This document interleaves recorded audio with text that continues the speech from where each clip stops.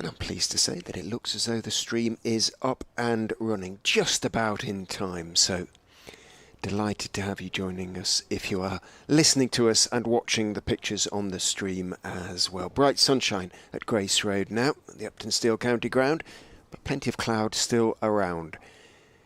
In goes Barnes and bowls to Clark, who's working that one off the straight out towards mid-wicket. Colin Ackerman is in place at that shortish mid-wicket, so there's no run to be had there. Ackerman, of course, one of two Leicestershire players who have announced that they will be moving to Durham at the end of this current season. So we have the curious position of them playing, Ackerman and Callum Parkinson, that is, against the side they know they will be representing next season.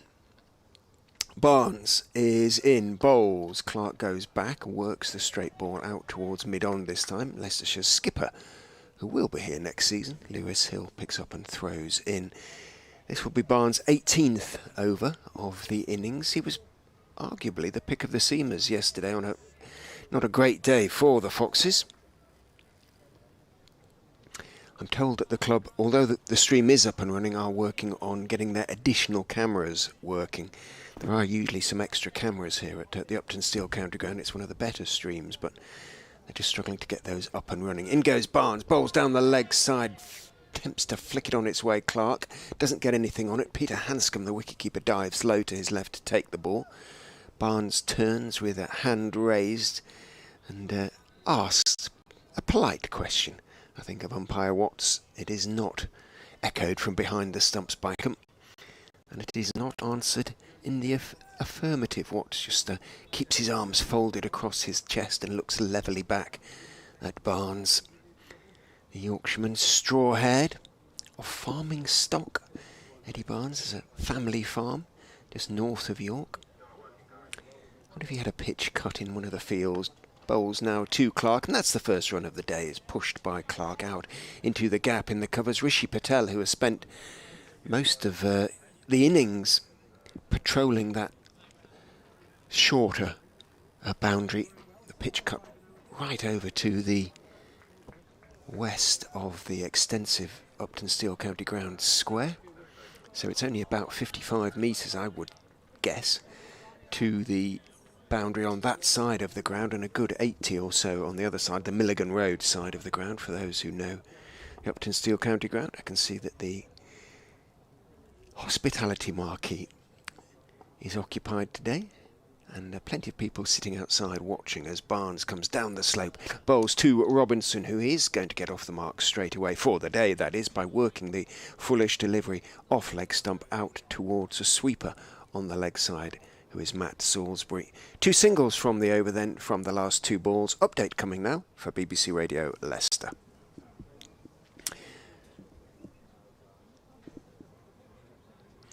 .424 for 4. As I hear the traffic sounds in my headphones.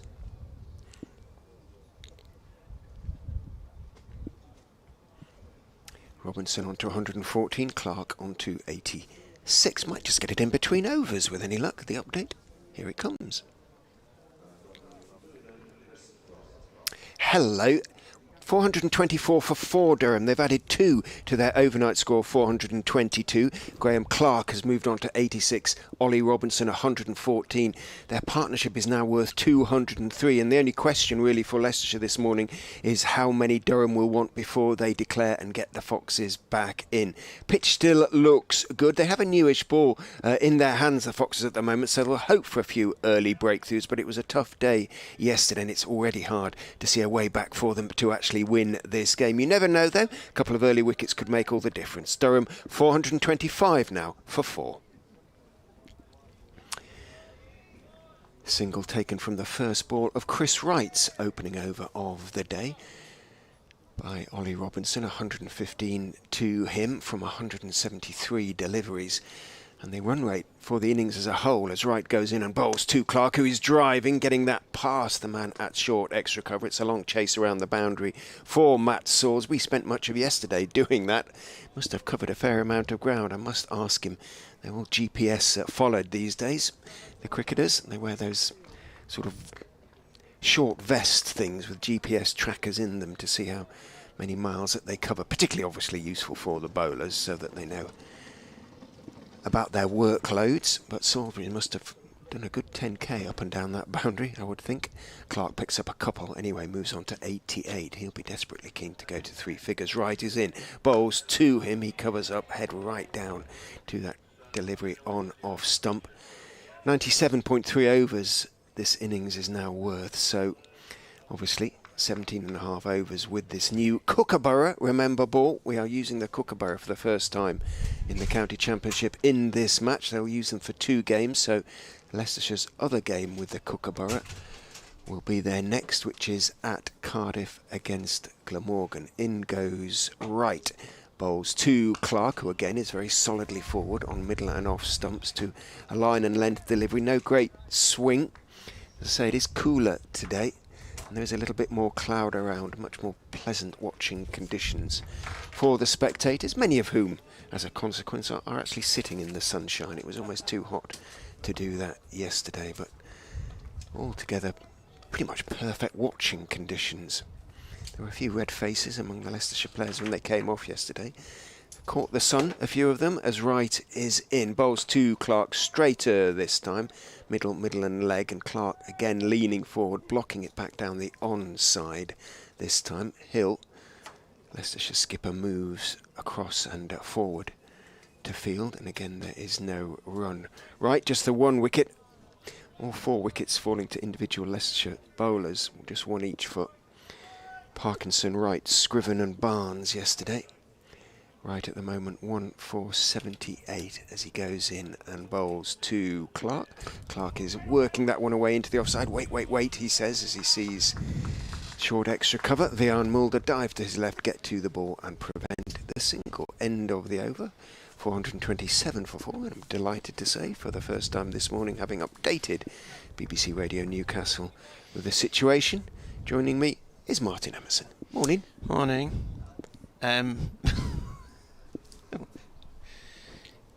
Nice day, nice drying day, and it's a lot more pleasant than yesterday. It was too hot yesterday, and it got very silly with the heat in the afternoon, and it must have been hard for the bowlers as well, trying to bowl with a Kookaburra ball. Anyway, better conditions today, fresher feel, nice out there. Barnes in, down the hill to Robinson, who plays his back up to the bowler's end and hits the stumps at the bowler's end. So, I was rather lathered by the time I got back to the hotel last night. Does it have a pool, anything like that? Were you able to? No, it's just a Premier Inn. Ah, of course. That doesn't even have aircon. So, when I got there on Saturday night, the curtains were drawn. I thought, why is it so dark in here? But clearly they were trying to shield the room from the sun. Barnes in again, turned off towards mid-wicket by Robinson, who's on 115. 3 centuries this season he's made in the County Championship. I think it's 3 half centuries as well, isn't it? Plus a few half centuries in the T20.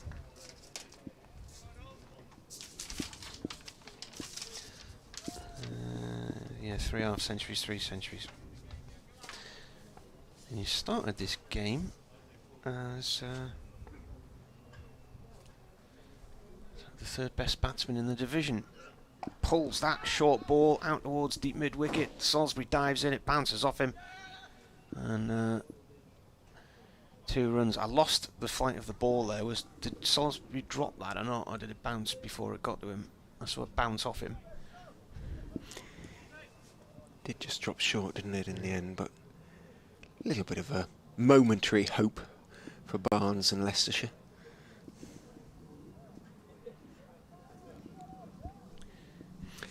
Partnership is 208. It's the highest 5th wicket stand for Durham against Leicestershire by some distance now. Previous was 178, I think it was. Barnes in again. He's got 2 short on the leg side. And this is played up to, bounces up to mid-on. Fielded there by Lewis Hill. By Parker and Botham. 2 famous names from the past. gradually. What was it, 1992, wasn't it? I wrote It's down around that, wasn't it? And it was on that side, the ground by the river in Durham. Yeah. Past which I've run on numerous occasions. Yeah, it's nice down there. In comes the bowler, driven by Robinson, only up to wide mid-off. Do you know where Durham City Cricket Ground is? Just near the racecourse. It's because the river bends in a big arc. Mm-hmm. So you've got the racecourse, and you've got some rugby pitches and football pitches up slightly above it, and then the other side of that you've got Durham City Cricket Ground, which is in a nice location right on the bank of the river. Right. And then you cross a bridge to Maiden Castle, which is the official sports facility for the university. It's a sort of wooden bridge. It's like sleepers. It's funny to run. Barnes to Robinson, that's gone down the leg side, taken by the keeper. End of the over, 429 for 4. I made my debut at Durham City Cricket Club for our club's under-13s as a wicket-keeper when I was 10. Some of the Durham City players of yesteryear, Brian Lander, the bowler, were at a reunion on Friday night at Chester Street. 50 years since Durham beat Yorkshire and Harrogate in the Gillette Cup. Big shock back in the day. Durham's side then, minor counties made up of amateur players. Looks like we've got a few more cameras working now. They just struggled with one or two first thing, but we are getting there. Stream-wise. Lindsay Ford with the big question. Here's right bowling. This is not your end, is it? No, crack on. All right. No, it's just Lindsay's question. What does the future hold for Leicestershire County Cricket Club? Oh. It's a bit early on a Monday. Yeah, I was going to say. I need some coffee before answering that one, Lindsay. Yeah. Plus a lot more insight and knowledge than I probably have, frankly. Yes. I can't drink coffee. It's never agreed with me. Oh, you are missing out, my friend. Right in.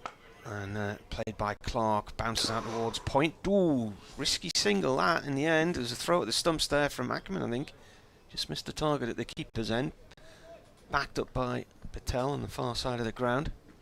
What do you think Durham will want? 600? Something like that before? I don't, well, they have you see, yesterday when Ryan Campbell was on air with me, he said, yeah, they got 630 against Glamorgan, but they didn't win. And he said, what's the point of these big scores? Because invariably it ends up where sides have to bowl twice in a row. So possibly not, but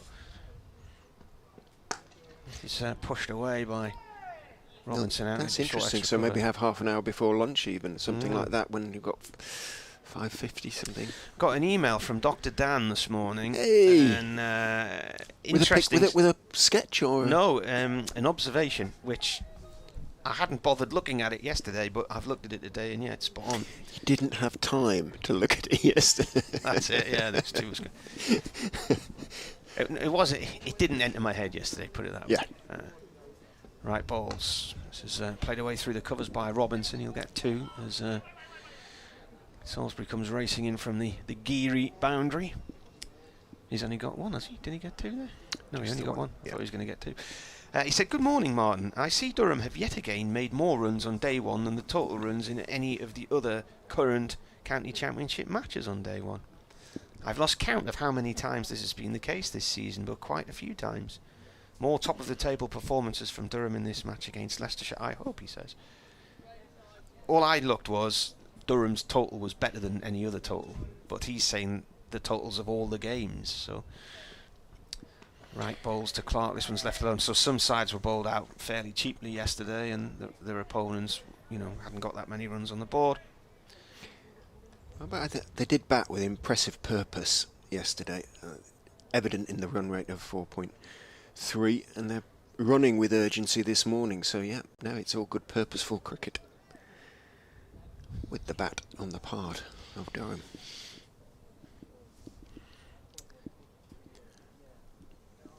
Right from the pavilion end to Clark, and that's defended.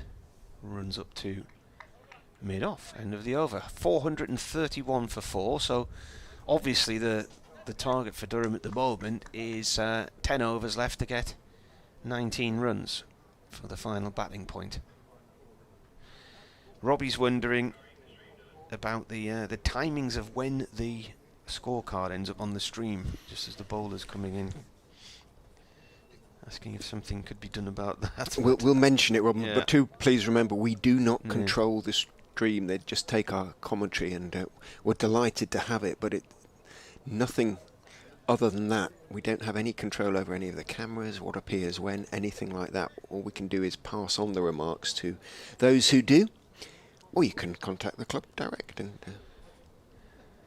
make your suggestions accordingly. Ed Barnes is in from the Bennett end, bowls to Robinson, who is working or trying to work it away through mid-wicket. It travels at a fair rate of knots to the short distance to Ackerman, at the wider of the two shortish mid-wickets, but he has a nice pair of hands, Ackerman, and whips it cleanly off the turf in front of him.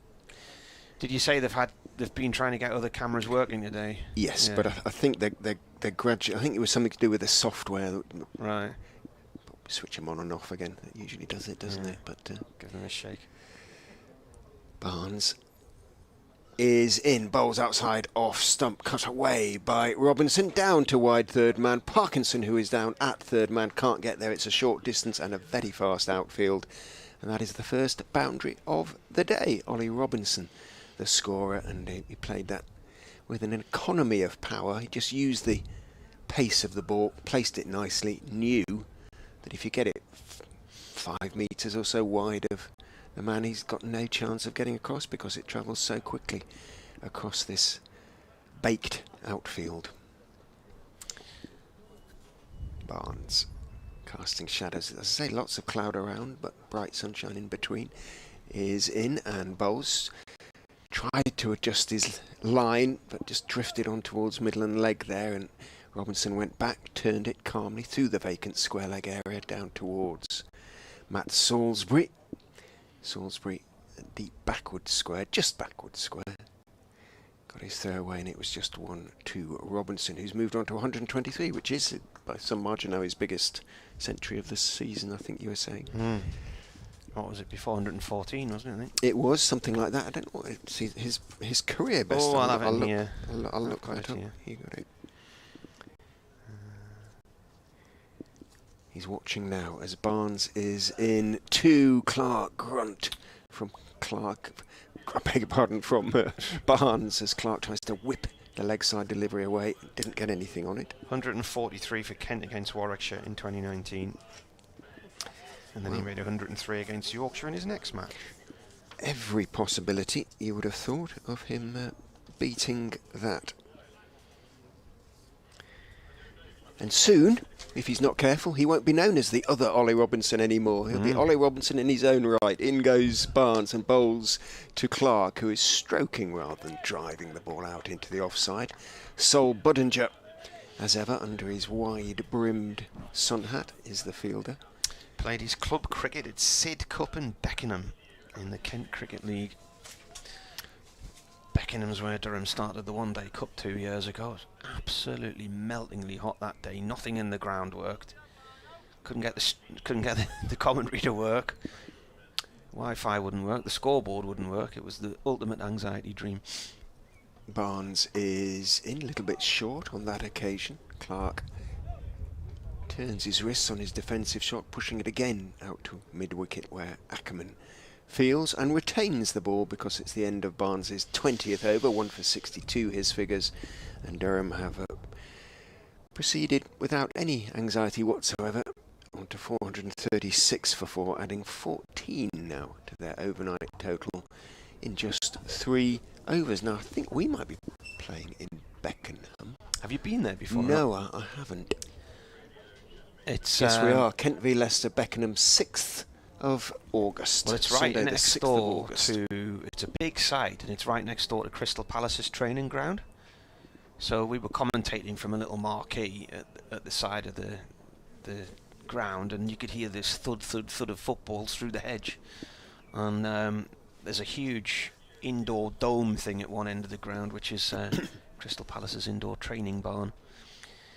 Here's right arm over, comes in and bowls. This is played up to Budinger, mid-wicket, no run there. So stayed in Bromley, so it was that summer of 2021 where nobody was allowed to go abroad, so hotels were absolutely packed everywhere, so stayed in the team hotel in Bromley. And the hotel, 6 for 4, right in, driven out towards short extra cover, no run by Robinson. Tell you a story. I was once on a train, and Dennis Wise and I were the only ones in the carriage, believe it or not, heading up north towards Leeds. And I was a fair few seats away from him. I wasn't working, but he was on the phone chasing a debt, and the language and the threats would not have been out of place on EastEnders, put it that way. It was very scary stuff. In comes Wright. This is cut off down towards third man for 1 by Robinson.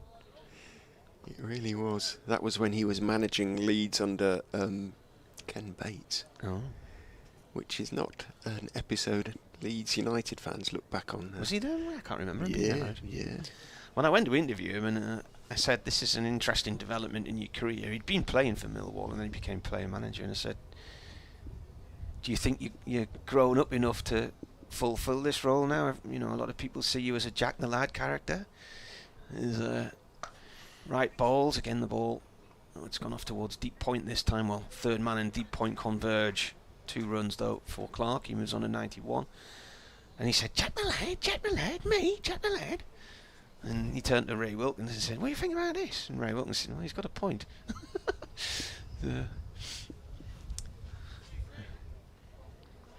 He got Millwall to the cup final that year because they beat Sunderland in the semi-final at Old Trafford. Clark is on 91 here from 143 balls. He defends this one from right. He was quite emotional when he got his 100 at Bristol a few weeks ago, because he said he thought his first-class days were over, and the previous coach didn't believe in him as a red ball cricketer, so hardly played any red ball cricket for the best part of 4 years. Until this season, his last match in the Championship had been the penultimate game of the season down at Northampton 2 years earlier. Right again, balls, Clark. Oh, that's playing that down in the ground. It ricocheted back up and hit him in the helmet. End of the over, 4-3-9 for 4. Yeah, it's the penultimate game at Northants in 2021. He made 42, and then his next game was at Sussex this year. So, and when that Beckenham game started the One Day Cup 2 years ago, he got 140 or 141 there, and he was the highest scorer in the country in the One Day Cup that year. How is your update schedule? Now we're back on Every weekdays. hour. Just okay. We have every half hour. Just to warn you that there will be an update at past. Barnes in the shade now. Comes in and bowls. Robinson almost yorks him. He's appealing for leg before. I'm pretty sure he got a bit of bat on that. Whether it was pad first, the throw from Hanscom, I think, well, it didn't come because Barnes was standing essentially in the way. They took a single and no signal from the umpire, so bat first, then pad, but it was a decent Yorker attempt from Barnes, and then Hanscom picked up as they took the quick single and then sort of screamed at Barnes to get out of the way. Barnes hunkered down with his hands over his head, but Hanscom took pity on his teammate and decided not to throw and potentially impart a bruise on Barnes, who is in and bowling to Clark. Back driving, bounces down, puts out his left hand fairly nonchalantly there, Eddie Barnes, just to stop the ball. I think Chris Watts is the umpire who is behind the stumps at the moment. Jack Shantry, correct, former Worcestershire bowler, is at square leg. They're both wearing these cameras now as well, which was a recent addition to the umpire's uniform, but it's not really for disciplinary issues, it's more for ball tracking technologies. It's interesting, given the sort of fixed cameras behind them. Barnes is in, bowls, leg stump, fullish. Clark tries to whip it away, doesn't get anything on it, thumps into the pad, trickles out towards short leg, and as a consequence, there's a leg bye to be taken. couple of summers ago, I was staying with some friends in Ramsbottom, so we went to watch Ramsbottom against Todmorden in the Lancashire League, and the umpires there were both wearing cameras. They'd bought them themselves because they said they were sick of the abuse there'd been. I was going to say, I bet that was for disciplinary reasons. It's got to stop. It's pathetic stuff, really. Barnes in, bowls, short, pulled mightily by Robinson, and he might get 4. He will get 4. Bounces over the ropes at mid-wicket. Banged in short by Barnes, sat up, but Robinson, not a tall man, just perfect really for him, and without a mid-wicket, because Salisbury's back at deep backward square, then 4 taken, and as a consequence, I thought Ackerman might be retreat. Is he going to go back to that short mid-wicket? Yes, he is. So they're Leicestershire, well, with the scoreboard at 4-4-5 for 4, probably think, well, what's the point? He might as well stay in. They're not going to drop him back to a conventional mid-wicket. Bringing Salisbury in a bit off the boundary now. He's a long way to him from the bat from there. Barnes is in. Conventional delivery on off stump. Just waits for it. Robinson dabs it down with an angled blade through the gully area, down towards third man, who comes scampering in to meet it, Callum Parkinson, and he takes 1, moves on to 130. Clark on 91, 4-4-6 for 4, the partnership 225 now. I didn't mention this yesterday, Atif, but we might have a visitor today. Ooh. On his way back down to the Cotswolds from Leeds. Barnes is in 2. Clark bowls straight and gets a straight bat back down the pitch, pushing the ball back towards Barnes. End of the over, the 103rd, 4-4-6 for 4. Barnes 1 for 68 from 21. Who? A certain DT, Dave Townsend. He's been up in the Leeds area with Jason Gillespie because Jason did a talk-in at Rawdon Cricket Club on Saturday night with Jonathan Doidge, the Yorkshire commentator, and rang up on, when was it? They rang me on Saturday actually, hadn't spoken to Dizzy for a couple of years, so it's nice to hear from him. So I think Dizzy's on the train back to London today because he's running a tour group for the Ashes Test, and he was part of the TMS commentary last week. I'm not sure if he is this week or not, but he's getting the train down today, and DT's driving back down past here at some point, so he might pop in to say hello. 4-4-6 for 4. In comes Wright. Bowls from the pavilion end, played down to third man by Robinson for 1. He moves on to 131, and partnership is 226. Clark's on 91 now. His previous 100 before the one he got in Bristol about 3 or 4 weeks ago was against Glamorgan in Chesley Street in 2017.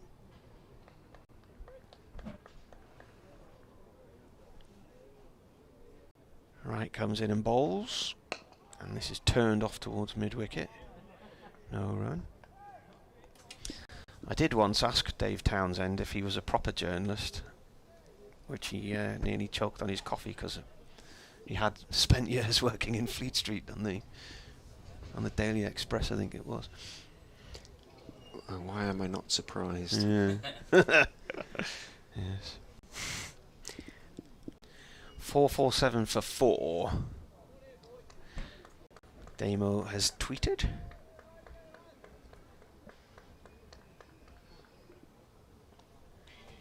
So Wright comes in. Balls. And that is clipped by Clark off towards deep point for 1 run. Damo says, morning Martin, and the team was listening in yesterday while the chat was taking place about smallish cricket grounds. Our club plays on Parker's Piece in Cambridge. A few years ago, one of our batsmen hit a 6 through a window on the top deck of a double-decker bus.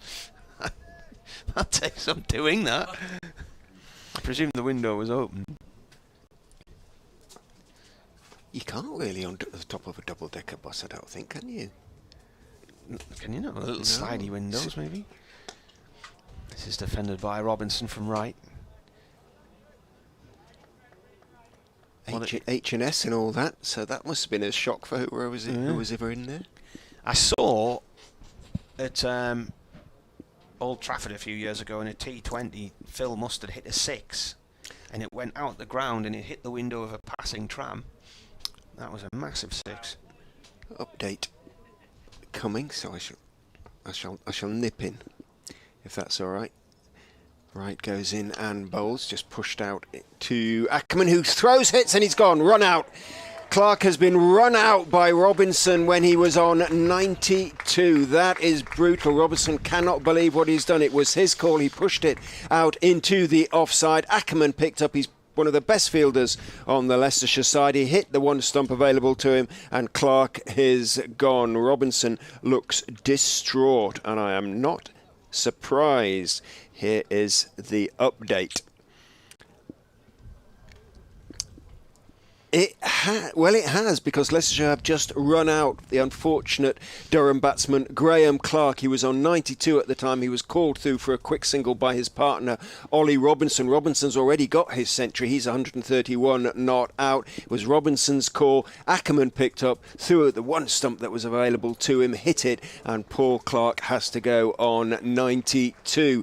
It was hard to see any other way a wicket might come for Leicestershire. The pitch looks pretty good. The ball isn't doing too much, and Durham are in very, very good shape indeed. That run out notwithstanding. 448 for 5. The partnership was 227 between Clark and Robinson. The question is, how many Durham will want before they declare? We're guessing around about 540, maybe 550. We'll soon find out. Durham 448 for 5 now. Where was the throw from there? It was from just between point and cover, basically. It was from the offside, and Ackerman has a very good, quick arm and a good throw. And, well, I think Robinson knew he'd done his partner like a bit of a kipper, I'm afraid. Atif, oh, he was here. Where's he gone? I was going to say, do you want a break, or shall I have a break and we'll get Atif on? Whichever you prefer. But he's gone anyway, so neither of us are going to have a break until he reappears anyway.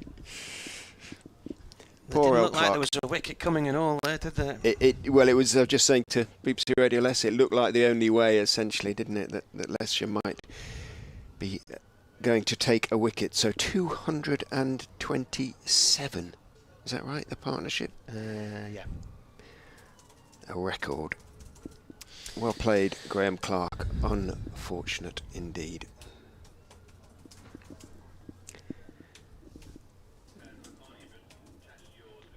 As Robert Can says, daft wicket to give away, boys. Let's get this batting point. No more wickets for it in the next 6 overs, please. Well, only 2 more runs needed for that.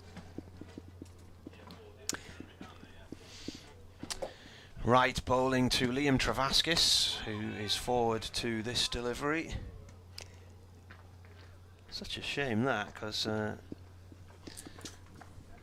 Robinson's call, and yeah, there's been a couple of throws. There was a one from Ackerman about 2 overs ago which just missed the stumps. That was a close run thing as well.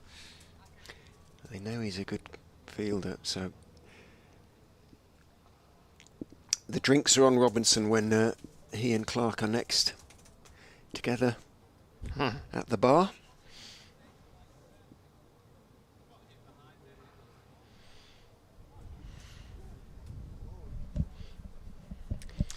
Barnes is going to continue from the Bennett end. Just stretches his back a bit there, just making sure all is well. What was he on overnight, Graham Clark? 85? He was 85, yeah.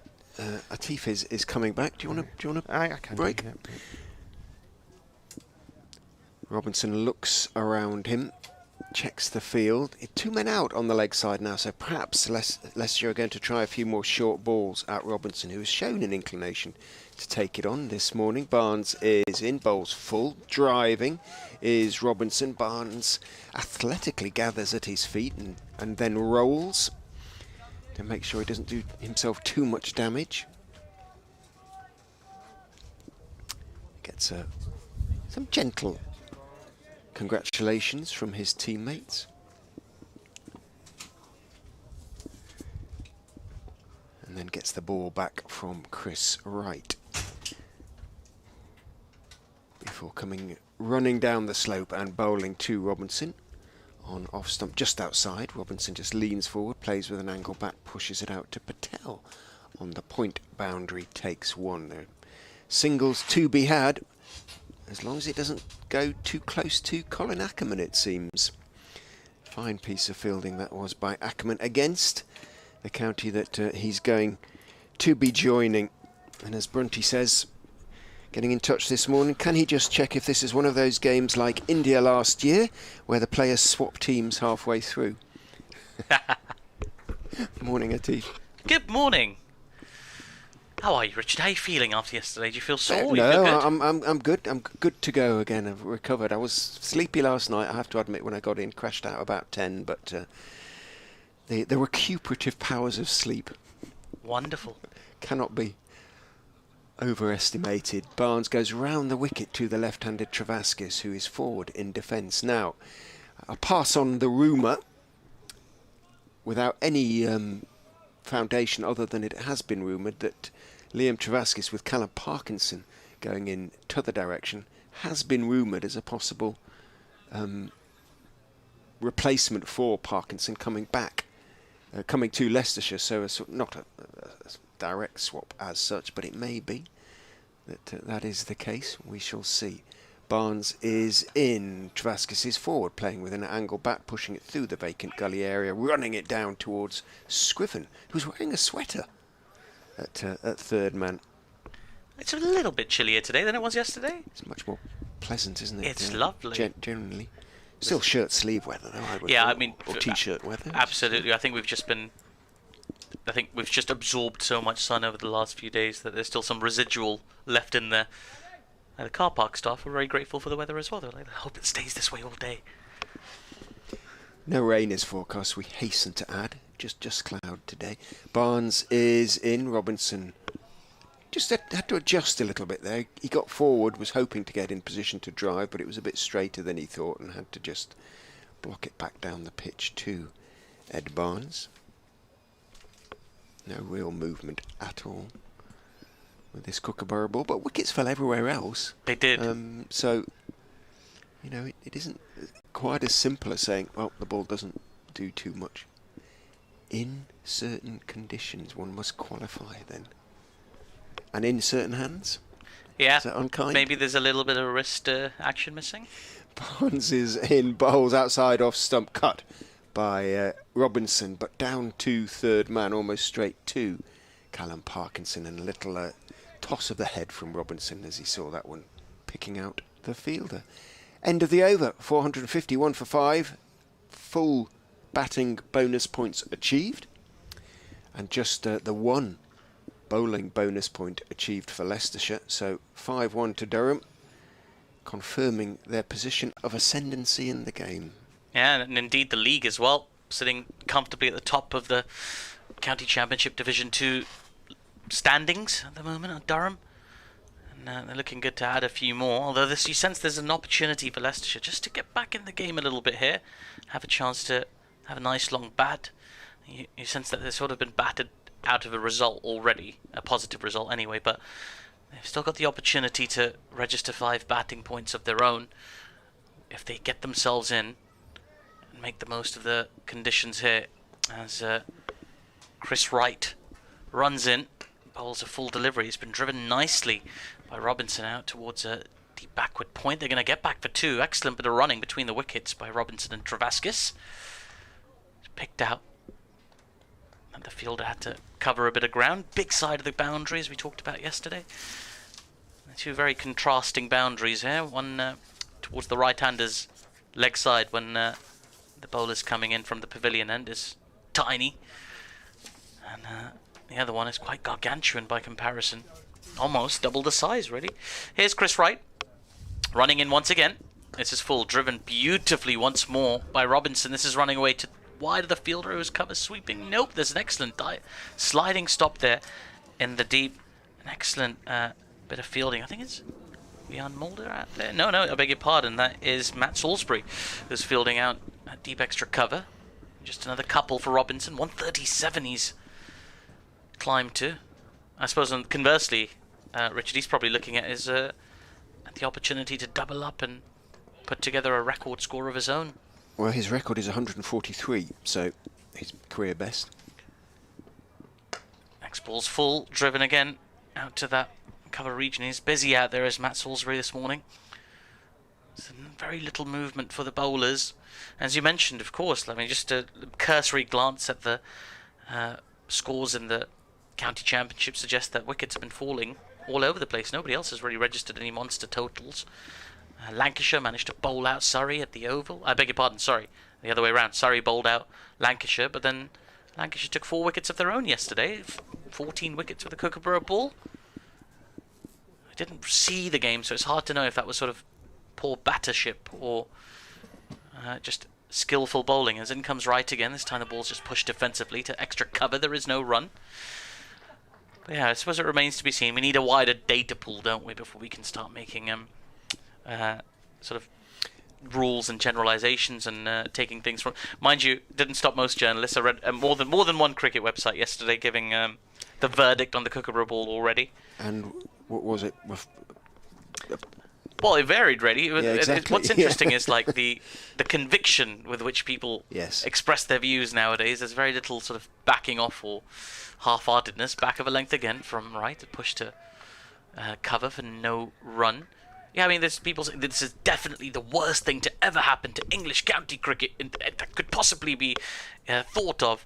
Yeah. And then others saying this is the greatest thing to ever happen to English county cricket. Whoever conceived of this is a genius, and nothing in between. It's all extremes. It makes you fear for modern journalism, if I'm honest. But here we are. No offence, of course. That's without prejudice to anybody who wrote any articles yesterday. I'm sure they were wonderful in their own way. Back of a length, pushed to mid-wicket this time by Travaskis for no run. It's a tidy over from Chris Wright, and he walks off, collects his cap from the umpire, having a little chat on his way through with Rishi Patel, I think. Yeah. Lewis Hill, I beg your pardon.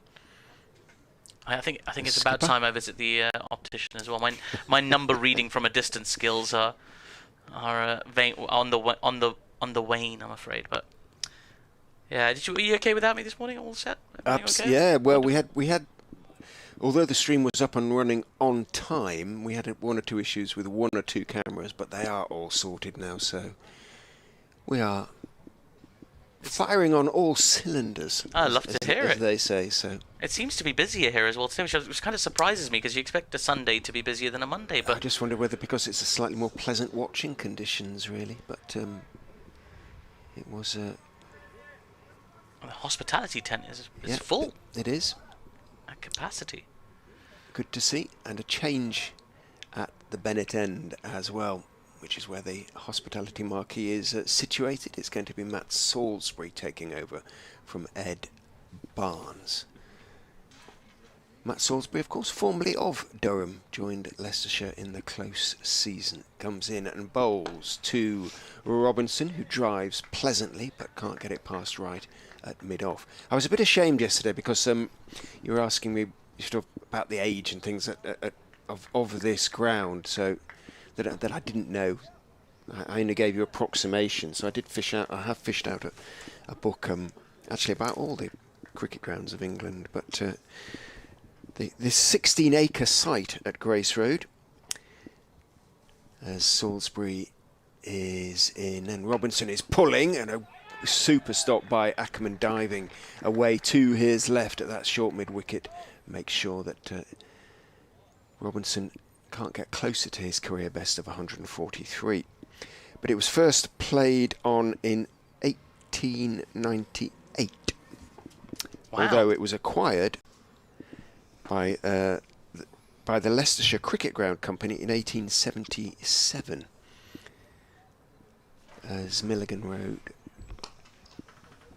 away to our left, will attest with its plaque put up by the City Council. That one is pushed out into the offside by Robinson to Patel, who's on the point boundary at the moment, just in front, almost the cover boundary.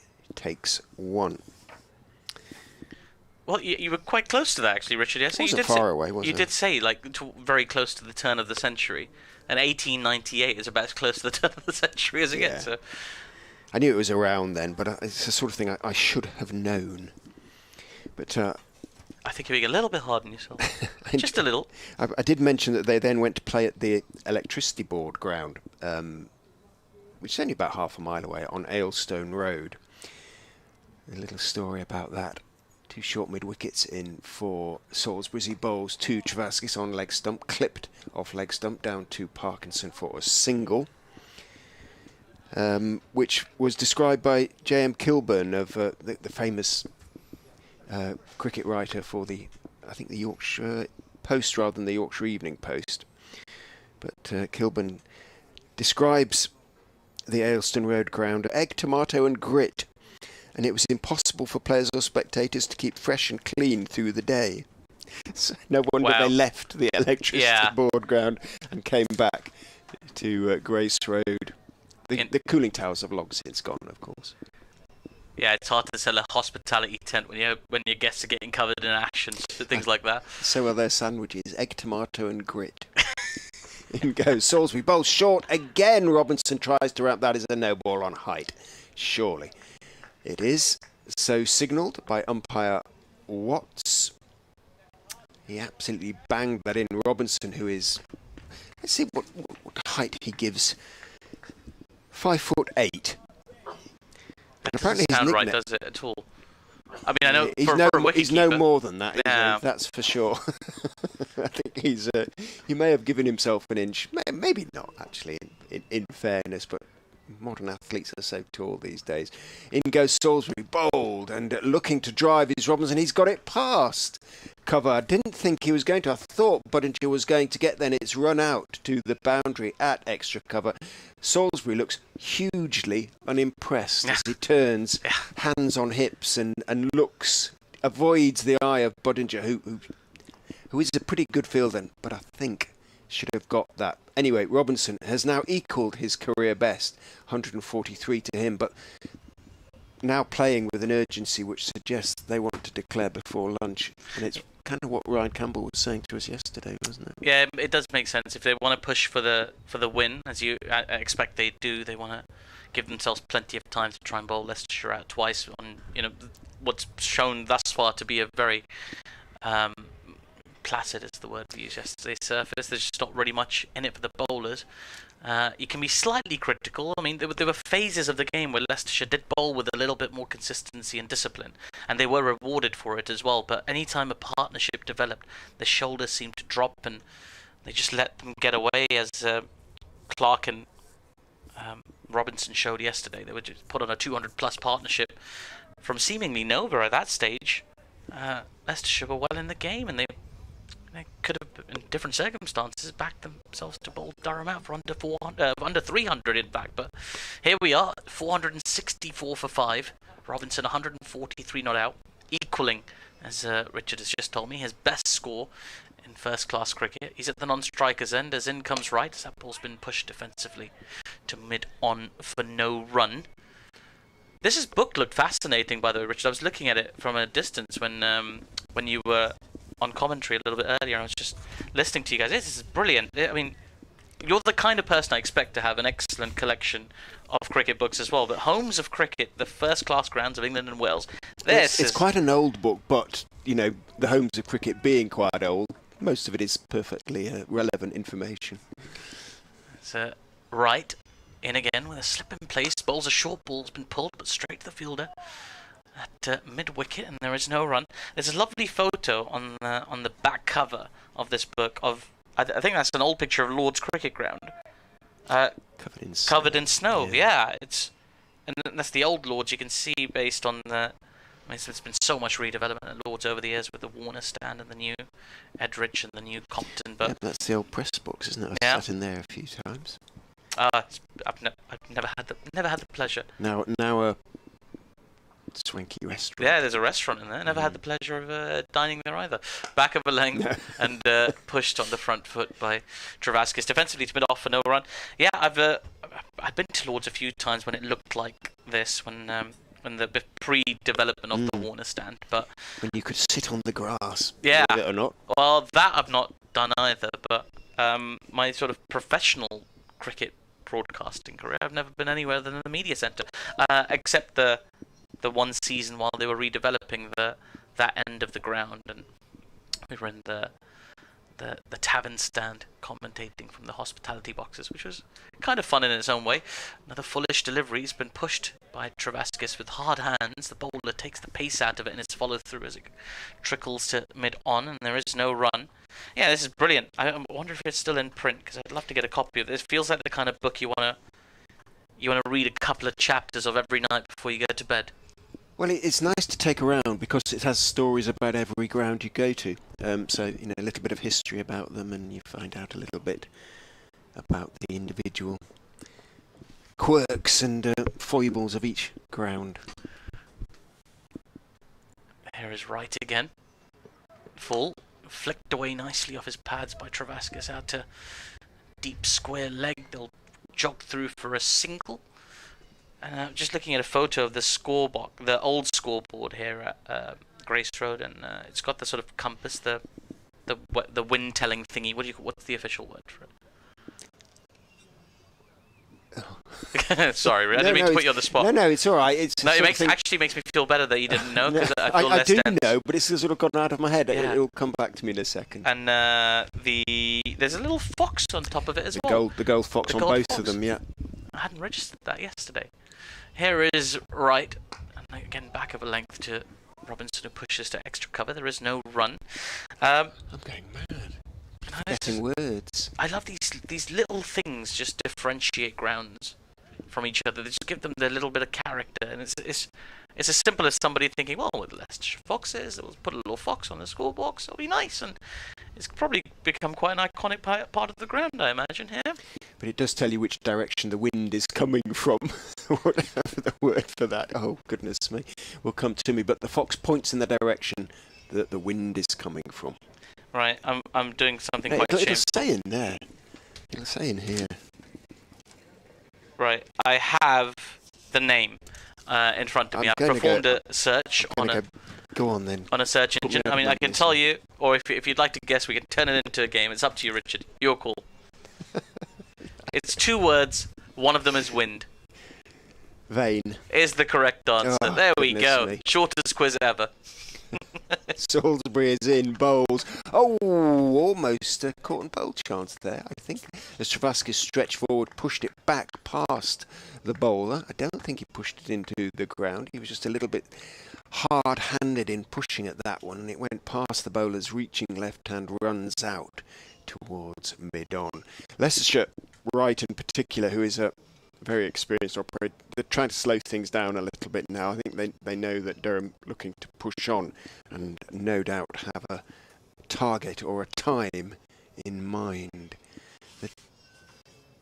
Salisbury is into Travaskis, who's just forward on that one. He at least is taking his time. He's playing himself in a little bit, but Robinson has been trying to push on a little bit.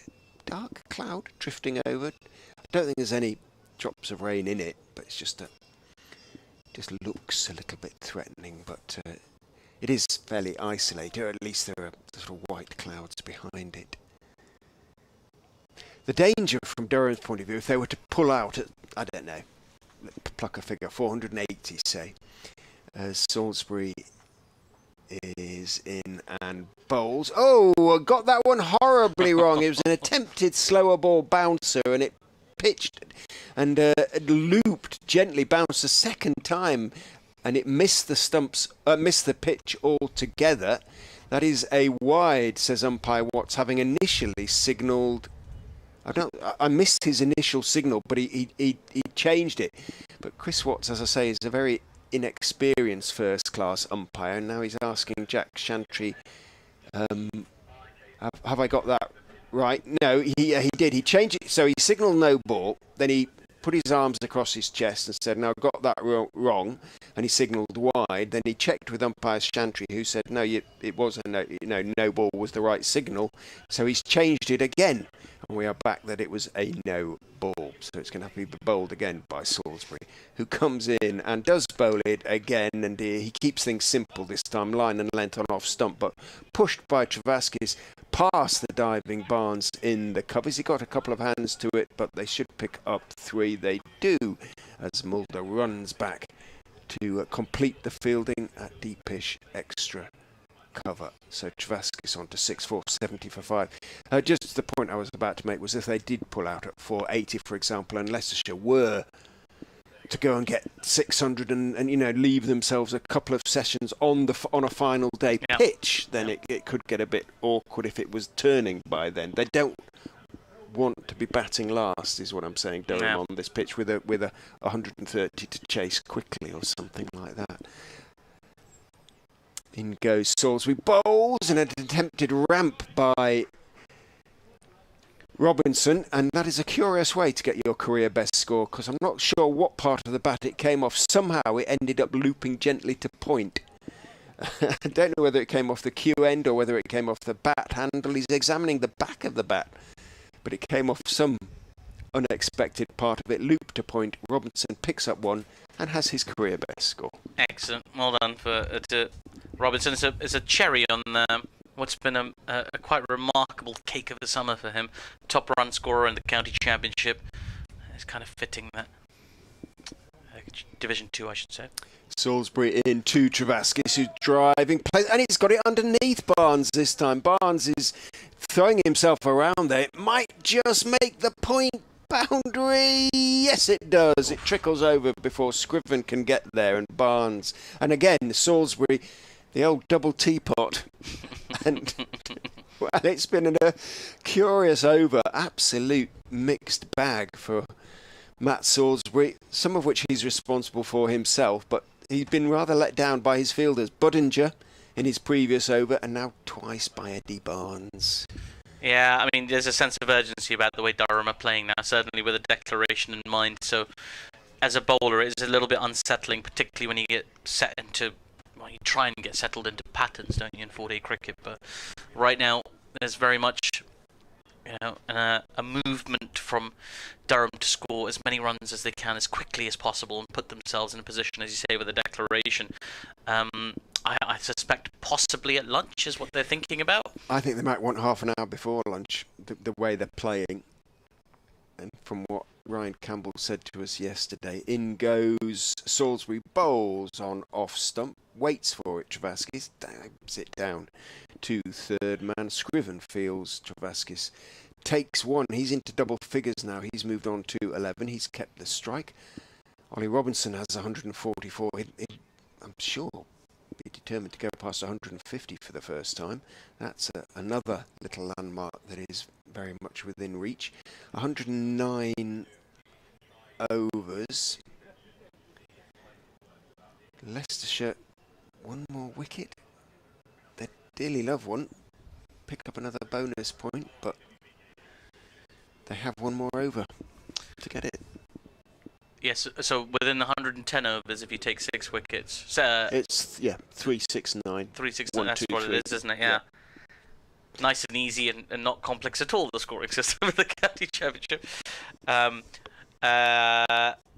wanted to make another point about this book. I'm sorry, this is the last time I'll bang on about it. I beg your pardon. Listen, I bang on about it all year. Basically, you use it all the time. So I you just bang love away. the person who's written it, which is George Plumpter. And there's a consultant editor as well, E.W. Swanton. I don't know if either of them are listening, but... well, Swanton might be from the great cricket ground in the sky. Well, yeah, I beg your pardon, I didn't know that, of course. So E.W. Swanton, famous Telegraph cricket correspondent for decades. He was eminence grise of cricket, and I think he chairman of the MCC and heaven knows what, but he's long since departed. So when did he retire? Oh, I don't know, 40 years ago? Yeah. Something like that. Pre me. Oh, yeah, absolutely. Yeah. That's possibly why I didn't know him, but I do forgive my ignorance. But I found something quite amusing in the book, which I'll share with you in a moment. Because Scriven is back into the attack. There's been a change in bowling. He starts with a delivery going across the left-handed batter. Just takes a bit of pad, I think, on its way through to fine leg with a keeper fields. No, umpire says it's bat, so it'll be a run for Travaskis. 477 for 5. I mean, Scriven, I'm curious to see if he can correct his line, because he kept going across the left-hander yesterday. Struggled to find the right line going across it. In any case, back to the book. Now, sort of had a little skim read of the Leicestershire section. The next county talked about is Northamptonshire, which is the other county in Britain I've not been to yet, but I look forward to it at some stage.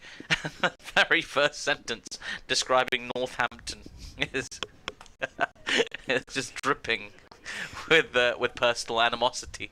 I'll tell you how that manifests itself. As the next ball is full, it's been smashed over the top of the fielder at mid-off. He hasn't quite timed it, but enough to get it a couple of bounces to the long-off boundary for 4. Well, the acceleration is very clear now from Durham. Robinson on to 148, 481 for 5.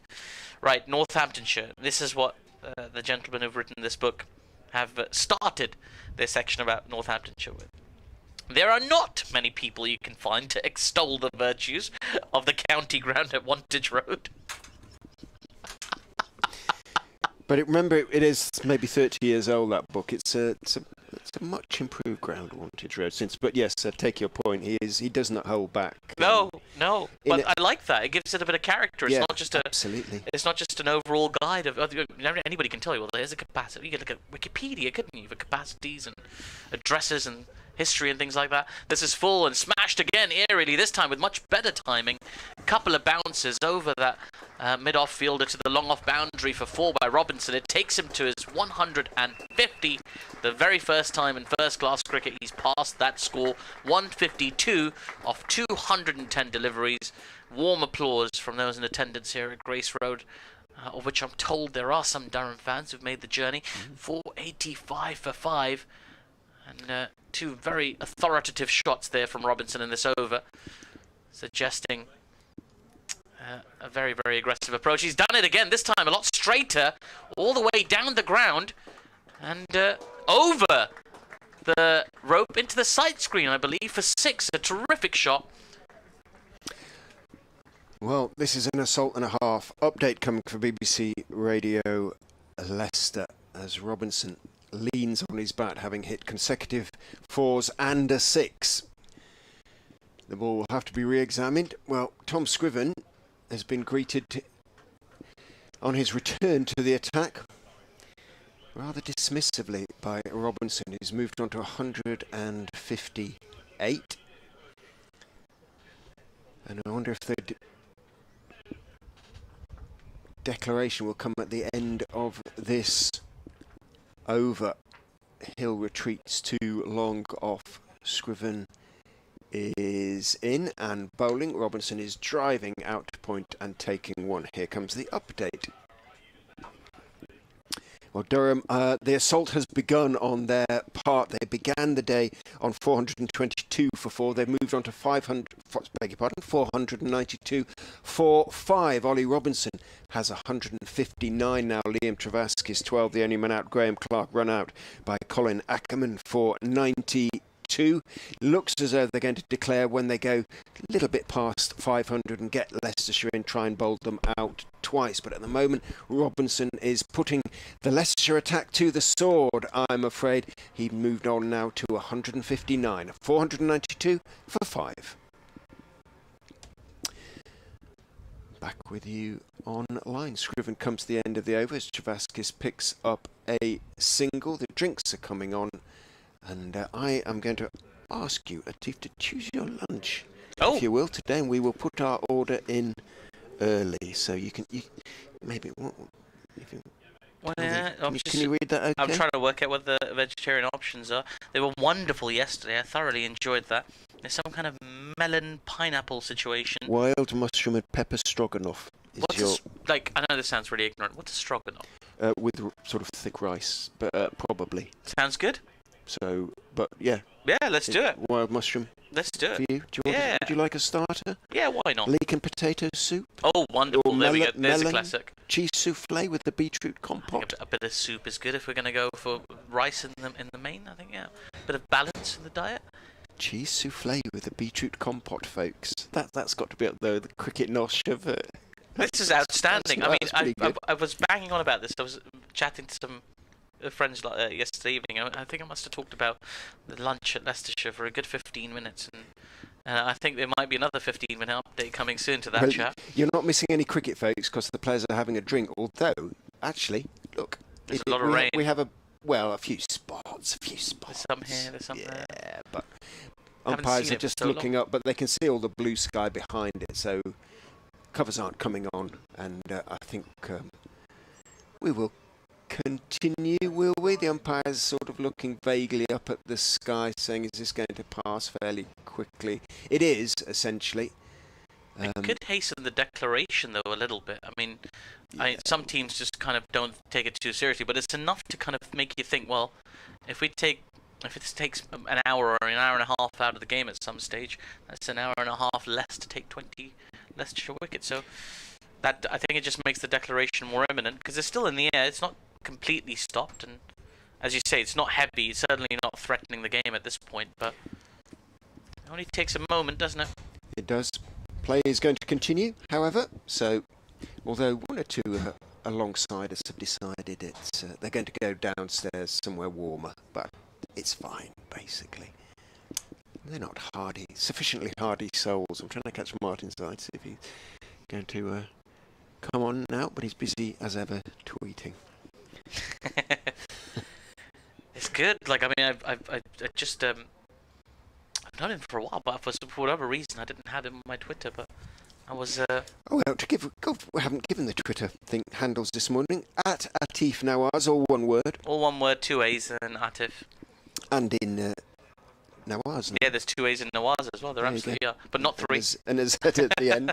So 4 A's overall. A bit of a vowel thief. What can I say? At Marty Cricket or at Fox's Crick 2023. Any of those three will reach us via the tweet handle concerned. Yeah, no, I appreciate you guys giving me a little time this morning. I had to take care of a little career-based errand. A little earlier this year, I was in America, playing, if you can imagine such a thing, in something called the Ball in Play League as Parkinson. Now we'll come in from the Bennett end, as that ball's been defended back to him for no run. We've had a little change of ends of our own here in the commentary box. Yeah, so I was playing in something called the Ball and Play League, and the first match premiered yesterday on YouTube, and as Parkinson in, ball's driven nicely, just wide of the fielder at mid-off, they'll run through for a single. And I was very pleased that as I got on to face my first delivery, Darren Sammy, a former World Cup winner with the West Indies, was on commentary. And there was a chap next to him who was an American cricket commentator, a baseball commentator in fact, who kind of looked at me and said, well, he doesn't look like he's going to hit the ball anywhere, which was slightly heartbreaking to hear. But Darren said, no, he's got a cricket stance. You never know, he's got a cricket stance. And I proceeded to hit my first ball out the ground, which was wonderful to watch back on YouTube. You have, yes, you shall have to tweet the clip, surely. I did last night. Oh, okay. Here he comes. Does Parkinson? That ball takes a lead against extra cover. There is no run. Yeah, I just I left out the rest of it, but I did clip the first bit, including the disparaging bit of commentary about me. I really enjoyed Darren Sammy making a "oh" sound when the ball came off the bat. I shall go and catch up with that. As in comes Parkinson to Robinson, who drives out to deep extra cover for a single. So that was great fun. Nice to play a bit of cricket in America. Well, sort of. It wasn't quite cricket, I must say. It's sort of a hybrid format. As now Marty's going to choose his lunch. I wonder what he's going to pick today. It's brilliant. It's the most bougie lunch I've had in a very long time. Here is Parkinson again, back of a length. Big drive that time from Travaskis. It looked like he was going to sweep it. So sort of such a flourish there was in his follow through, but it went over to wide of the long off boundary in front of the hospitality 10 for 4. Terrific shot that. As I say, a real flourish in the stroke. As the runs keep coming for Durham. 499 for 5 now. As we get nearer to that declaration, Richard expects perhaps a declaration at 12:30. We shall see if that is the case, as Parkinson in a bit quicker this time, as that ball's guided fine to the fielder at short fine leg by Travaskis. Very quick on his feet, runs through for a single. And you shall hear the applause here at Grace Road, because Durham have registered 500 runs, 500 for 5 at the conclusion of the 111th over, with Robinson on a career best 160 not out. Travaskis on 19 of 24 deliveries. Durham have already taken 5 points from this game. Leicestershire on just the 1 for now. And delighted to have Marty Emerson back alongside me. It's been a good company with these two gentlemen yesterday. Let's see if it persists today. 500 for 5. Travaskis on strike. Just measuring up his field, just taking a little look. There's a sense of aggression, a sense of a little bit of a get on with it type feel today from Durham. Well, I've just had a tweet from Lydia saying, why haven't they no sign of a declaration? And I said in commentary a little bit earlier on today, when we had Ryan Campbell on air with us yesterday, he said there's no point in just batting on. You know, he pointed out that Durham scored 630 against Glamorgan, but then drew. So I think there might be a declaration before lunch. As Scriven comes round the wickets to bowl to Travaskis. Robinson's 160, his career best, beats the 143 got for Kent against Warwickshire in 2019. And Damo has sent us a picture of the bus where the 6 went through the window. Oh, let's have a look. So. Oh wow! It went through it. It wasn't. Yeah. The window wasn't open. It went through. On top deck of a double. It smashed the window. Yeah, it's gone through it. Yeah. It's a green bus in Cambridge. So which company would that be? City Ride or something? I don't know. I don't know my Cambridge bus is. No, neither do I. And that's pulled by Travaskis out towards the... Oh, that's flying, that. I didn't think that was going to get anywhere near the boundary. It's gained momentum. It's gone for 4, down to long on. I didn't really time it at all, to be honest with you, but... Yeah. It only just cleared the fielder initially at mid-on. Captain Cook says, don't declare. Keep going with 2 spinners in the side, bat as long as possible. Well, they want to win the game. But also, as Richard said, you don't want to be in a position where the opposition outscores you and then you have like a nervy final couple of sessions. I mean, it seems like a long shot from where we're sitting now, but you never know. Yes. Richard's talking of previous personal experience in the Durham game there, when Leicestershire forced the follow-on and Durham won. About 2019, I think that was. In comes the bowler, and the ball played down to third man. Short boundary by Travaskis for 1. So Travaskis joined us in commentary earlier in the year. He was playing in the county championship last year, and then they brought Matt Kuhneman in, so his chances looked slim. So he came and joined us in commentary for a couple of days and was playing for the seconds. He's been playing regularly in the T20 side.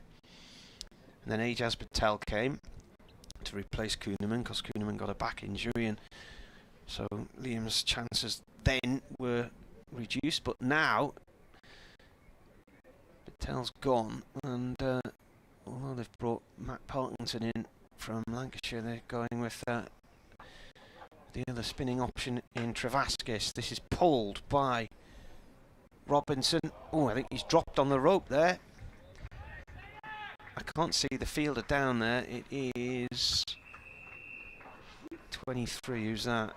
23 that's Lewis Hill, Lewis Hill, skipper. captain. It was a catching chance, but he went behind the set screen, so I couldn't see him. I just presume it's one of those where he's managed to stop it going over the rope, but he wasn't able to hold on to it. Just see if the stream's quite a way behind, actually. I don't think it's a touch screen. No, I did enjoy you trying to. Yes. But yeah, now you're gonna have to watch an advert, I reckon. Yeah, well. Bowler comes in again, and this is played by Travaskis to mid on. Ah, there you are. No. Is yours a touchscreen situation? Yeah. Oh, very fancy. It's quite a way behind where we are. It's at least 2 or 3 deliveries So behind. you can usually stretch the timeline to the end. So if you pull that little red bar to the very end, it'll take you to what's live. What will it though? It should do. Yeah, you were about a minute and a half behind this, so this should take you a bit closer. Pulled this time by Travaskis out towards long leg, and that has gone away for 4 towards the family stand in the far corner of the ground. Right, here's that catching chance. Does he catch it on the ropes? Where is it? Ah. Yeah, it's in front of the side screen. The side screen's in the road of the cameraman as well. But the fact is, I think it was one of those catching opportunities where if you held onto it, you were probably going to take the ball out for 6. So he's managed to stop it going over the ropes. And Robinson has a life on around about 159. 510 for 5. Remember, 10 minutes for a change of innings, which is a loss of 2 overs. It's a more pleasant day today. There's a little bit of a coolish breeze. It's nice because it was just horrible yesterday. Yeah, it was just kind of, it was like warm air being blown into your face, wasn't it? It wasn't fun. As here is Parkinson to continue. Reverse sweep this time, and beautiful connection from Robinson. There's a fielder at sort of a gully position. There's a fielder at short third position. It bisects both of them and runs away to the boundary for 4. Terrific shot. He's in exquisite form at the moment as Robinson. He was one person who probably doesn't want a declaration. He could get loads of runs today if he keeps batting. 514 for 5, Durham, and at the moment no signs of a let-up. Those spots of rain that might have hastened the declaration have also disappeared. And the carnage continues. Here is Parkinson. Another reverse sweep, this time a little bit finer. The fielder at short third does pick it up inside the circle. They run through for a single. And a sort of half an appeal from Parkinson as well. The umpire signals leg by. So What did I say Robinson was on when he got put down? About 159, was it? 159, possibly, yeah. I didn't look at the scoreboard at the time. I was trying to watch the live stream. Here is Parkinson again. This is fired down the leg side. He was looking for a quicker ball perhaps on middle stump, but just lost his line completely. The keeper's actually done a very good job, Peter Hanscom, just to prevent it running away for... That was a medium pacer, wasn't it? A Yorker. Yeah, just very quick delivery. You don't know how fast it was, I'm afraid, but it was almost as quick as Tom Scriven, the other side. No accuracy for him, but it didn't cost him anything. Lucky Parkinson. This time a more flighted delivery. Is weighted on nicely by Robinson, who drives out towards deep extra cover. They take a single. 517 the score now for 5 wickets. Durham seems like a long time ago now, where they won the toss yesterday. It certainly feels like a long time for Leicestershire fans, I'm sure. Here is Parkinson again. Beautifully swept again. That connection was outstanding, but he picks out the fielder at mid-wicket, and the catch is taken, and that is the end of Travaskis. He has to go. He'll be aggrieved a little bit, Liam Travaskis, because the sound of the bat was outstanding. He got a great connection. It was to the short boundary as well, but he just picked out the fielder at mid-wicket, and he will have to walk back. And alongside him, him is Robinson. The declaration has come. The wave has come from the Durham box. So a few of the Leicestershire players walk over to Robinson and shake his hand and congratulate him on what's been a remarkable innings. 167 not out, his career best. After that wicket of Liam Travaskis, Durham have declared on 517 for 6, which means they'll have a little over half an hour to bowl at this Leicestershire team. Durham will have that time to bowl at this Leicestershire team just before lunch and try and nip a few wickets and get that advantage back. Warm applause for the Durham batters as they walk back to the pavilion, as there are some very tired bodies from Leicestershire walking very slowly, I must say, towards the pavilion. Maybe trying to take a little bit more time out of the game if possible before lunch, because the next session will be all about survival. From a Durham perspective, though, Marty, that is kind of ideal, isn't it? The whole the way things have gone so far here at Grace Road. It looked like they were pushing to that kind of plan, because they rattled along. That partnership, by the way, 69 runs in no time. So how many balls were there together there? 56 balls. And they came together at 103 overs, 103.4. So they weren't even in 10 overs. So declaration comes there. Yeah, there was a bit of initiative taking. The sun's come out as well from behind the cloud, so that'll be something, I suppose, for Leicestershire. They shouldn't have any demons in the conditions, and there certainly aren't any demons in the surface. We can see the light roller on the surface, a bit of broom work happening over those dusty footmarks. A lot of overs of spin between Parkinson and Ackerman between yesterday and today. They'll probably use the heavy roller later. Yeah, you'd imagine so. Given it's only had a roll this morning. Yeah, they're just tidying up, really, is what I would say. It's a bit like what you do when you're expecting a formal guest in your home. A formal guest? Yeah. What kind of home is this you live in? Yeah, just a formal guest, you know. How many formal guests? Sometimes you have a formal guest, you know. Really? Someone They're like not just guests. Like if it was you, Marty, like it's fine. You come on and you just sit down on the sofa, but it's a formal guest. Don't put your feet up. No, it's yeah, they're just having a little tidy up, and well, at least the home crowd will get to see some of their batters perform today. Very shortly, we'll have Rishi Patel and Sol Buddinger out there in the middle batting, and Durham will try and send them back as quickly as possible. But for the time being, there's a gargantuan task ahead of Leicester. I can't remember the last time anyone came to our house and I thought I'd better roll the carpet. But there you go. Bowling figures. Chris Wright, 1 for 91 from 22 overs, no maidens. Matt Salisbury, none for 85 from 15, 3 maidens for him. Parkinson, 1 for 107, 25.5 overs, 1 maiden. Scriven, 1 for 107, 18 overs, 2 maidens.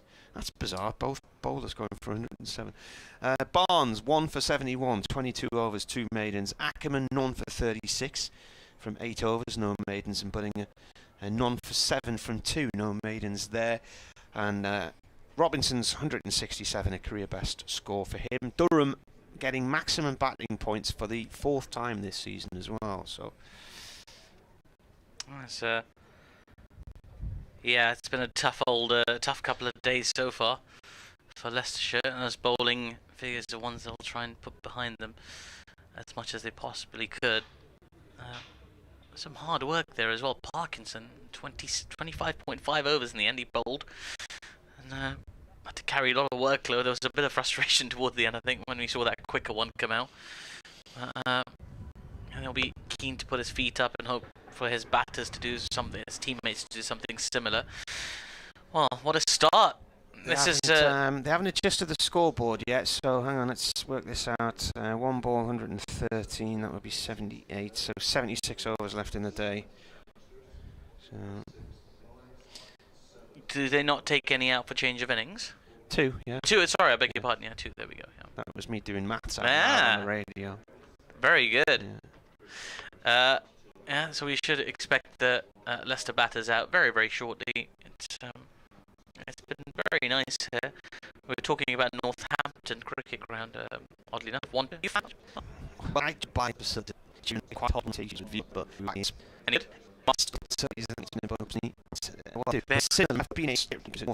Oh dear. Last sort of 10 years. Yeah, it's been it's 100% sales. The block of view from my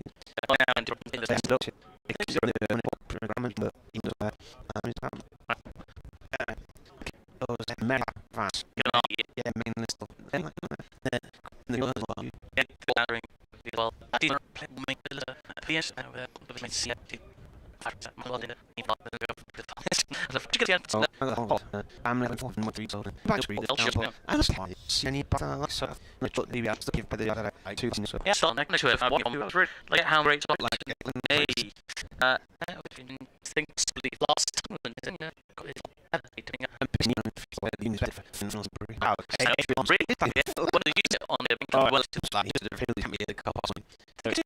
I don't know. I didn't know that he'd beaten before, but he says he'd be a cover. Where are Sussex playing today? They're at Hove. Sussex are not at Hove. They're away, I believe. Let's find out. I don't remember where they're at. No, Sol Buddinger at the non-striker's end. And 3 slips in place as well. And Ben Rain, as I expected, has the new ball in his hand, ready to go. Kick this innings off for Durham with the ball. I doubt any of these guys were watching Glastonbury last night. Maybe they were, adding to those record figures. Some of them would have been. Ben Rain against his former team, of course. Buddinger on his debut for Leicestershire last year got 64 for Leicestershire against Durham. Here is Rain then, right arm over from the pavilion end, and we've got 3 in the slip cordon. Point short cover, mid off, mid on, mid wicket, and it's probably somebody somewhere else I can't see at the moment. But a fairly attacking field.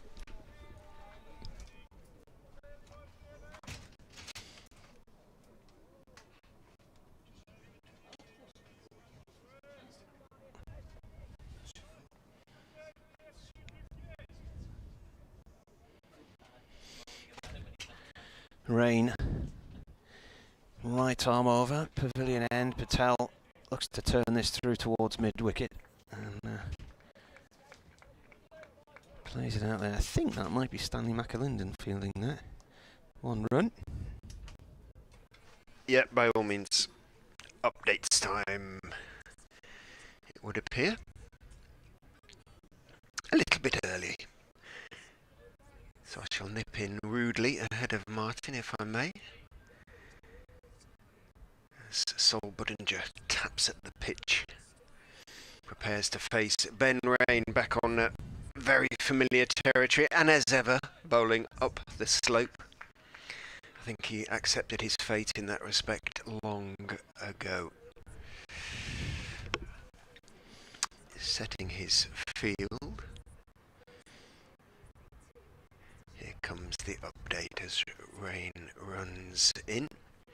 And the news is that Durham have declared. They declared on 517 for 6. They declared on the fall of their 6th wicket, that of Liam Travaskis, who was caught by Vian Mulder off the bowling of Callum Parkinson for 28, leaving Ollie Robinson 167 not out, a career best for him. Leicestershire then have an awkward half hour to get through before lunch, looking not to lose a wicket, obviously, in the process as they set about chasing down this mammoth total. Rishi Patel and Sol Buddinger, the 2 Leicestershire openers at the wicket, and the Foxes, in reply to Durham's massive score of 517 for 6, are 1 without loss. Make that 5 without loss as he bowls a wide delivery to Sol Buddinger, and he has his hands on his head, Ben Rain, because it was slashed at, rather, by Buddinger. But that, Martin, is the way he plays. And so far this season, it's come off once, but not much more often than that. I did the maths there, and I reckon there was 76 overs left in the day, but they've put 77 on the board. I think it was just over 79 at... it was 112.5 overs gone when they went off, so you lose the over you're in and then 2 more. But I don't know. Rain balls. Ooh, nearly an edge there. I was talking to Sol's mum at Grantham last year, and I thought the family described the surname as Buddinger rather than Buddinger. And now I can't remember what she said.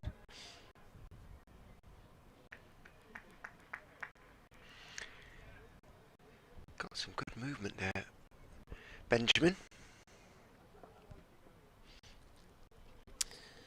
Up to the crease and defended. Patel, of course, made 103 against Durham here 2 weeks ago in the T20. Smashed it all over the park. Dropped on 38 by Ben Rain. And Leicestershire pulling off quite a big win. And their 2 victories so far this year in the T20 have both been bizarrely against Durham. Yes, 2 and the only 2 victories in the T20. Rishi Patel has been consistent, comfortably Leicestershire's leading batsman this season. 651 runs coming into this match at an average of 54, 3 centuries and 2 50s. Salt Budinger 324 runs at 25, basically with just the 150. That was the 4th time Durham have got maximum batting points this year, and that's their 2nd highest score behind their score from their last game, which was 630 against Glamorgan. Well, they're determined to give themselves time to bowl Leicestershire out twice, and as I say, Rain got good movement in that first over. This is Toole, is it? Mm-hmm. So I haven't seen him bowl. He's been playing for Shotley Bridge in the North East Premier League. He's a New Zealander from Central Districts. I think he's got 84 first-class wickets to his name, and he was playing for Essex in the One Day Cup last year. And a local cricket team called Buell, I think, B-U-H-E-L. Left armour, tall man, pushed it across Patel. That first delivery allowed to go through. Runs in from the Bennett end, again pushed across Patel, again left, again taken by Robinson, moving to his right, behind the stumps, moving in front of first slip. There's Michael Jones. It's coming out a little bit overcast, hasn't it? I've actually put the jumper on now. Yesterday I didn't think I'd need a jumper again. 3 slips alongside Robinson. He's also got shortish mid-wicket in as Toole is in to Patel, who drives pleasantly. A full delivery outside off stump, just steered it away through the vacant covers with those 3 slips and 2 mid-wickets in fact. Tucked in, took full advantage.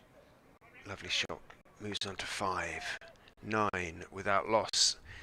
517 is an awkward number on which to declare because I have to take 150 off it. So what's the follow-on target? You worked it out? No. It always confuses me because you say you've got to get to within 150, but doesn't it need to be 149?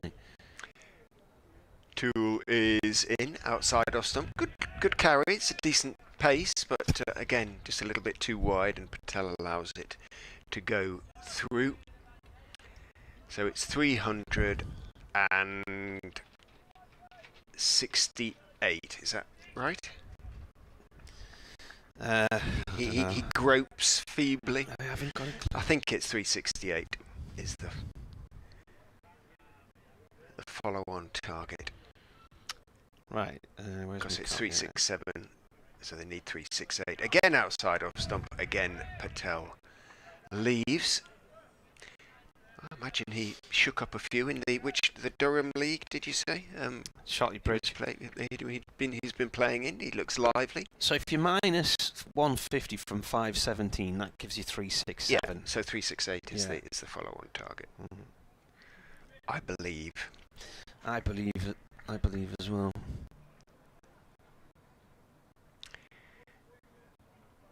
I must admit, Mr. Toole is an unfamiliar figure to me. Goes in and again outside off stump, and again Patel can leave and does. End of the second over, 9 without loss. 4 in that over, just the one scoring shot. In fact, may have been the only time Rishi Patel actually put bat to ball, left the other 5 deliveries.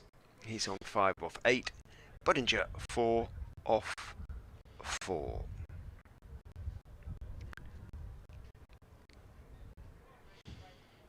Interesting to see Rain get as much movement as he did straight away. With certainly, obviously, it's the new ball and the seam is evident, but Leicestershire never really got it to move at all at any stage, did they? It's difficult to tell from this angle, though, isn't it? Rain comes in and driven by by Budinger out through the covers for 4 to that short boundary. What do we call that side of the ground? The western side, the meter side? If you like, the popular stand, the Uptonsteel stand, Stench and Benno stand, if you like. The west stand. Their banner. Stench just touched the ball there, I think. Mm. He get leaping out to take it as it jumped over the advertising hoardings into the concrete.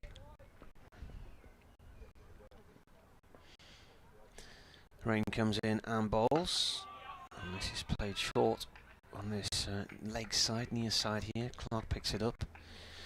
It was rather lively here a few weeks ago for the T20. I think there's quite a lot of football fans in that night, wasn't there? There were a few things being said to the Durham fielders, which it was unpleasant. I think a few of the lads were quite shocked by some of the language and some of the stuff.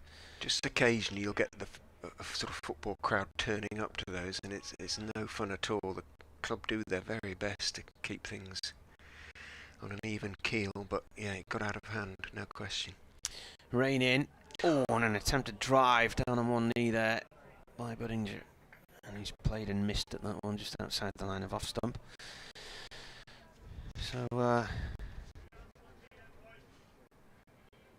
he's actually from Colchester, is he? 10 first-class matches, was at Notts, then joined Leicestershire last year. 64 in his first-class debut for Leicestershire against Durham in a defeat here in September last year. Got none in the second innings in that match. He scored 72 against Derbyshire in April this year. Started with the Notts Academy. Rain bowls. The ball squirts away past Travaskis at Gully, and already it's nearly gone for 4, and he can't stop it. Oh, he's now got to stop himself going over the fence at the front of the popular stand. I asked Alex Lees during an interview last night how far that boundary was, and he said, I've got no idea. So. A long way. The short boundary or the long one? No, the short boundary. Oh, okay. Yeah. Either way, it's not much. There is a minimum, isn't there? It has to be... Is it 50 yards 55, or 45 I yards? think. But I think Durham, it is the minimum anyway. Durham played last match of the season at Middlesex a few years ago at Lords, and they were given special permission from the ECB to have a 45-yard boundary on that occasion. This one's played off towards the point area, no run there, but they had to get special dispensation for that. So why was that then? Were they relaying? I just think they'd run out of space, basically. It's something like 50-55 yards. But he said that he felt there were more runs to be had rather than targeting that boundary 4 fours. There were more runs to be had through this acres and acres of space on our side of the ground, because there's so many gaps you can push the ball to. Rain bowls. That's playing a miss there through to the keeper. 12:38, day 2 here in Leicester. Durham making 517 for 6 declared. Leicestershire at the end of that over, which was the third 17 without loss here on BBC Radio Leicester, BBC Radio Newcastle.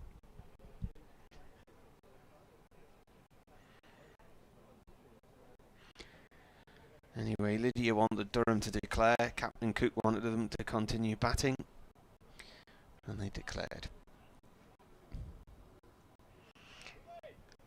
Be interesting. Australia now need less than a session to win the women's Ashes. Is it finished, is it? Yeah.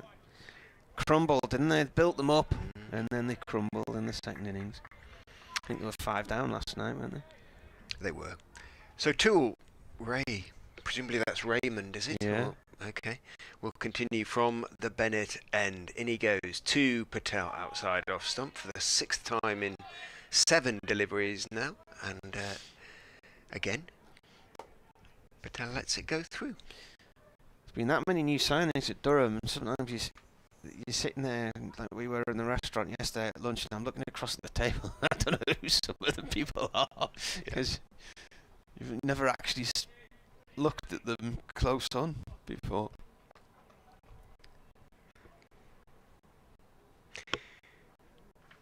Tool is in. On off stump this time. Patel leans forward, plays with an angle bat, and plays with an angle bat successfully. Guides it between third slip and backward point slash gully down to the 3rd man boundary for 4. So if you get in, there are runs to be had early on, as Messrs Lees and Jones showed yesterday morning. The field in. Going into this round of matches, Kieran Carlson was the leading run maker in Division 2 with 668 runs. He's had 2 centuries against Durham this year for Glamorgan. Then it was Rishi Patel with 651, and then it was Ollie Robinson from Durham with 567. In goes Tool outside off stump. Patel lets it go through. So presumably, I don't know what Carlson's done, but Robinson has lifted himself to the top of that particular chart. Now but you've set me a challenge, haven't you? Patel has now got his chance to leapfrog Robinson in return, because if he was he over 550? Did you say? Robinson's 734 now. 734. There Carlson you go. 695. So Wishy has got a bit of work to do. Now, can he do it? He's on 9 at the moment. As Tool goes in, bowls to him outside off stump, as ever and as ever. Patel lets it go through, not quite as ever. He did steer one away, waited for the right length for the one that he put away to the extra cover boundary in the previous over. Rehearses that shot. Best bowling economy, Vian Mulder's in there, 2.55. Conor McCurr, 2.46. Is he at Derby, is he? Conor McCurr? Yes. Yeah. Mitchell Swepson, I've never heard of him. He's played 1 game. Ray Tool is in, bowls. Well, I could just leave it on repeat at the moment, outside off stump, and again Patel lets it go through into the gloves of Robinson. Who's he playing for? He's an Australian. Playing for... I don't know where he's playing for.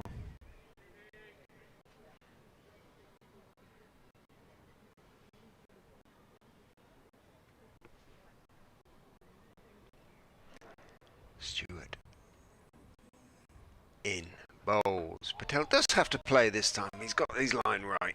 Just about on off stump. Patel leans forward and blocks it off a thick inside edge, so it might just have shaped back in a fraction out into the on side, and there is no run. Ben Rain, with that oh so familiar strutting walk of his, hands his Durham sun hat to umpire Chantry and walks down to his mark at the pavilion end.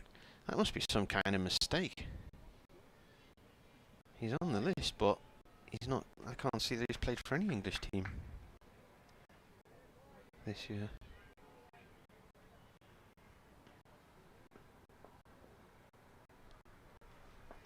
Ben Rain from the pavilion end. Oh.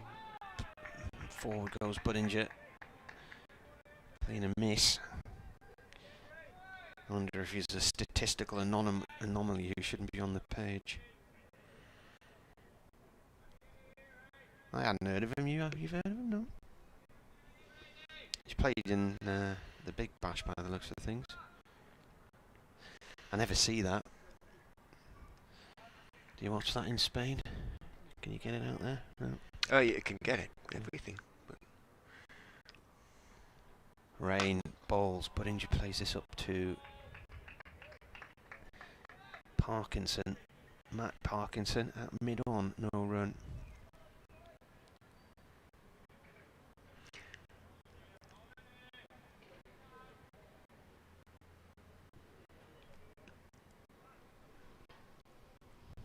Have I got news for you?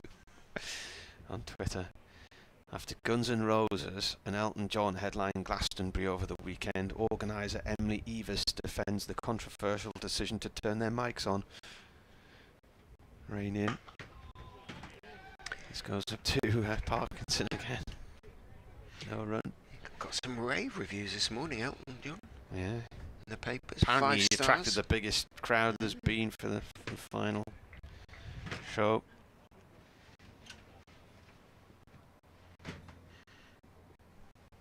I interviewed him once, Elton John. Did you? In a football capacity, obviously. Yeah. All right, yeah. Graham Fowler's autobiography is really interesting because him and Elton John became really good pals. And Elton John used to plan his winter tours to New Zealand and Australia when England were playing cricket there. This is a bouncer down the leg side from Rain, and it's pulled away by Budinger for 4, too long leg.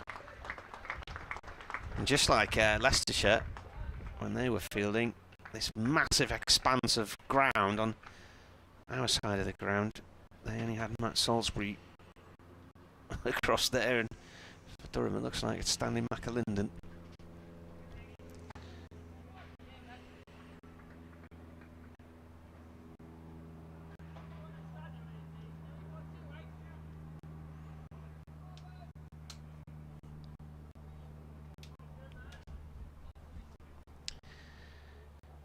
.25 for none, Budinger's on 16 from 14. Patel has 9 from 14. 2 balls left of this 5th over, Rain balls. Oh, that popped a little bit off the bat there from Budinger. They've got Clark in, a silly mid-on, and Matt Parkinson's in there at short mid-wicket, and the ball just flicked up off the bat, and for a second it was probably a heart and mouth job there for Budinger.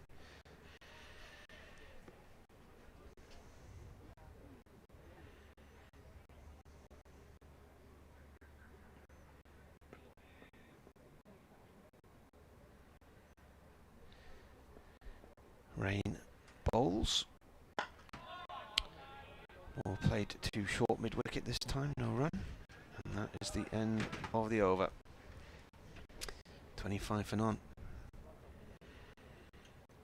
Yeah, not quite as much in that one for Ben Rain. And the fact that there's already that short straight, almost mid-on really, Graham Clark in there, you just wonder whether Funky Fields at such an early stage. A number of people. Stuart Dick says Swepson's an Aussie international spinner playing for Glamorgan this week, signed to cover Michael Nisa. Phil Robinson says he's playing for Glamorgan against Sussex at the moment, and Captain Cook says. 2 into Patel, bowls straight again. He's found his line okay, seems to have done now. Defended out into the offside, picked up by Travaskis in the covers, and there is no run. I don't think Tools had a chance to bowl at Budinger as yet. Probably, given he's a left arm, might actually prefer to bowl at Budinger. Try and get a little bit of swing away from the left-hander, who does love a drive. Tool is in, and bowls worked by, off the back foot rather, by Patel down to the wide third man boundary for 4. Of course, there isn't a third man, so get it past the backward point, and he isn't very backward of point at all. You are going to pick up 4, and Patel did just that. He moves on to 13 from 16 balls, 3 fours and a single. Budinger 16, 29 with that loss of 5.2.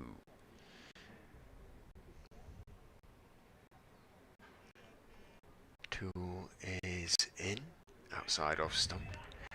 Patel forward, then lifts his bat over the line of the ball. Walks away, head down towards short leg.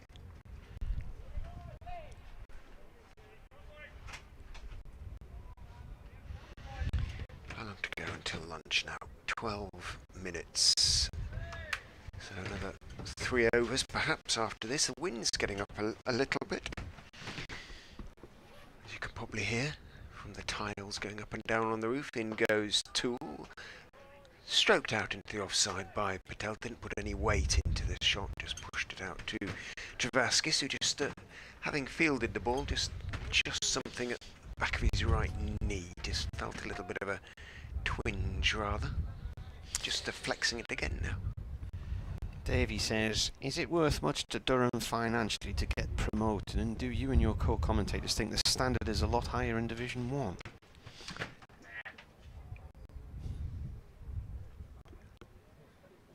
Tool is in, bowls, driven by Patel, but Travaskis, clearly no problems with his knee, dives across to his right, excuse me, makes a stop, pushes the ball out towards his skipper, Borthwick at mid-off, and there is no run. Financially, probably not much difference. Unless you win the title. Yeah, I mean, prize winning, but there's a little bit of money for winning this division, I think, but not much. I suppose you might attract slightly bigger crowds or something like that, but I don't think really there's probably that much in it in those terms. Tool is in, bowls. Patel is dropping it down at his feet, says, do you want me to pick it up?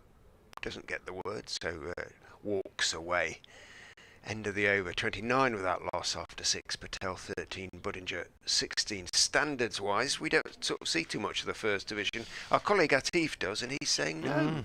Ish. Well, how many second division players are in the England team or in the England squad? I mean, Ollie Robinson, Matthew Potts, Rehan Ahmed. Yeah, Rehan Ahmed. I've run out. So I can't think who's in the squad off the top of my head. I think probably there is, in terms of depth. They talk about the sort of change seamers being sort of better in the first division and things like that, don't they? But Ben Rain bowls to Budinger, no run there. Ball played up to mid off. I think what you've got is you've generally got the test venue clubs are in the first division, because those who host test matches regularly, Nottingham should do very well financially out of it, don't they? And then Surrey are never short of a bob or two, they can buy who they want, but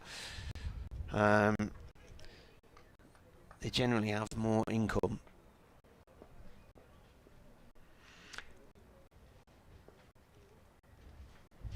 Rain bowls, played away.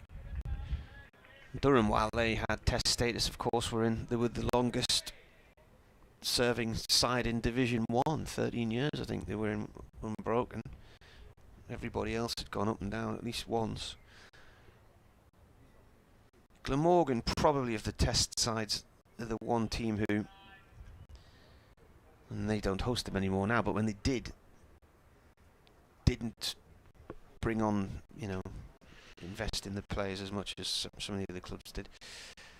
Rain bowls, ball goes up to Borthwick at mid-off, no run there. The issue was, it was a double-edged sword. The likes of Durham and Glamorgan and varying others were told to spend millions improving their grounds, and then they were bidding millions of pounds on test matches. And if you weren't making money out the tests, then it was a financial pit you were going to fall into, as Durham did. And quite a few of those test venues got themselves financially into trouble, but it then changed. They got rid of that bidding process. silly mid-off instead of silly mid-wicket and silly mid-off now. Raining again, Budinger on 16, finds Lees at silly mid-on. Silly mid-short wicket, whatever you want to call that. What is he? Short wicket? Short mid-wicket? He is. Silly short mid-wicket? Silly mid-wicket. Silly mid-wicket.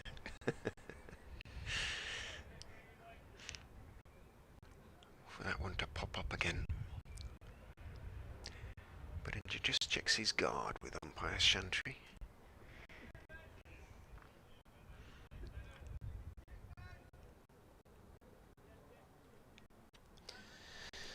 talk you through this over, and then I'll have to go next door for the 1 o'clock update. So Atif can jump back in.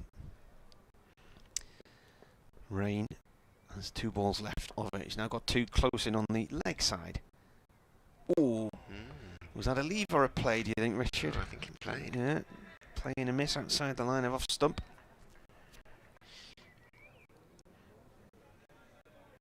I just think it's a question of depth. I mean, Warwickshire ditto, haven't they? They've done very well with Edgbaston and. But if you get the revenue. test match revenue, and you know you do it right, and you get the council to pay for your new stand. Yeah, well, yeah.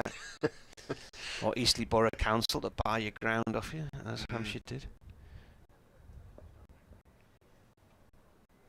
Rain round the wicket now. Puddingshire pulls hard at that one, and it's out through deep mid wicket for 4. So he moves on to 20, 33 without loss. And that is the end of the 7th over. You'll probably get a couple more in before lunch. I'll be back this afternoon.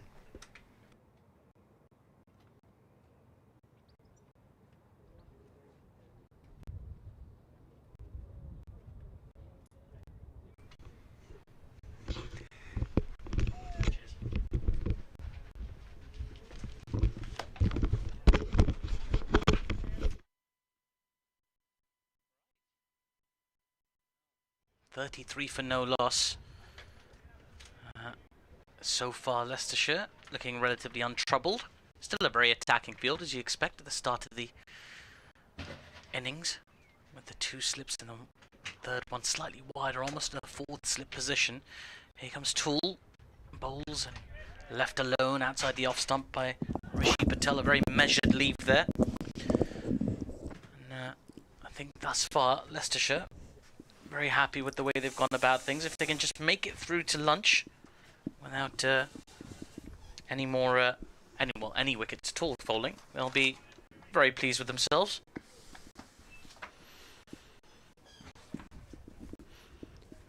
Just taking a moment, his Toole making sure his mid-off is sufficiently wide. And now here he comes. He bowls to Patel, who defends on the front foot. That ball just goes behind square to the backward point fielder for no run. Very tidy start this from Leicestershire so far. As we say, there's very little in the surface, unlike other parts of the country. We're talking about Division 1 earlier. Surrey won the toss yesterday at the Oval and elected to field first. Such was their confidence in the Kookaburra ball, and it was paid off as well, because they bowled out Lancashire yesterday. And lost a few wickets themselves. They're 5 down for 207 at the moment, I believe. Here is Toole again, as that ball's defended on the front foot. Back to the bowler for no run. Lots of chirp and noise as well coming from Durham. As well there might when you've put 517 on the board. And I've just spotted, just in front of us, Richard, just in front of us, beyond the boundary rope over here, it's one of those mobile bowling machines. Very smart little piece of kit. It's got a little handbag next to it with various balls of different sort of shape. Well, not quite different shapes, different conditions, I'm going to say. Here's Toole again. Back of a length. That ball's been glanced nicely by Patel down to the fine leg boundary for 4. Terrific shot that.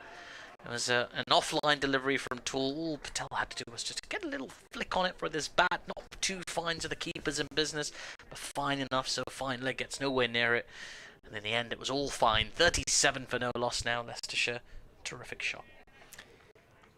Ray Toole, unfamiliar to me. He's actually born in Johannesburg. Well, plays for Central Districts in New Zealand. He's 25. And this is his just 26th first class game. He kind of strikes you as one of those perpetual cricketers, doesn't he? You can see him having a long old career in this game. In comes Toole again as Patel forward in defence. Textbook fashion, holds his pose for a moment as well as he pushes the ball to mid-off for no run. He has played for Essex as well. He's got 84 first class wickets at an average of 25, so it's not like he's been plucked from club cricket. Well, he has been plucked from club cricket by Durham, but it's not like he has no first class experience. He has plenty. Yeah, it's a good little record, that, isn't it? There he comes again, Ray Toole. This time the ball's been driven beautifully by Rishi Patel, just beyond that extra cover fielder. And that's going to run away to the boundary in front of the new scoreboard for 4. That is a delightful shot, as good as a shot as I've seen all day. And bear in mind, we've seen 517 runs put on by the opposition. Terrific shot that. 41 for no loss, Leicestershire. 8 overs completed in their innings thus far, and I suspect there'll be just one more before lunch. But I have been wrong before, and I'd never, yeah. Oh, unless there's a spinner, it is going to be a spin. You know, it will still just be the one, I'm sure, because, even Matt Parkinson, I'm just pleased to see. I'd just like to see a bit of leg spin from time to time, even. And Matt Parkinson looking extraordinary, like Callum, in the way he sort of holds himself. Although actually facially, they are sort of markedly different, the twins, really. But it's just something about the way they carry each other, carry themselves, that tells you that they're very much twins. 96 on his back. Kent bound, but doing his best for Durham in the meantime, despite being still on Lancashire's books, of course, officially. In he comes to bowl to Sol Budinger. Tosses it right up. Budinger waits for it, though. It's a tempter. He's got a short leg. Matt Parkinson, and a slip and a mid-wicket. He's got a man on the 45 behind square on the leg side for the sort of top-edge sweep. Jogs in and bowls. Forward goes Budinger to that delivery on off stump, blocking it out into the offside. He didn't get to the pitch of that one, but no turn for Matt Parkinson. Real opportunity for Leicestershire's batters here to make something of a statement. In goes Parkinson, bowls. Budinger waits for it. It gets to him so slowly. Once it's pitched, it just doesn't gather any pace off the pitch at all.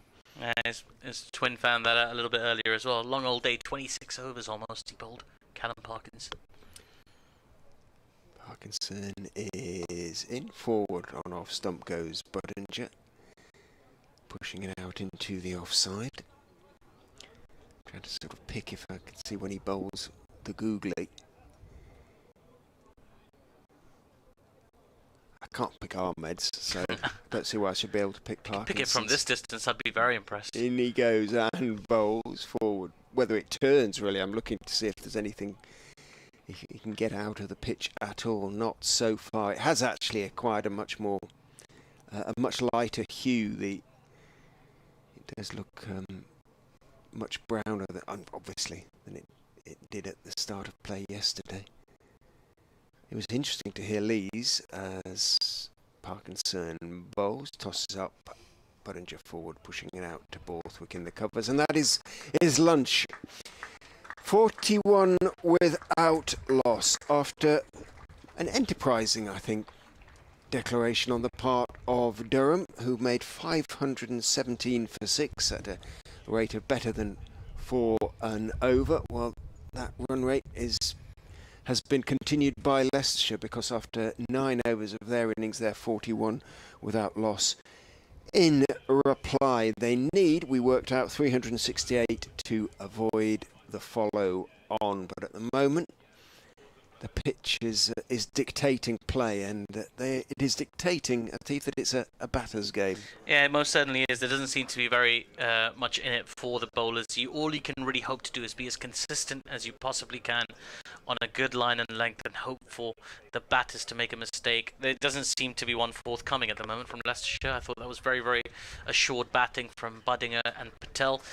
Didn't really give Durham any openings or anything to get particularly excited about. They'll go into lunch at 41 for no loss, expecting to get many, many more in the next session. They will. Well, you'll hear me do an update for BBC Radio Leicester very shortly, but then we will leave you for lunch, and hope you enjoy yours, and be back with you in 35 minutes time.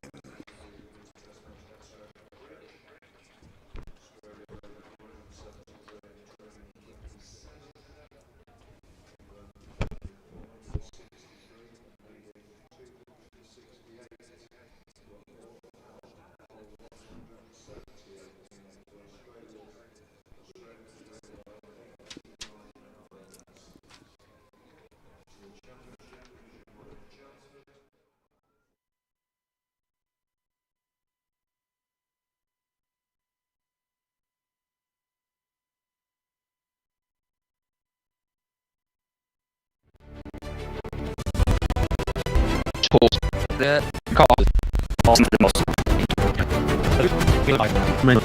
Yeah,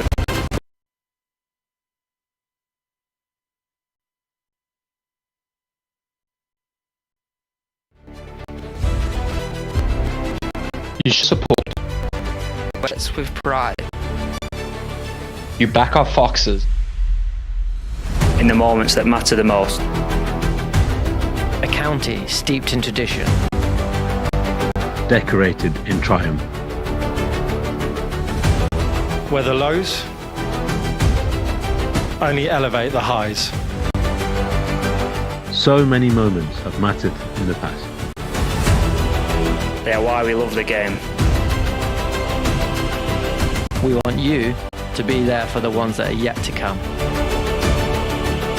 Be immersed in the passion. Be a part of the moments that matter.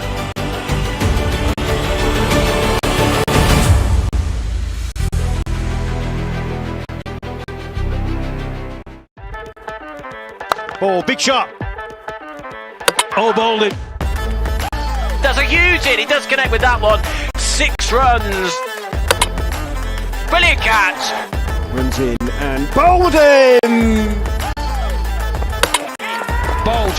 This one just keeps a little bit low. A happy Callum Parkinson.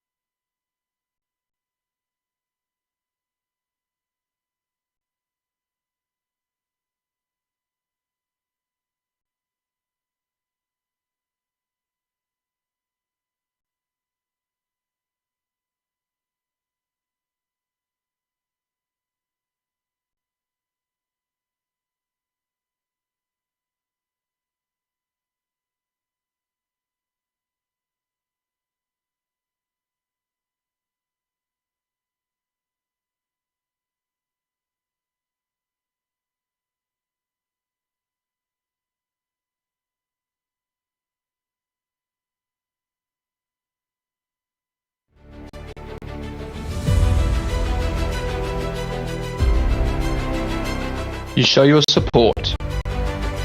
Wear the shirts with pride. You back our foxes. In the moments that matter the most. A county steeped in tradition. Decorated in triumph. Where the lows only elevate the highs. So many moments have mattered in the past. They are why we love the game. We want you to be there for the ones that are yet to come. Be immersed in the passion. Be a part of the moments that matter.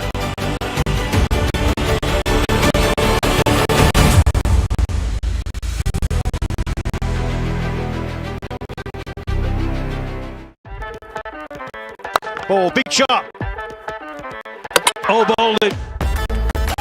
That's a huge hit. He does connect with that one. 6 runs. Brilliant catch. Runs in and bowled him. Bolt. This one just keeps a little bit low. A happy Callum Parkinson.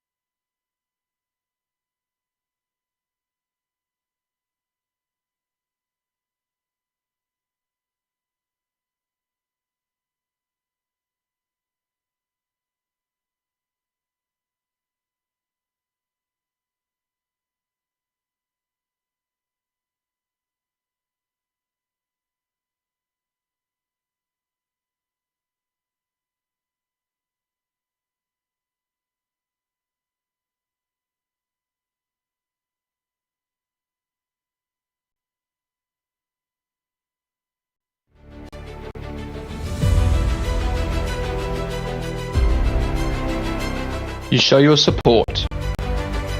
Wear the shirts with pride. You back our foxes. In the moments that matter the most. A county steeped in tradition. Decorated in triumph. Where the lows only elevate the highs. So many moments have mattered in the past. They are why we love the game. We want you to be there for the ones that are yet to come. Be immersed in the passion. Be a part of the moments that matter.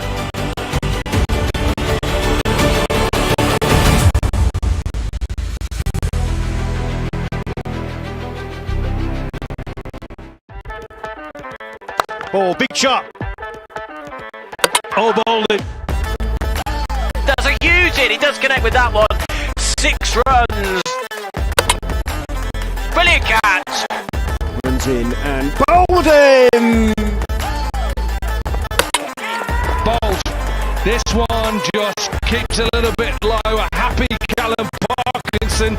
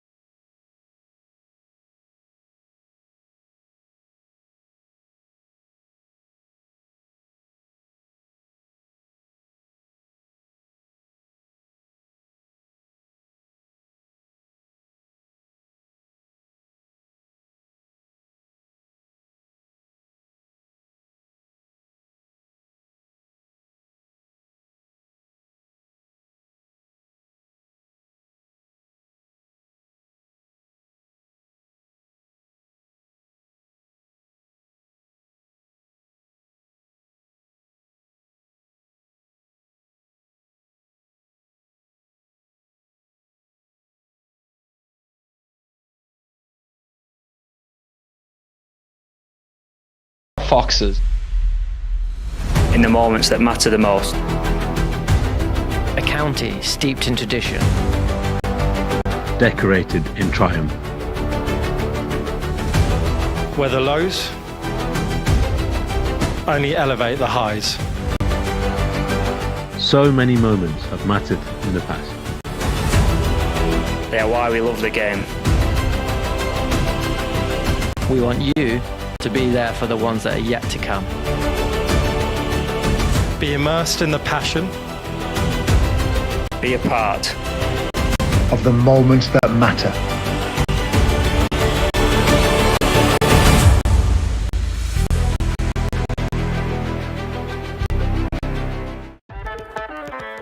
Ball, big shot. Oh, bowled it. That's a huge hit. He does connect with that one. 6 runs. Brilliant catch. Runs in and bowled him. Bowled.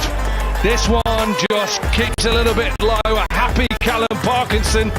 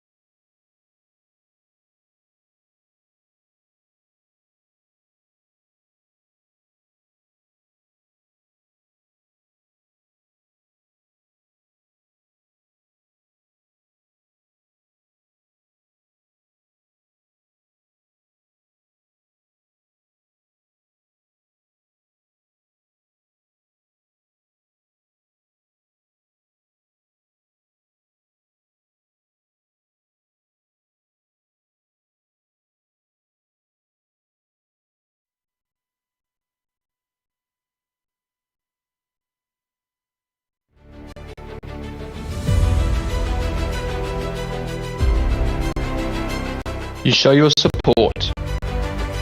Wear the shirts with pride. You back our foxes. In the moments that matter the most. A county steeped in tradition. Decorated in triumph. Where the lows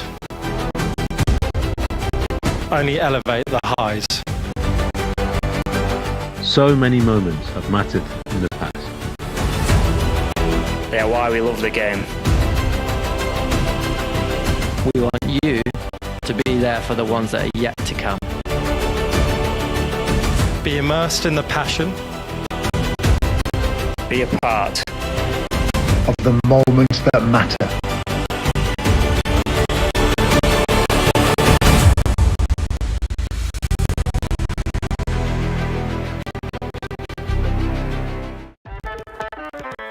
Ball, big shot. Oh, bowled it. That's a huge hit. He does connect with that one. 6 runs. Brilliant catch. Runs in and bowled him. Bowled. This one just keeps a little bit low. A happy Callum Parkinson.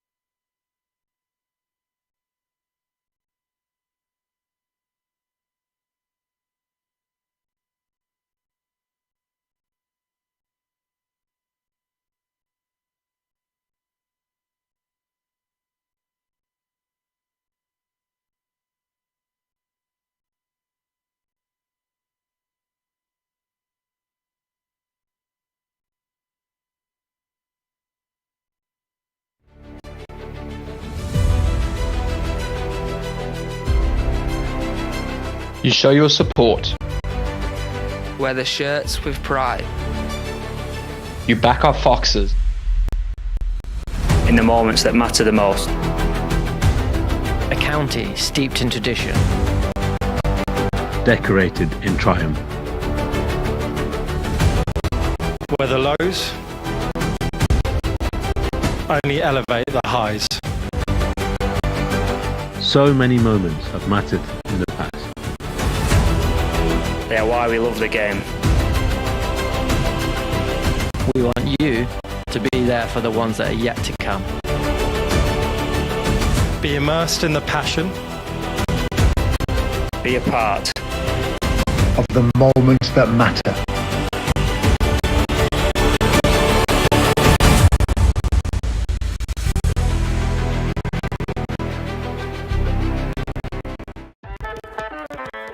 Oh, big shot. Oh, bowling. That's a huge hit. He does connect with that one.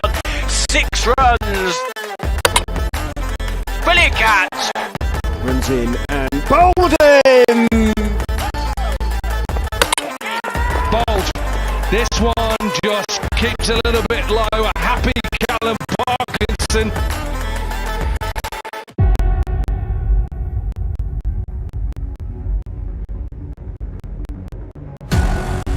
Patel has 21 and Sol Budinger 20. Highlight of the morning as far as Durham were concerned. Ollie Robinson's career best 167 not out. He finished on, he was 113 at the start of proceedings this morning. Hit 3 consecutive balls to the boundary off Tom Scriven in the overs before the declaration. 4-4 and a 6 to go to that career best. Now Rishi Patel is just holding things up a bit. He's going to be facing the bowling from the Bennett end, and there was a door in one of the hospitality boxes behind the sight screen that was ajar. It has now been closed. Ben Rain is going to open the bowling for Durham from the Bennett end. My name is Richard Ray from BBC Radio Leicester. Atif Nawaz and of course Martin Emerson, your other 2 commentators for this game. They are still partaking of their lunch downstairs, so it's just me for the time being. Rain is into Patel, bowls. Hit him on the leg. There's an appeal for leg before. They almost collide, Patel and Rain. It's a concerted appeal, and leg by is signalled by umpire Watts, who indicates that for him it was going down the leg side, but he was pretty sure, and he did shuffle across a little bit there, Rishi Patel. Let's have another look at the replay. Might just have been slipping down, so just about understandable that one was turned down. 42 without loss. The leg by was taken in the end. Patel remains 21. Rain is going to go round the wicket. Bowled his overs before lunch, 4 of them, up the slope from the pavilion end, where he bowled so many of his overs for Leicestershire over the years. But now, as the senior bowler in the Durham side, comes in from the Bennett end and bowls to Sol Budinger, left-hander, I should say, who stretches forward, blocks that one out to mid-off, and there is no run. Apologies for my slight tardiness there. I got caught up chatting to James Taylor, and I hope it wasn't too forward of me, but I extended an invitation to join us up here for commentary, which he said he'd be delighted to take up at some stage today or tomorrow. He did say while they were batting, it was always a bit tricky because he wants to keep his eye on it. And I said he could get some analysis from Richard Ray up here. Rain bowls, back foot defensive shot from Budinger out into the onside, and there is no run. No, always good to hear from James. He's a very good talker about the game, and his many experiences within it. Yeah, I had the pleasure of commentating a couple of games with him. Yeah, we had a great time and good chat, and was pleased to see he remembered me, which was nice. And yeah, we'll hopefully over the next couple of days have him on at some stage. Rain is in. Turning the bat face on that straight one is Budinger, pushing it out to mid on. Borthwick fields, but Rain, hands started to go into the air. Bright sunshine. It's going to be like this the rest of the day. There's going to be sunshine and cloud from time to time. We did actually have a few drops, a very few drops of rain during the morning session, which had everybody looking askance at the sky, but it blew over very quickly. Rain in, bowls, Budinger back foot defensive push, beautifully timed. Like so many left-handers, he does have a sort of natural timing and grace about his batting. He's going to pick up just the 2 there. Now that's a left arm throw, so I'm guessing that was Ray Toole running back from mid-off, running across to deep extra cover. I'm trying to see the number on his back because he's new to the Durham side. It should be number 1 on his back, I believe. There you go. Okay. So he's a New Zealander, but born in South Africa. There are a few of them, aren't there? Yeah. So presumably he's taken on Kiwi nationality. Rain is into Budinger, who's forward, leaning forward. No big stride, but just leans forward into the defensive push. Out to mid-off it goes. Toole, I believe, picks up the ball and marches with it towards the pavilion end and then throws it to Borthwick, his captain. In hands, his cap and sunglasses to umpire Chantry. Yeah, there's something about sort of South African-born players. I think last year I did a piece for the BBC on television where we counted them. I think there's 13 South African-born players who've represented England in international cricket. Richard Ray, you know I like a good quiz. You're the man to quiz. I'd like you to see how many of those 13 you can name. I think it's either 13 or 11, one or the other. He's got 30 on his back. In he goes. Oh, here he is, Ray Toole. In, back of a length, defended for no run. Well, that's something I can amend on my list over here. I had him down as number 1, which was obviously incorrect. Number 30 it is for Toole. So, where do you start if we're trying to name England cricketers who were born in South Africa? Men's cricketers, I should say. Yeah, there's a fair few, aren't there? Obviously, there's the obvious ones to my generation, Alan Lamb and Kevin Peterson. Here is Raymond Toole. Back of a length, very nippy that, left alone by Patel through to the keeper. Nice angle that as well, across the right-hander from the left-handed Toole. Yeah, that's right. I thought I have very high standards for you, Richard. I thought you'd do them in chronological order. I enjoy my county cricket, but my knowledge of England cricket is less comprehensive, if you like. There's a couple of brothers who are captains. Here is Ray Toole again, once more. Nice angle going across Patel, who leaves the ball well alone, a measured leave. Not captains of England, captains of their counties then. I think one of them was a captain of England, I'm pretty sure. Yeah, well, I mean, technically Kevin Peterson captained England as well, didn't he? Well, Tony Gregg was... That's right. Obviously one of them. There was a relation of his as well, perhaps. Oh. Here is Toole, this time. Patel drives to mid-off. He didn't play for England, did he? Ian Gregg, I believe so. Yes, I believe he played a couple of games for England, yeah. Or as he would say, that's a Struth. Did he? Yeah. Ian Gregg played for England. Wow. I tell you what, I'll give you 10 points if you can tell me the first player to do it. There's a namesake of this gentleman playing modern county cricket presently. And it's got an apostrophe in it. I can't give you more than that. Here comes O'Toole. Ball's gone across the right hand. Presumably D'Oliveira then. There we go. Yeah. Okay. The first South African-born player to represent England international cricket, I believe. Controversially, sadly, at the time. Yes, that's right. John Arlott, a notable champion. The most recent South African-born player to represent England. After Peterson, then, obviously. Yeah. Maybe a part of another English sibling. I was going to say the Currans were South African-born, aren't they? One of them was.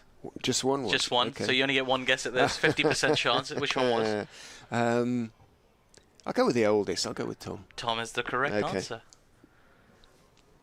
I didn't make a complete idiot of myself. No, actually, you did rather well for me, putting you on the spot. I do like a good quiz. Well, I like to host the quiz, to be honest with you. I don't have the knowledge to... I can see you doing that. You'll have to get one of those gigs on. I can see you doing something like 15 to 1 and I've never really watched 15 to 1, although last year I did do Celebrity Pointless, which was fun. Okay. And I managed to get a crickety answer in, which I was pleased with. I nearly said something that... In goes Rain and bowls. Back pad. Shout for leg before he's thinking about it. He's not giving it. He is not giving it. Rain cannot believe that. Well, that looked a very good shout. Did it hit him outside the line? That had to do. That is the only way that couldn't have been given. Let's have a look at the replay. He was sort of half forward. I thought it hit him on the back pad. Let's have a look. It did, but it did hit him outside the line for me. It would have gone on to hit the stumps, but I think umpire Watts has got that right. Whisper it, Durham supporters. I think it did, even on the back pad, hit him just outside the line. In goes Rain, and to add insult to injury, he's driven out through the point area. Don't think it's going to go. No, McAlinden puts in the slide, drags it back, and gets his throw away, and Budinger picks up 3. Moves on to 25-47 without loss. And it was worth a shout, absolutely, and there's no sort of like benefit of replays or anything like that here, so you might get it going your way, but it was a very, very good decision, as you say. It looked like it hit him outside the line. It was the only way he could survive that appeal, and I suppose a lot of it comes down to the guard. You see these batters regularly have their guard checked as well by the umpire. Am I on middle? Good.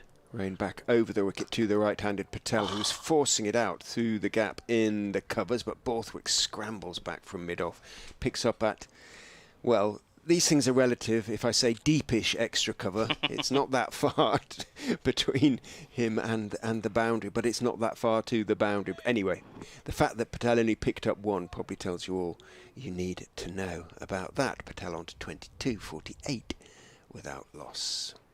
Yeah. I think just your conventional point fielder or backward square leg from this vantage point is on the boundary. Like you often see them standing just beyond the boundary, so they can just take a couple of steps in as the bowler runs in. Rain back round the wicket to Budinger, who is popping it up in the air just short of mid-wicket. Goodness me. That looked to be perfect, almost perfect for the man who's placed there just for that shot, really. And he's popped it up once before already, Budinger, and that one was even closer to the reaching right hand of, I think, Travaskis at that short mid-wicket position. And as a consequence of that, well, I think we're going to have 2 shortish mid-wickets or a silly-ish mid-on. No, it is a sort of short, wide mid-wicket, and Budinger has 2 of them to avoid now. Rain round the wicket to him, bowls thick inside edge as it's maybe swung back in a little bit, and it runs out towards the deep square boundary. There is a sweeper out there, so just a single to Budinger. Yeah, Ben Rain obviously has a lot of experience of bowling here with various kinds of balls, and he's making a show at the moment. That's what you kind of miss in these scenarios. A bowler who understands the conditions, who has the experience of, creating opportunities when none are presenting themselves. He's bowling a very good over here. Back over to Potts. Back over to Patel, hooked in the air, but it's going to be... Oh, goodness me, somehow he's got it between backward square on the boundary and long leg. Both who went sprinting towards the ball. They were probably no more than 20-25 yards apart.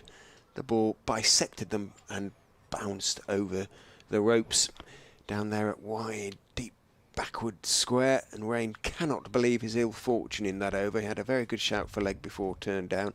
Very nearly had Budinger caught as well, and but he also went for runs in it, brought up the 50 with that boundary. Rishi Patel, the Leicestershire 50 that is, rather than his. He moves on to 26, the same score as Sol Budinger, from which we can work out there's only been the 1 extra so far. Yeah, nice symmetry, isn't it? We saw the Durham batters do something similar earlier on. 26 of 35 for Rishi Patel, and Budinger 26 of 37. It's always so pleasing. They both have very high strike rates. Yeah, they do indeed. Here we go. Here is Ray Toole running in and bowling. Back of a length, just defended by Budinger to extra cover for no run. And yeah, still a very pleasant day today. More fans in today as well, I noticed. I think a lot of the cars in the car park may have been from those in the hospitality area today, which is very, very busy. I wonder what their lunch was like. Ours was exquisite again. 2 days in a row, Leicestershire has just smashed it out the park with lunches. Really enjoyable. Here we go. Raymond Toole, once again, a bit fuller this time. Flicked away nicely by Budinger towards the mid-wicket area. The fielder at deep square leg has a lot of ground to cover. Picks up and gets the throw back in. That's Liam Travaskis out there, and batters managed to get back for 2. Good running from this pair. This partnership has got beyond 50 now. Yeah, Budinger's strike rate is over 80. The runs he scored this season. Patel, who scored many more runs, his strike rate is 60-something. He'll be keen to continue his good run this season, Patel. He's got a wonderful opportunity here to just add some runs, put some pressure on Ollie Robinson at the top of the run scorers list in Division 2. If he plays a long enough innings, he could overtake him. Well, it would have to be a very long innings, but he could. And the surface certainly is conducive to that kind of long innings. Here comes Raymond Toole again. Good length, defended by Budinger to extra cover. You hear the big loud call of no run. You hear that more and more nowadays in modern cricket. Some of the Australian cricketers I'm going to credit with making that popular. You know, when I played, sort of growing up playing cricket, it was always a very simple wait and no, or yes, or come on. Or sorry. At my level. It was never no run. That's a new thing. Here we go. Raymond Toole again, this time onto the pads of Budinger, who defends to one of the 2 silly mid-off fielders in place on a sort of short mid-wicket.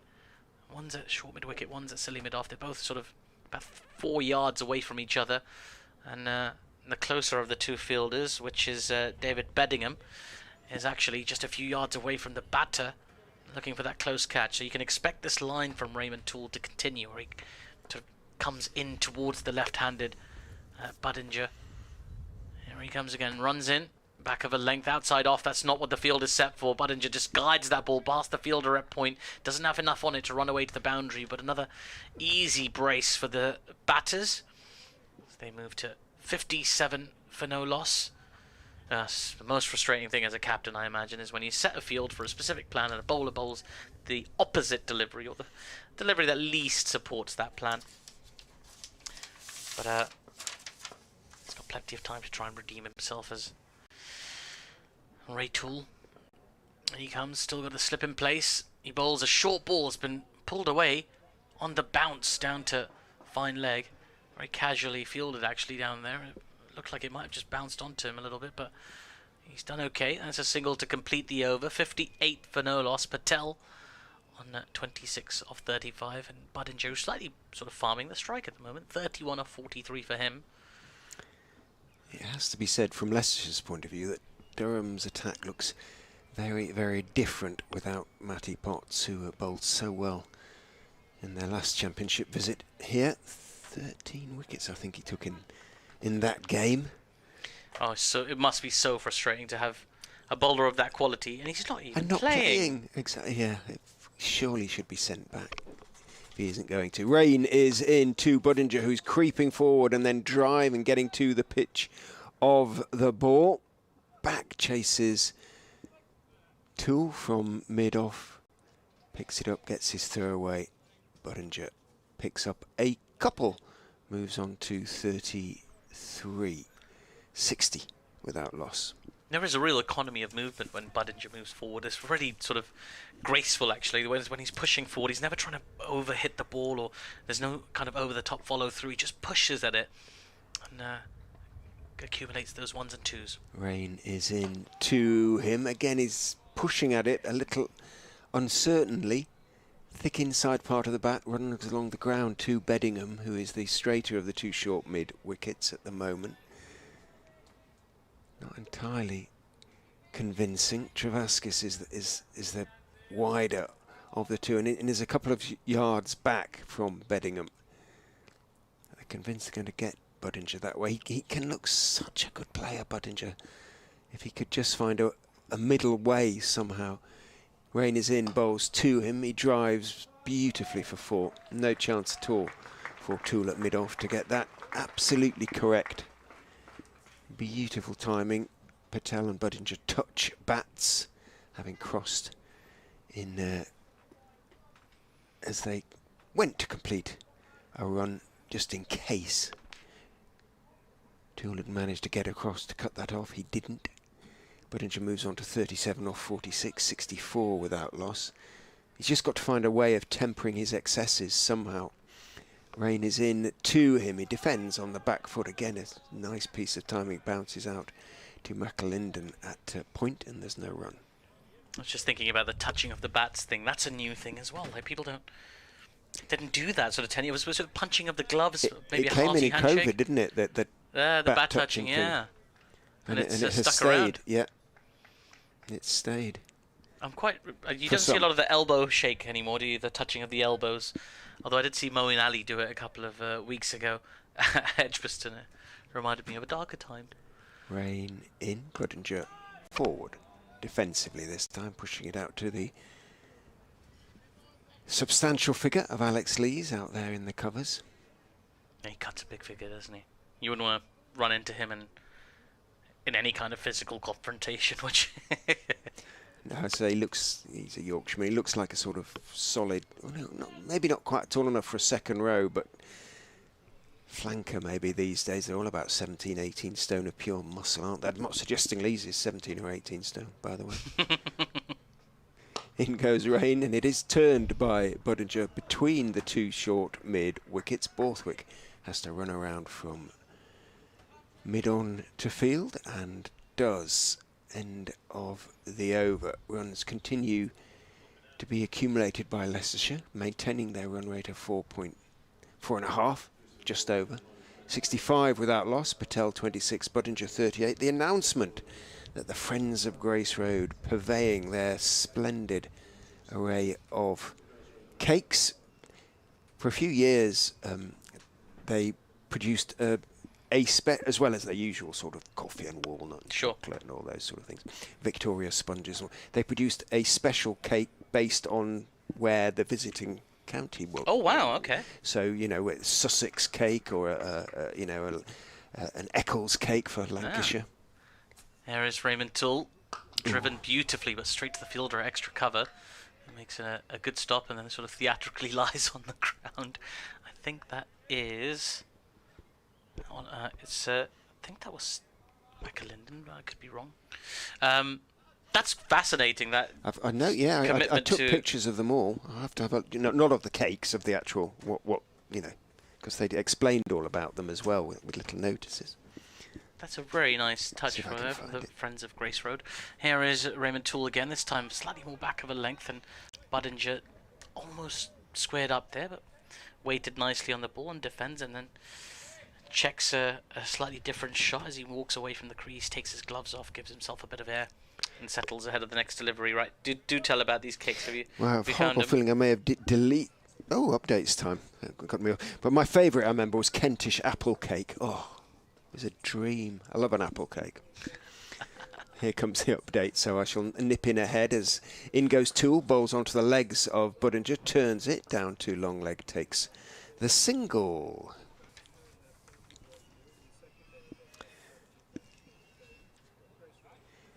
They do, 368 being their first target, simply to avoid the follow-on. Durham having declared on 517 for 6 earlier this morning. The highlight, Ollie Robinson's 167 not out. But they've made a good start, the Foxes.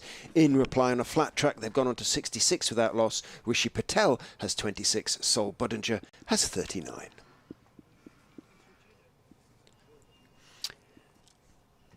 And here's Raymond Toole in again. Another quick delivery, just shaping across the right-hander, who shows great discipline again. Let's go through to the keeper. There is no run. How slick was that? Very nice. Very nice to pick up that update. Clive James, the great Clive James, for me, wrote one of his novels, and one of the characters is called Tool. He's a journalist. Ah. I wonder if there was some subliminal poking going on there. Brilliant Creatures, it's called, and I thoroughly recommend it.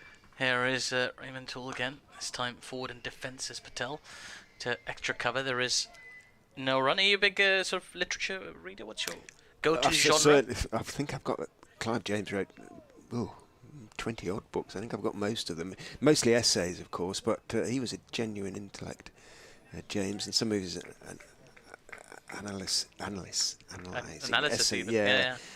Essays are outstanding works, really, and huge awareness of history. Here is Raymond Tool again, persisting on that length just outside the off stump. Often Patel just leaves it, very measured with his approach both ways. That is the end of the over. 66 for no loss. That's a maiden from Tool, I beg your pardon. Patel remains 26, Budinger 39 off 52. So, I mean, in terms of sort of fiction, what's your go-to genre? Probably the classics, to be honest. You know, I'll reach for a Dickens very readily, basically. But during the summer, I tend to be so tired when you get home. Usually only 3 or 4 pages, and it's sort of starting to nod off. But I don't tend to read. I mean, fiction doesn't really apply with cricket anyway, but I don't tend to read sort of cricket books as much as I used to. I find there's so many of them, you don't know where to start now. There's the thing. Duncan Hamilton's always a reliable author in terms of cricket, on whom to fall back, so to speak. But I prefer the older ones, the sort of the Arlots and the people like that, really. Round the wicket goes Rain. Bowls 2 Budinger with Robinson standing up to the stumps. He's just taking the pace off the ball, perhaps a fraction, Rain, as that one is played out into the offside where Lees is the fielder. Rain, I think, knows that it could be quite a long and hard job whittling out wickets, so to speak, but they'll field if they can get one. Leicestershire might be vulnerable. Wickets do have sometimes fallen in clusters with them. Rain is in. You could see him rolling his fingers across that one, but didn't really get any response from the ball or indeed the pitch, as that one is defended by Budinger out towards the straighter of the 2 mid wickets. Well, I believe is Beddingham. He's not got his back to me at the moment, but he's definitely a taller man than Liam Travaskis, who's alongside him but a little bit further back, just sort of 3 or 4 yards away perhaps. Rain is in, Budinger driving back to Rain, who fields in his follow through and sort of shapes as though to throw the ball at the stumps, but sees that Budinger had gone nowhere, doesn't bother doing so. Too old a hander now, I think, Ben Rain, to expend unnecessary energy, physical or emotional in that respect. 66 without loss remains the score. But definitely fair to say he's made a success of his time back at Durham, because he did actually start there at Durham, yeah. many moons ago, before spending 5 years with us here at Leicestershire. I feel like I've only ever seen him play for Leicestershire. Already was he felt like a mainstay very quickly. He said the only reason he said he probably wouldn't have gone anywhere else, but Durham obviously meant going home, essentially, to Sunderland, where he's from, and his family all are. In goes Rain, the sun glinting even off his palette, and he's looking to turn that one into the onside. Patel, inside edge and pad. The ball pops up again, but a long way short of Travaskis. Beddingham has gone back 2 second slip, so Travaskis is on his own at that sort of shortish mid wicket area. I've just seen we've been joined by David Townsend, DT, next door. Just caught a glimpse of him, gave him a little wave. He's enjoying the company of Marty Emerson at the moment, so I shan't break him away, but nice to see him. Rain is in, bowls, and that one is drifting onto the legs and is clipped neatly off them by Budinger. It was much fuller, and he's much more comfortable with that sort of length. Turns it down towards deep backward square, where Matty Parkinson, with the Parkinson trot, very recognisable Parkinson trot, just like Callum as he runs there. Callum has worked really hard on his running, and he's made himself into much more of an athlete than he was when he first came to Leicestershire from Derbyshire, in Callum's case. Oh, okay. Yeah, Leicestershire, Derbyshire. He moves right across to wide long leg, Matt, because Rain is bowling at Patel, bowls straight. Patel bat a long way in front of his pads as he leans forward to that and pushes to mid-on, and there is no run. End of the over, the 16th of Leicestershire's first innings. They are 67 without a loss. Now, there's a lot of cricket happening around the world at the moment, but I was pleased to see one of my predictions go down in flames. Have you ever made one of those sort of predictions, Richard, which goes so spectacularly wrong that you almost don't want to communicate with the people to whom you made that prediction? Do tell. I did this podcast previewing the World Cup qualifiers. There's a one-day international World Cup later this year in India, and there's currently a qualification tournament underway in Zimbabwe. I was previewing it for an American radio channel. I'll tell you a bit more about that in a moment, as Raymond Toole, I beg your pardon, bowls a short ball, a very quick delivery there, where Budinger decided very late to just pull out of the way. He practices a more dashing shot across the line. I'm not sure if that's advised. In any case, just to come up... Interesting you should call him Richard, because that Clive James character I mentioned's name is Richard. Richard Toole. Maybe I've read it as well. More than that, I will not say. Yeah, no, that's fair enough, yeah. This time it didn't go over my head, let's put it that way. Okay. Here we go. Here is Raymond Toole, full, and pushed to mid-on for no run. So I suspect, because it was for an American radio podcast thing, I suggested that America's best chance in this World Cup qualifier would come against Zimbabwe themselves. Of course, Zimbabwe have been on a bit of a tear in this World Cup qualifier, winning each of their games, and today looks like it'll be no different, because the team that I expected the USA to have a chance of beating, they've scored 408 for 6. I'll tell you what the USA are in reply in a moment. As Ray Toole is in again, and that ball's been driven beautifully, but straight to the fielder at mid-off, and there is no run. USA, in reply to 408 for 6, are 104 for 9.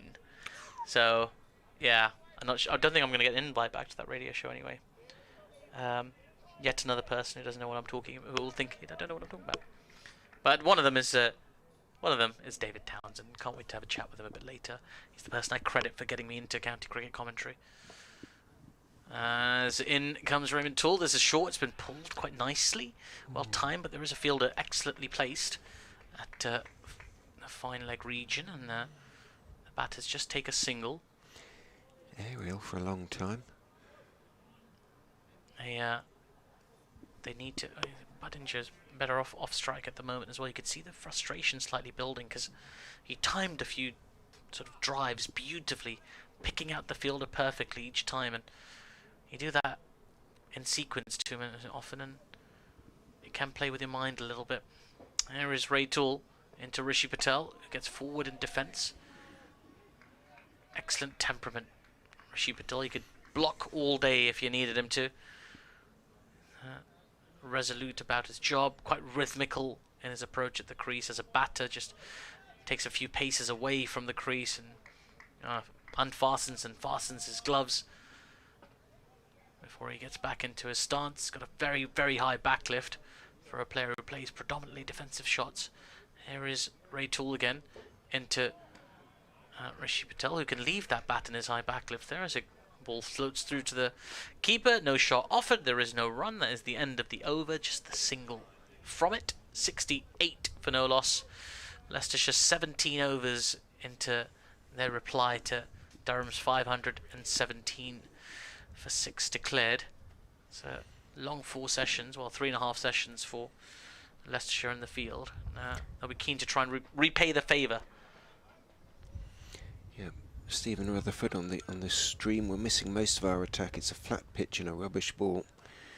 I don't think he's anticipating Durham being able to force victory. Obviously, no Mark Wood, but they must be used to Wood not being available. But no Potts is a real blow here. You feel Rain is into Budinger, who is forward a little tentatively defending that one, pushing it out down the pitch on the onside, picked up by Travaskis, and there's no run.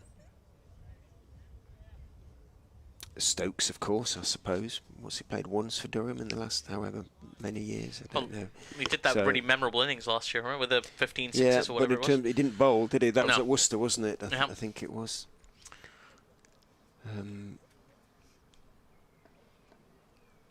Rain in, Budinger forward, head down, bat next to front pad, playing out to mid-off. Seen that way, I suppose. We're pretty blessed down at Middlesex. Don't often lose players to England anymore. At least you know what you're working with for the season. There is that. As I've been saying, Ahmed, the first England player that Leicester have produced for too long, really. But very important that he has come through and graduated, so to speak. Rain in, Budinger again defends, leaning forward, playing the delivery out to mid-off.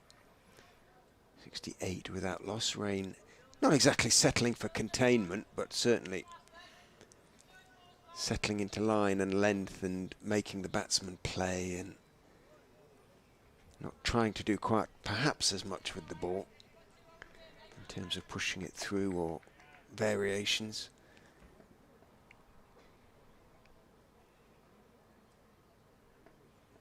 In he comes. Bowls, leg stump, Budinger turns him down to long leg. To Parkinson. Parkinson's gone off actually, so if the 12th man is on the field, I'm not quite sure why. I think he's okay. I'm sure he's alright. He seemed to go off alright anyway. Budinger on to 42, outscoring Patel at the moment, but he's seen post-lunch most of the strike actually, curiously. His 42 has come off 65 balls, Patel's 26 off 41.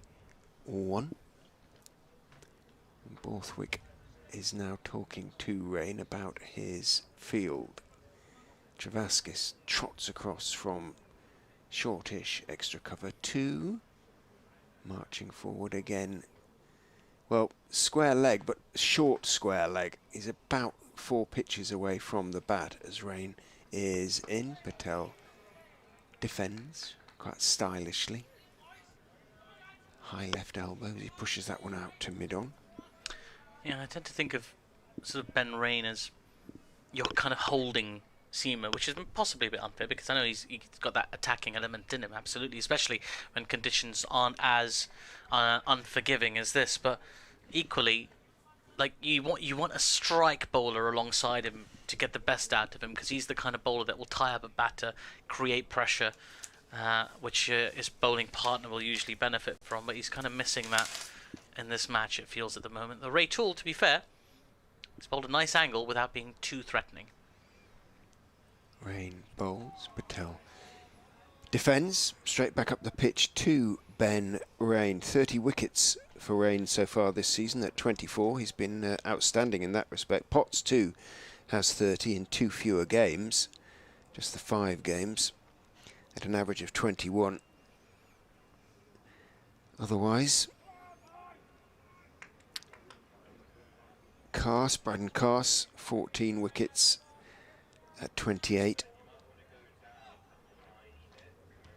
And that's pretty much it, really, in terms of Seam. Coughlin has 10. But they are struggling with call-ups in particular, and also injuries. Rachel to continue now for his 9th over. Here he comes as a full ball. It's been driven nicely by Budinger, but only as far as mid-on. There is no run. And the fact that Rain and Toole have bowled on change throughout the innings so far. All right, yes, they've had lunch in between, but it tells you all you need to know, doesn't it, really, about the paucity in terms of depth of the Durham seam attack. They've got a big workload ahead of them. They're going to be doing a lot of bowling over the next, well, at least today. possibly even tomorrow. This is full, driven nicely past the fielder, extra cover. That's the shot that Buddinger's been looking for a long time. And every so often he's found the fielder, but not that time. He puts it past the fielder and it runs away for 4. Terrific shot that to break that little phase of deadlock. And 73 for no loss is the score. Terrific shot. That's balance. And you must always think you have a chance as a bowler to Budinger. Yes, he could flay you around the park very easily, but he also is not afraid to go aerial. That was in the air for a long time. Here comes Ray Toole. He bowls. That's worked to short mid-wicket. Who throws the ball to the keeper aggressively. And there is no run as the keeper throws the ball back to short leg as well. Just doing a little rotation around the pitch the ball is at the moment. It's gone slightly more overcast again. It's that kind of day where the sun's going to hide behind clouds every now and again. Just gives a bit of cloud cover. It's much cooler today. Yesterday was almost oppressively warm. It's a lot more pleasant today. Here comes Ray Toole onto the hips of Budinger, who works the ball out to deep square leg for a single. The batters walk through for a single. 74 for no loss the score. Budinger closing in on a half century. He's on 47 off 69 deliveries. Patel on 26 off 43. And yeah, I shall make way after next couple of deliveries for Marty Emerson. Catch up with my old mate DT. I first met at an Ireland test match of all places. Here is Raymond Toole, full, driven nicely by Patel, but an excellent diving stop there at mid-off prevents anything more than the single. That is very, very good work from... it's Benny. It is, isn't it? It's Ben Rain. He's working hard, isn't he, today? Always can't get away from it. He's yeah. still down on one knee. He's not got quite up yet. He's in that sort of Shakespearean Hamlet holding a skull position. He's okay now. He's up and about. Is that the cigar advert? Alas, poor Ben. Right. There we go. Ray Toole. Building his rhythm. There's a bit of Trent Boult about his run-in, actually, in his bowling action. As he bowls across the left-hander again. He's flicked this away fine, and it required a sliding stop. It didn't get the sliding stop in the end. Not an effective one anyway. The ball runs away to the boundary for 4, and that is 50 for Sol Budinger. Terrific innings. Some great stroke play from him. Taking advantage of these conditions. He's applauded by everybody here at Leicestershire. Outstanding innings. 79 for no loss after 19 overs. Came off 70 balls and included 8 fours. And given that batsmen were pretty much level pegging at lunch, Patel 21, Budinger 20, to then go to 51 while Patel has just gone on to 27. Yeah, an indication of how much of a strike Budinger has had post lunch. Rain will just keep on trucking from the Bennett end. Still got the 2 slips in. Bedingham at second and 2 catches on the leg side. Stretching forward is Patel, playing with an angle back, guiding it down towards third man, and it goes the distance. Bedingham put in the chase, but for form's sake as much as anything. It was slowing, but was never likely to slow sufficiently for Bedingham to chase it down. So Patel onto 31 now, 83 without loss. Martin is back alongside. Enjoy your lunch? Yes, nice. Good. Slow cooked beef. Fell apart on the fork. Good stuff. Oh, they're rattling along here, aren't they? Yeah. Rain is in, bowls straight. Defended into the onside by Patel. Many sort of Durham commenters on the stream remarking on or regretting obviously the absences, the many absences, but I think that's a sort of must be a theme really for Durham. It's very difficult. Potts is called up, Wood, and injuries as well, obviously. Carse and Coughlin injured. Yeah. Carse has been doing a lot of training here and running around the field and whatnot. That's what I'm doing, is sprinting up and down there. Rain in to Patel, drops it out into the offside, almost gently. Puddington got 64 against Durham on his first-class debut last year in September, so he's got another 50 for them today. And his highest score 72 against Derbyshire in April. A real opportunity for him to really go to, make his mark, go to 3 figures on a pitch like this. Kind of needs to do so as well. Rain is in, bowls a bouncer. Patel sees it very early and just bobs at the knees, sinks briefly to his haunches, gets back up again. So is that his third 50 in first-class cricket, and 2 of them have been against Durham? Indeed.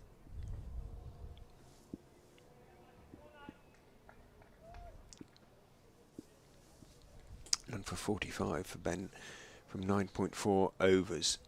You would imagine that given this is his 6th over of the spell, in goes Rain and bowls, defended again by Patel down the pitch on the onside. Well, I suppose if you don't count lunch, it's the 10th over of his spell.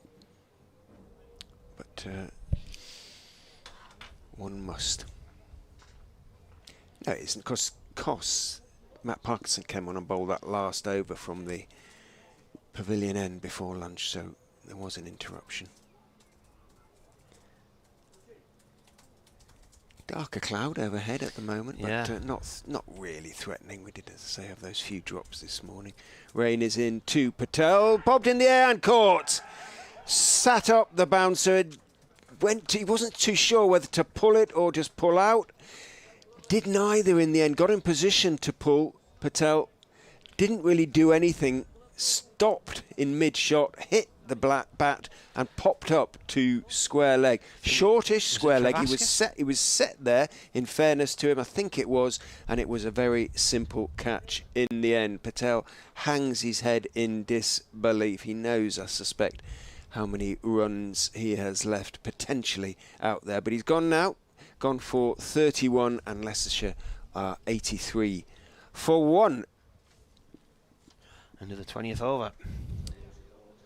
Yeah, it was Liam Travaskis.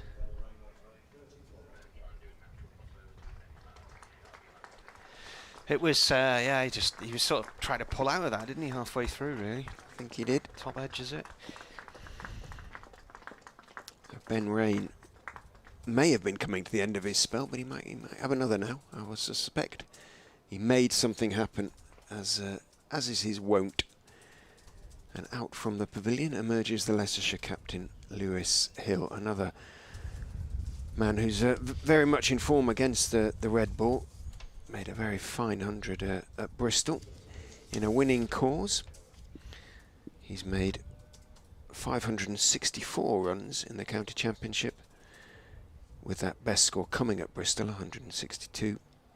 Not out, and he averages, like Patel, over 50, 51.27. No, that 162 wasn't against Gloucestershire at Bristol. It was earlier this season.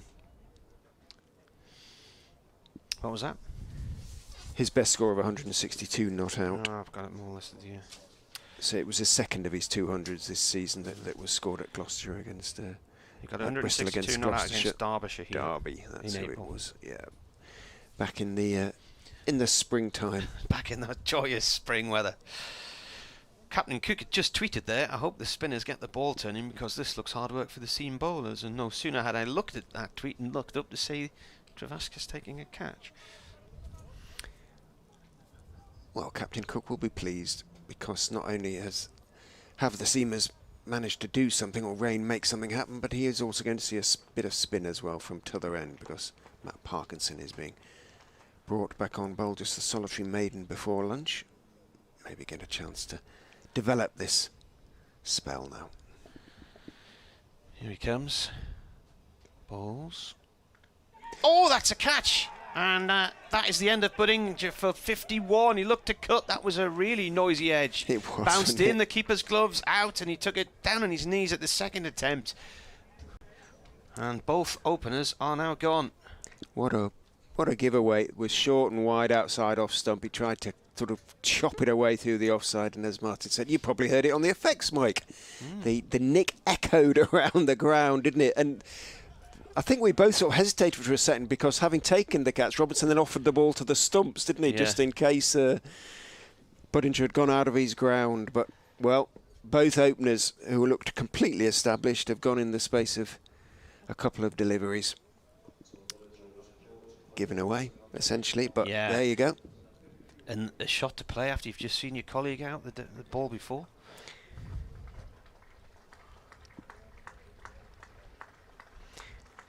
And he'll be very disappointed not to have gone on there, Sol Budinger. He can barely drag himself from the field, but drag himself from the field he must.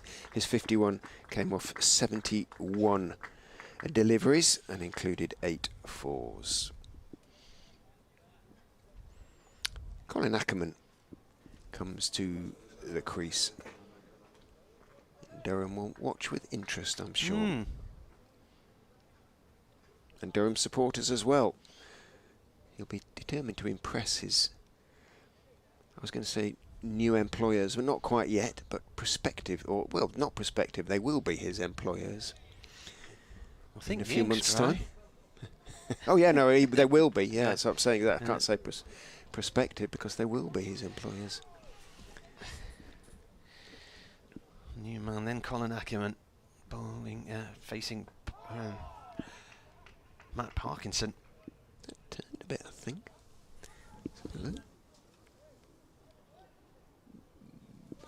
A bit. Good ball though, nice loop and nice length. Comes in again and bowls. Oh, that turned. That turned. Oh, that did a bit of turning. Leg spin. I can't make me mind up here. What? I've got my sunglasses on, sunglasses off. On, off, on, off, on, off. That was a beauty. From the pavilion end, right arm over, and that is driven. And it only goes a few yards on the offside to Borthwick, no run. So 2 new batsmen at the crease, and 434 behind when those 2 wickets fell in consecutive balls. Parkinson bowls, and this is snuffed out on a length by Ackerman.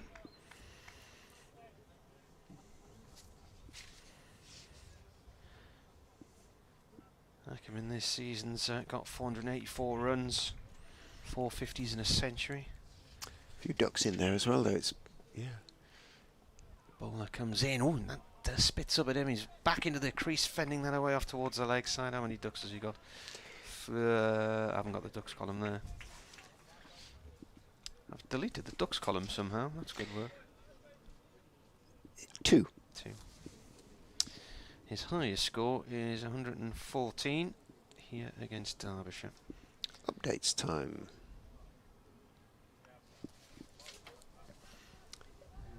Hello. Well, the Foxes were going nicely just a few moments ago. They were 83 without loss in reply to Durham's first innings, 517 for 6. But they're now 83 for 2. Both openers have been dismissed in the space of 3 deliveries. First, Rishi Patel tried to pull out of a hook at a short ball from former Leicestershire player Ben Rain, lobbed up a simple catch to Liam Travaskis at short square leg. And then a few moments later, Sol Budinger went back to chop a wide delivery from Matt Parkinson away through the offside, got the faintest of edges and was caught by wicketkeeper Ollie Robinson for 51. 83 for 2 then, so 2 new batsmen at the crease. Lewis Hill yet to face a ball. Colin Ackerman has faced 5. Neither have scored. The Foxes 83 for 2. And Lewis Hill has got off the mark. That delivery from Ben Rain, thick inside edge, runs down to fine leg. You may have heard the ball hitting the advertising hoardings in front of us, so not entirely fortuitous. He was trying to turn it down to the leg side, probably not quite as fine as it actually went, but it went nonetheless. So Hill off the mark with a boundary off his first delivery.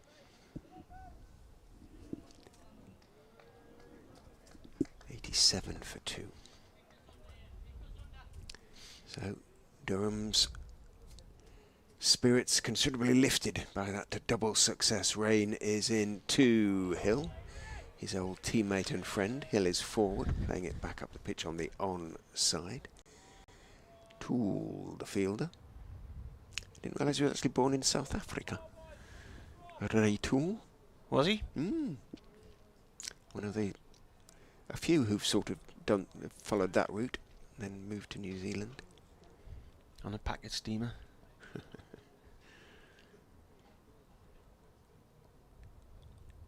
Rain. In he runs. Bowls. Hill is forward. On off stump. Out into the offside. Runs the ball. Scott Borthwick picks up and polishes vigorously. Yeah, Damo sent the photograph of the hole in the bus window. Did you see that? Now, I heard you talking about it there. That's what I said. hole. You can't open them, so the only way, if it hit them, yeah, gone that must right have been through. a bit of a shock to those on board, especially if you're in that seat. Yeah. And a joke for our younger audience. Somebody tweeted, "I'll get you, Butler." Yes, I was going to say, there won't be many of us left to remember No. that programme. On Though the it has a buses. certain, unless it's being shown on Forces TV or something, It must be it's on one of them. few of them. I'll tell you what I You came can across scroll the other through day. and see them, can't you? There's a channel called Talking Pictures or something. Oh yeah, that's brilliant. I've never heard of it until a few days ago. Sensational. In goes Rain and bowls. Back goes Hill and defends off the stumps back to Ben Rain. Now, it's about 4 years old, shows old films. Yeah. And brilliant. I mean, some of them are a bit Well, corny, but some of them are brilliant. I was just flicking through one afternoon and I came across Crown Court. Can you remember that? I do. There was And, plenty that of was, jobbing actors made a good living doing yeah. that. And then that night, flicking through the channels again, it was Secret Army. Remember that too? Yeah. About the resistance in Brussels, I think, wasn't it? Rain is in. Bowls. Defended again by Hill. Out towards Alex Lees, who's at a short-ish mid-wicket. Genuine short legging now for Hill, as in padded up and helmeted up. And his cap tucked into the back of his trousers. It's not Travaskis, who's at on the other side at a shortish, almost point position, just in front of point. Now Lees is leaving mid-wicket and going into leg gully. Yep.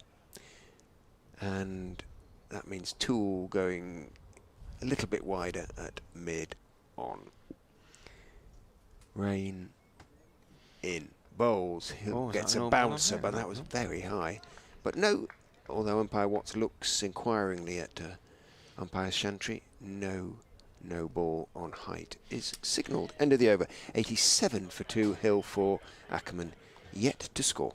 Andrew Radd, who's the Radio Northampton cricket commentator, said he loves Talking Pictures because his father crops up occasionally on some of these older dramas because he was a jobbing actor. Oh, right. And same name? Yeah. Okay. I don't know what his father's...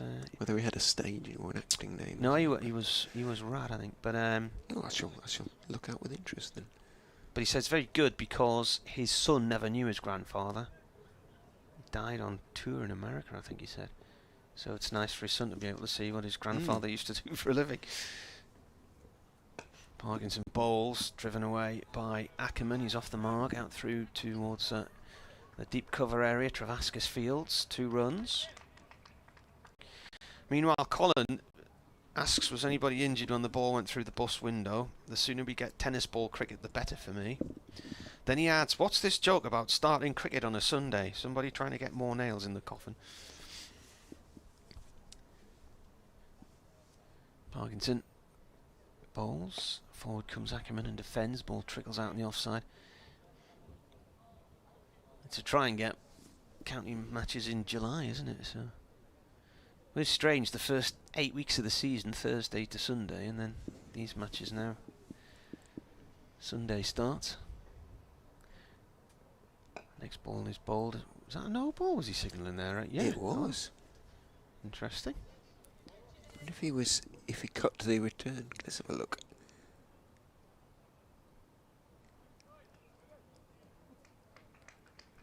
Wouldn't mind seeing that again. It didn't look to be in it, but anyway, there you go.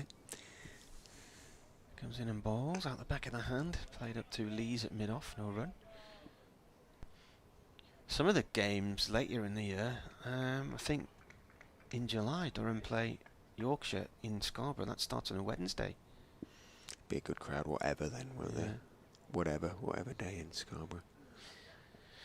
And it's floated right up into the block hole, played away by Ackerman up to mid-on. All the Wezzies on holiday. Yeah. That clashes with the Deershed Festival this year, so I've got to have missed Deershed out this year. Music? Yeah. Okay. Lots of things, actually. It's just defended. And there's one ball. 2 balls left in the over. Has it clicked over that delivery? No, it hasn't. There you are. Right, 1 ball left.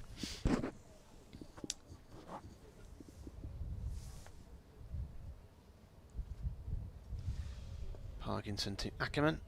Ackerman drives. It's a bump ball. It bobbles past the bowler and down to Lees at mid-off. End of the over. No run there.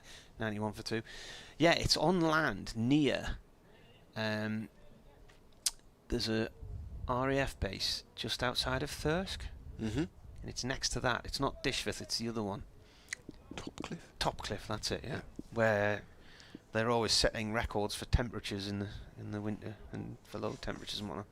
So it's in this big parkland estate, which is actually a girls' school as well. It's nice. So you get some good bands there and some good comedy acts on as well. It's just a nice family atmosphere. I'm impressed with the captaincy here. Like the field, he always seems to be thinking, trying something new. As Rain is in 2 hills, waiting for one, and then just playing it carefully out towards wide-ish mid-wicket. Is that young Mr. McAlinden out there? Moving to his left of field. Slightly beanpole. Will you be targeting the veterans category in the World Triathlon Championships in Sunderland next month? Will you be popping up to the Roca Riviera? Oh, bless. No, I'm at Castle Howard is my next one, which is nice. Which is a age group qualifier for the Europeans. But no, I shall watch. I watched the World's last time out. That was in Italy. In goes Rain, and he's going to pick up 4 there. Ackerman outside off stump, steered away by Ackerman down to 3rd man, who isn't there. It is an empty area at the moment, and Ackerman, as a consequence, picks up his first boundary of his innings. You have all the lavender fields round near Castle Howard. I think there's a lavender farm you can visit, actually. 6 to Ackerman, 5 to Hill, 96 for 2. Isn't it in the Howardian Hills? It is. It is. Nice corner of the world, that. Hence Castle Howard. 2 slips and a gully now, and a leg gully as Rain bowls to Ackerman, who strokes it firmly out to mid-on, bounces off the legs of Toole, who'd formed the long barrier, but that's where you form the long barrier. Went through the hands, but hit the knee. It's 12 years ago this week that I was at Castle Howard. It's the only time I've been there, and it was the week of my 40th birthday. And we went with the kids, and it was absolutely blisteringly hot, a bit like yesterday. But we got covered in those little corn flies, you know, they just get everywhere certain days of the year. Right. Fango Fox says we're now about 3 seconds behind on the stream, which might therefore have to be launched again. In goes Rain and bowls. Squares up Ackerman slightly, who's playing from the crease as he defends that one out into the offside. Sometimes relaunching on your computer works, but usually the stream has to be just sort of kicked a bit. Hit with a mallet. So if anybody is listening who can work that particular oracle, please do so. Could be kicking off in Hartlepool. Probably not the first time that's been said. I imagine. In goes Rain and bowls. Ackerman is forward. Paul Wilson says, hi Marty and the mob, greetings from a fairly sunny but with threatening clouds, Costerdale, Hartlepool. Just got in from work, excellent work by the Durham batters, but the pitch looks like a batting track. Should be with you until the close, have fun.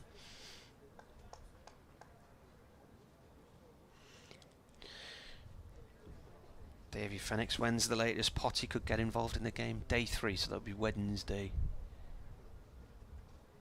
Wednesday's the final day, isn't it? Wednesday's the 4th day, yeah. In comes rain, and bowls Ackerman is flicking at one that's going down the leg side. Didn't get anything on it. And taken neatly by Robinson.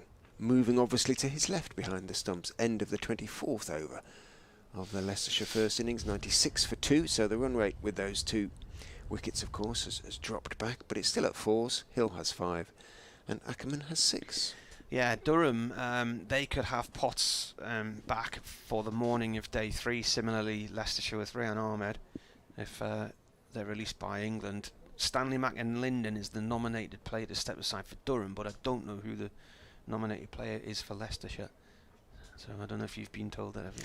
I haven't been told that. I can find out. Presumably it has to be by the 3rd morning. A similar purveyor of spin or whatever. I don't know. Is there other rules in that respect? Well, it's a bowler for a bowler, I suppose. Well, it should be, shouldn't it?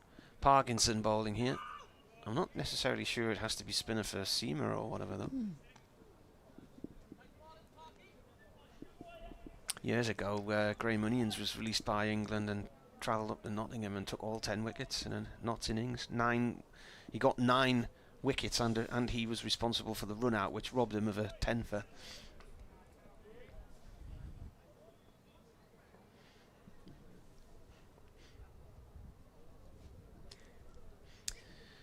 Matt Parkinson bowling here. Oh, an inside edge, and it goes off down towards fine leg from Hill.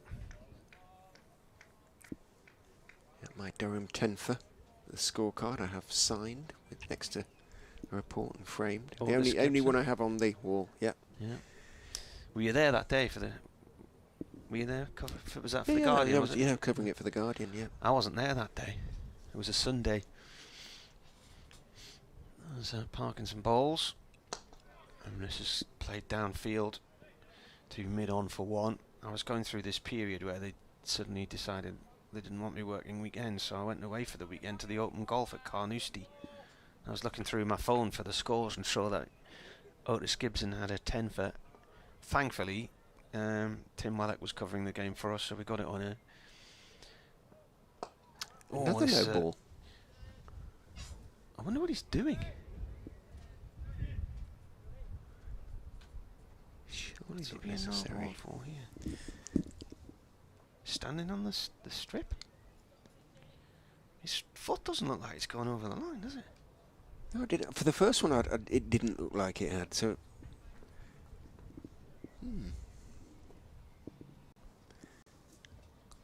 Balls again, and the ball driven downfield and past the stumps at the bowler's end and away for 4 to the more or less where the door to the pavilion is.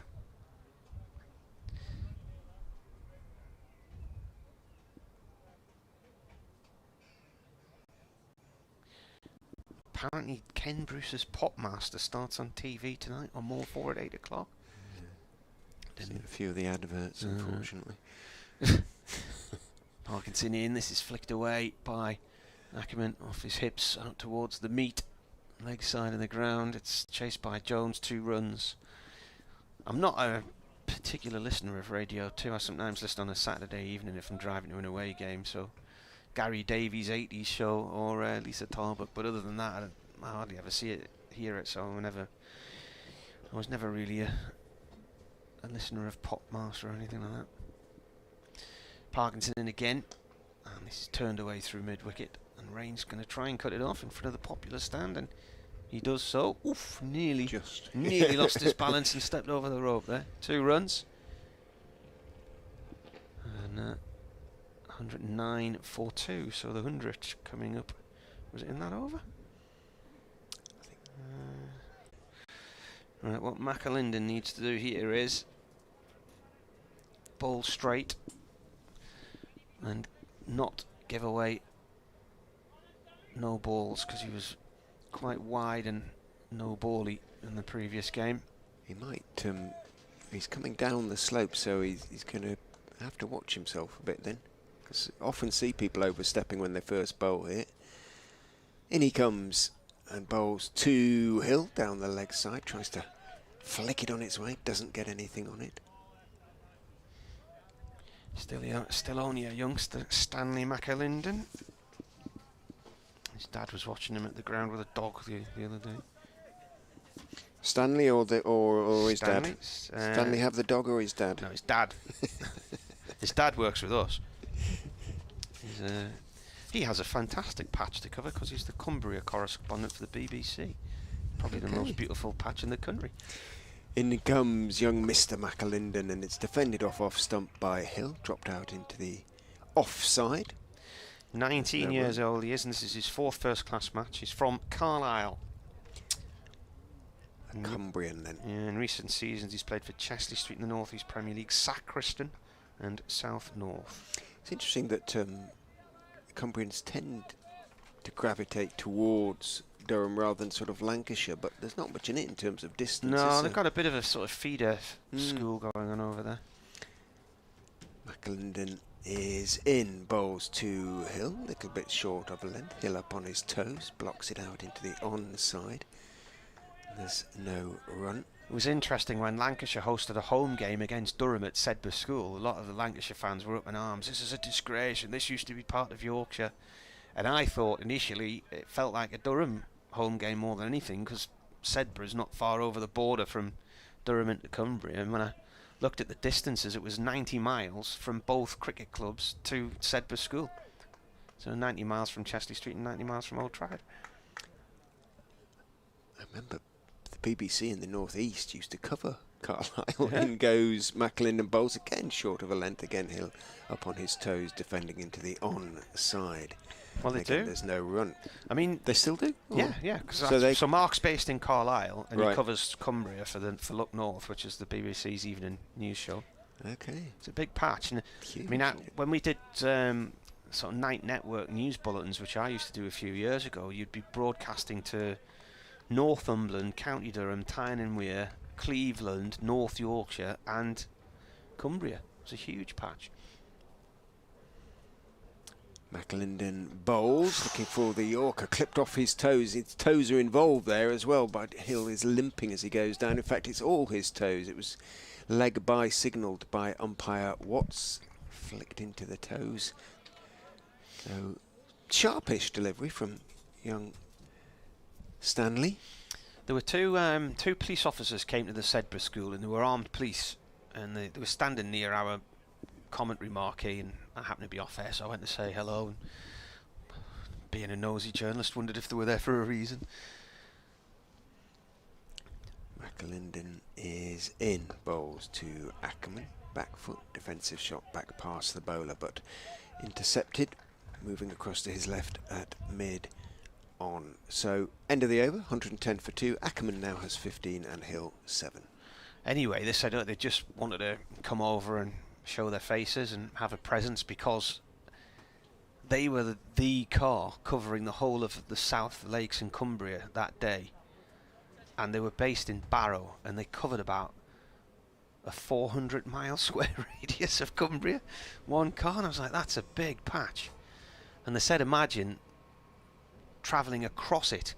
It's much quicker, for instance, if you're going from the South Lakes to the north to go back onto the M6 and up the motorway than drive through the middle. But traversing across Cumbria is quite difficult. So if I'm doing a bulletin in Newcastle and somebody's listening to me in Barrow, they're more than three hours away by car. I could get to Birmingham quicker. 110 for 2. Matt Parkinson bowling here. And this is left alone by Hill, who's on 7. I mean, maybe not the pitch for him, but he looks sharpish, young McAlinden. He's got a bit of... Yeah, he's got a bit of speed about him. Yeah, he just needs to get his line sorted. And of course, with his tallness comes injuries. Stress fractures and that kind of thing. 1 for 17 from 4.1 overs from Parkinson. This is just nudged away by Hill towards the square leg boundary. Sun shining at the moment, lots of broken cloud. There was a little bit of rain forecast around about midday. There were a few drops on the window, but again it's skirted by us. I'll do this over and then I'll have to go next door again to updates time. 111 for 2. Ackerman's on 15 as Parkinson bowls. And He's forward to defend this one. Large stride there to get on top of that.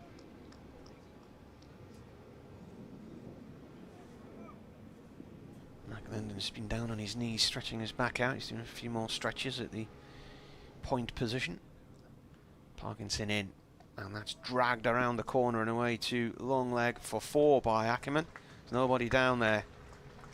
Got a short mid-wicket, and then the other person is Ben Rain on the boundary sweeping up, and he's square of the batsman. So if you can drag it round that corner, there's runs to be had. There's a whole quarter-shaped segment of the ground unmanned.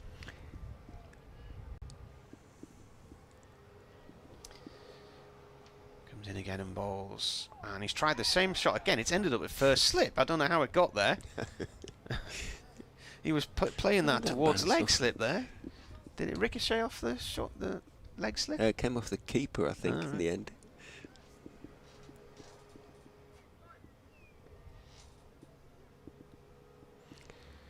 Last ball of the over. And a drive out through the covers. Borthwick dives, but he can't get it. Runs out to... I think that's Raymond Toole. Has he got number 30 on his back? Who's number 30? Toole. All right. Yeah, I've got him as 1 on my scorecard.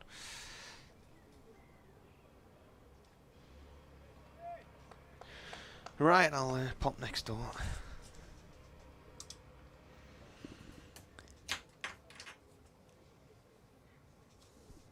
McAlinden, meantime, will continue from the Bennett end. Interesting first over. Bit about him. Maiden over, so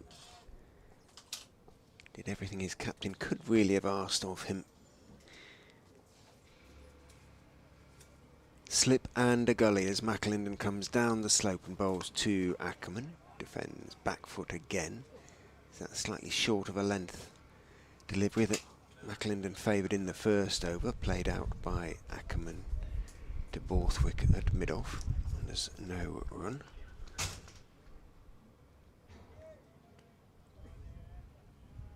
Martin likes to give himself lots of time before the update.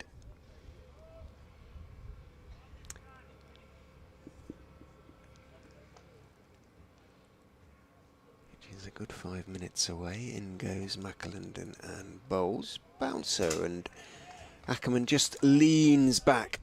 Didn't really get up too high. Taken by Robinson, and again there's no run. Latif coming back alongside, plugging in his headset. Hello, Richard. Good afternoon. Did you miss me? Very much. Very good. I'm pleased to hear it. As ever. No wickets fall when I'm on commentary. Let's put it that way. 33 this partnership worth now as McAlinden is in. Ackerman gets a delivery that is full and down the leg side. Steps inside it, tries to flick it down to fine leg. Doesn't get anything on it. Good take by Robinson, but again it was a lively delivery. Noticeably quicker, probably, than any other bowler in the game so far, young McAlinden. There's some remarkable things happening elsewhere in the county championship world, which I'll tell you about at the end of this over. Scores? Yeah. Oh, right, okay. McAlinden is in. Oh, looks for the Yorker, and he has overstepped. It's dug out by Ackerman, a big puff of dust. But just over-striving there, Stanley McAlinden. The no ball is called. 118 for 2. I like how the umpire went over to the line to explain to the bowler, who was already at the back of his run-up by the end of it. He knows how far he's overstepped. He's got a long old run-up as well, doesn't he, McAlinden?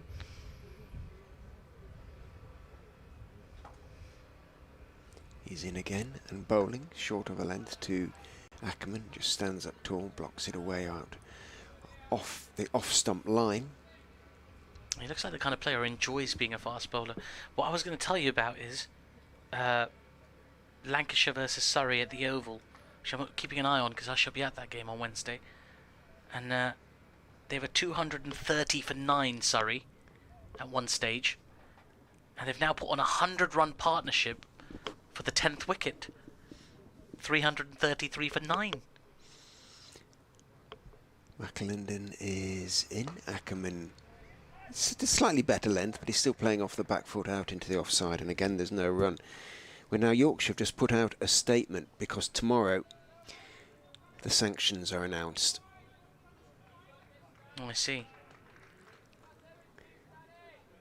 Making representations to the CDC panel, we hope to achieve a reasonable sanction which takes into account our acceptance of the charges and the current financial position. So there's clearly going to be a hefty fine of some kind. In goes McAlinden, bowls very high bounce, gets away with it, as in financial impact of the racism crisis, including the loss of sponsors and the removal of privilege of hosting international cricket, which obviously has now been reinstated. So yeah, it doesn't really say too much in that respect, the statement. I'm surprised they've released it a day in advance. Yeah. But, I'm just trying to get ahead of it all, I suppose. I guess. Coming up to an update for BBC Radio Leicester after the news. Yeah, they're just having a little drinks break at the moment. Yeah, that 10th wicket partnership is now worth 103 runs. Daniel Worrell at number 11 is on 45 or 50 deliveries. It's not bad for a number 11, is it? It's not bad at all. And he's got Sean Abbott batting alongside him. He was on 67 or 56. They were 230. I mean, they could have expected a hefty lead at one point in Lancashire, and now they're behind by 59. Very frustrating. Yeah, for them, yeah, absolutely. Not so much for the Surrey fans. No. They get plenty to celebrate. We'll be loving a last wicket stand. I spent some time with up at Yorkshire as well this season. I went to their hosted, in fact, one of the community dinners that they had at the county cricket club, and they, it's very easy to be cynical about these things and how much of them are for appearances and so forth. But I really genuinely felt that there was this desire to change things at Yorkshire and make it more accessible. And I had Darren Gough with me, who's obviously very, very heavily involved with Yorkshire historically and presently, and he talked about just wanting to make it a place where every single person feels welcome.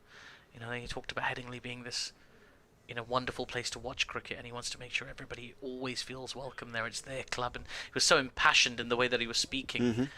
And Darren Gough, anybody who's spent any amount of time with him knows he's a very sincere, very genuine figure. And it filled me with a lot of hope. There wasn't any sort of denials or poo-pooing or, just like, I remember speaking to the PR person there as well just before I did it, and I said, well, can I bring up what's been going on? They said, bring up anything you want. Darren's happy to talk about it. And, I'd like to see, some consideration when those sanctions are released about what they're asked to do or contribute. Here's Parkinson. I beg your pardon. It is Mark Parkinson. I beg your pardon. He starts with a full delivery, just driven back to him for no run. Yeah, I mean, it would have been heartbreaking if that was the end of Yorkshire, which it almost seemed like it might have been for a while as a county cricket team. But it's a resilient part of the world, and hopefully it'll come through this and be better on the other side as the next ball's pushed out towards deep extra cover quite nicely by Lewis Hill. We'll wait and see what comes out of that tomorrow. Yeah, it's been frustrating for Leicestershire fans. Had to watch Durham bat for 3.5 sessions, and then both openers really kind of gave it away, it has to be said. After some very nice bright starts, did a lot of the hard work, and lapses in concentration, both those dismissals. Here is Parkinson again, that's down the leg side, looking to flick it is Ackerman. He misses it. It's well kept by Ollie Robinson behind the stumps. There is no run. There's just 2 lapses of... Oh, I'll break away for your update. Parkinson is in and bowls. Worked by Ackerman off the back foot out into the covers. Realises there isn't a run to be taken. Doesn't. He remains on 20.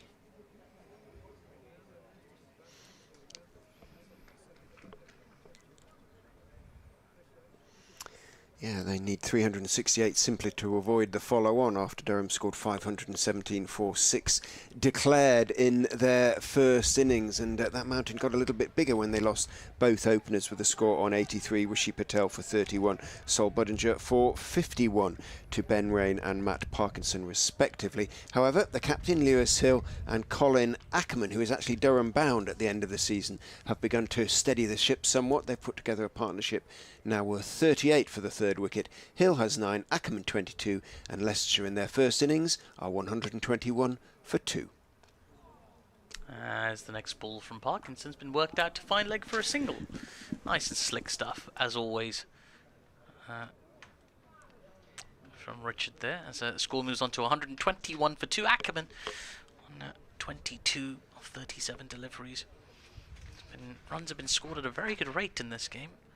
Leicestershire currently going at 4.3 runs per over, having been put into bat just a little before lunch. So that's a little fuller delivery, takes an outside edge, and it's been caught at slip.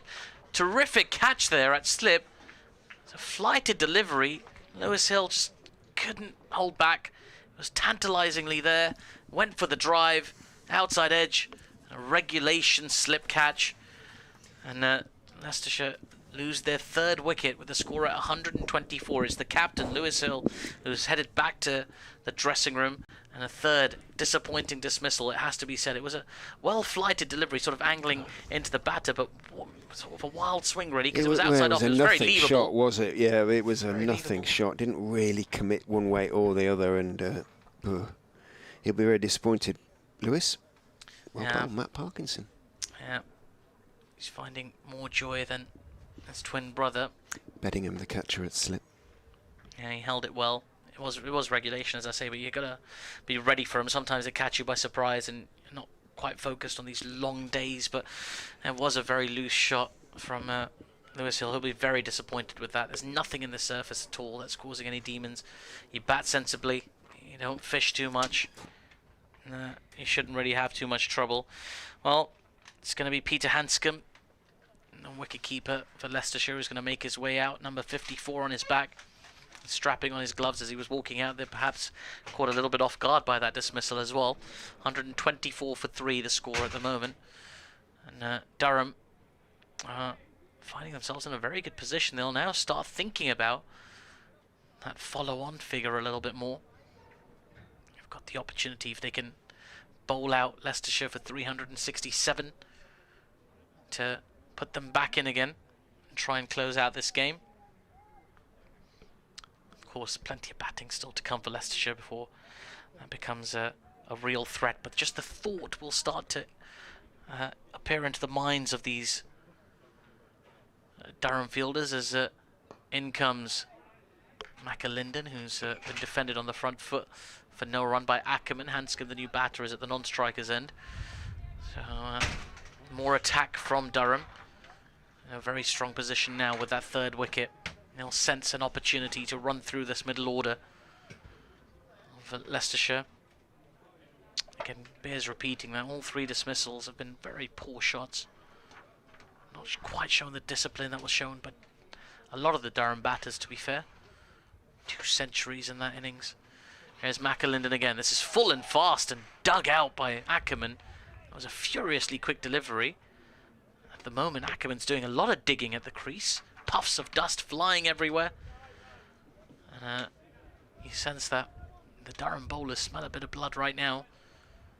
McAlinden's bowled 2 furious overs already. This is his third. Just conceded the 2 runs. There's a maiden in there as well. Bowling with pace. A really, really long run up as well. Almost by the boundary at the Bennett end of the Grace Road cricket ground. Here's Ackerman now with a big backlift facing up to McAlinden. He flicks that away nicely out towards fine leg. That's the fielder from square leg. In fact, he'll run in to try and field it. He misfields. It doesn't cost them anything. Just a single to the score.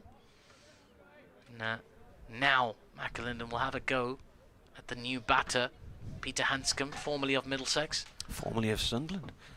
Sorry, Durham. Durham as well, yeah, absolutely. Sunderland. Yeah. There's been a few of those Durham to Leicestershire, Leicestershire to Durham situations in this game.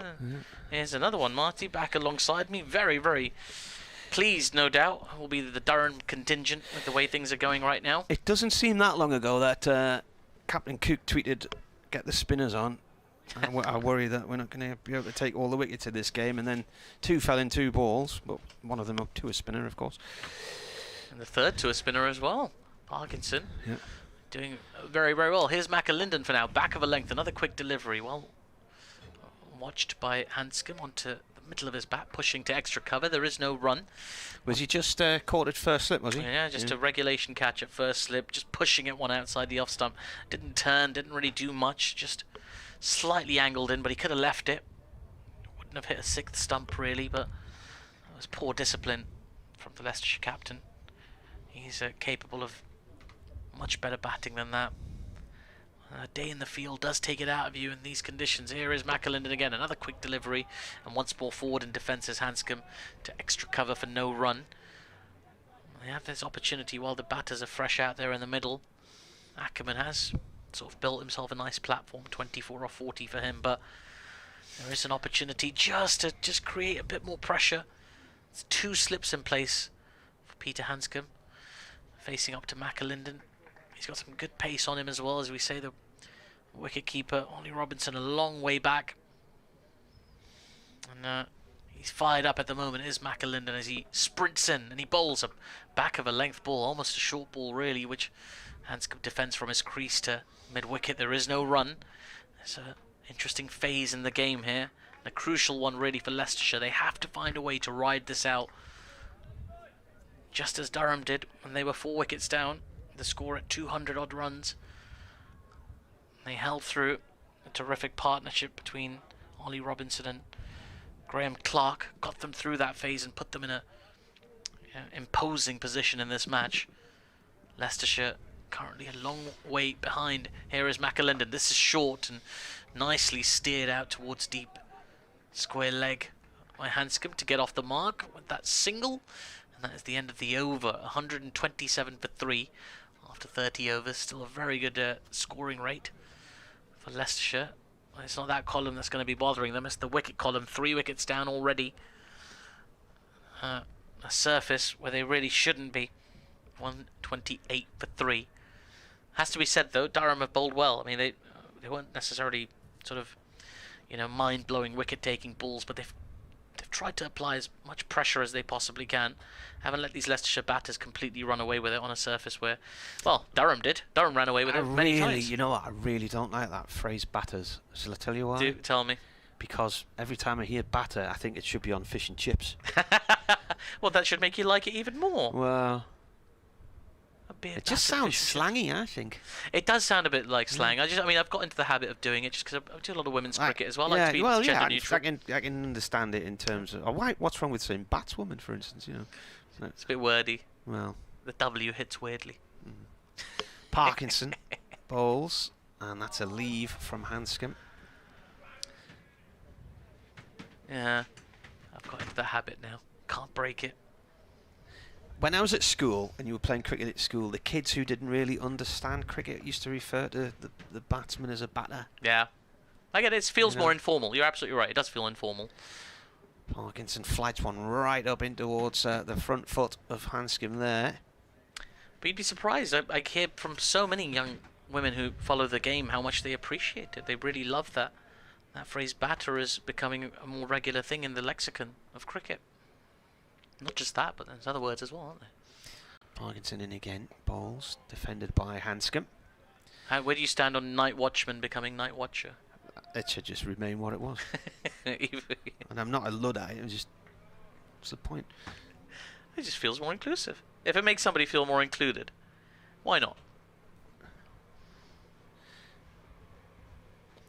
Oof. This ball turned late and just past the grasping hand of Clark. Short leg, 1 run. I tell you what, would have been a hell of a catch if he took it. Yeah. Especially given it was on the floor.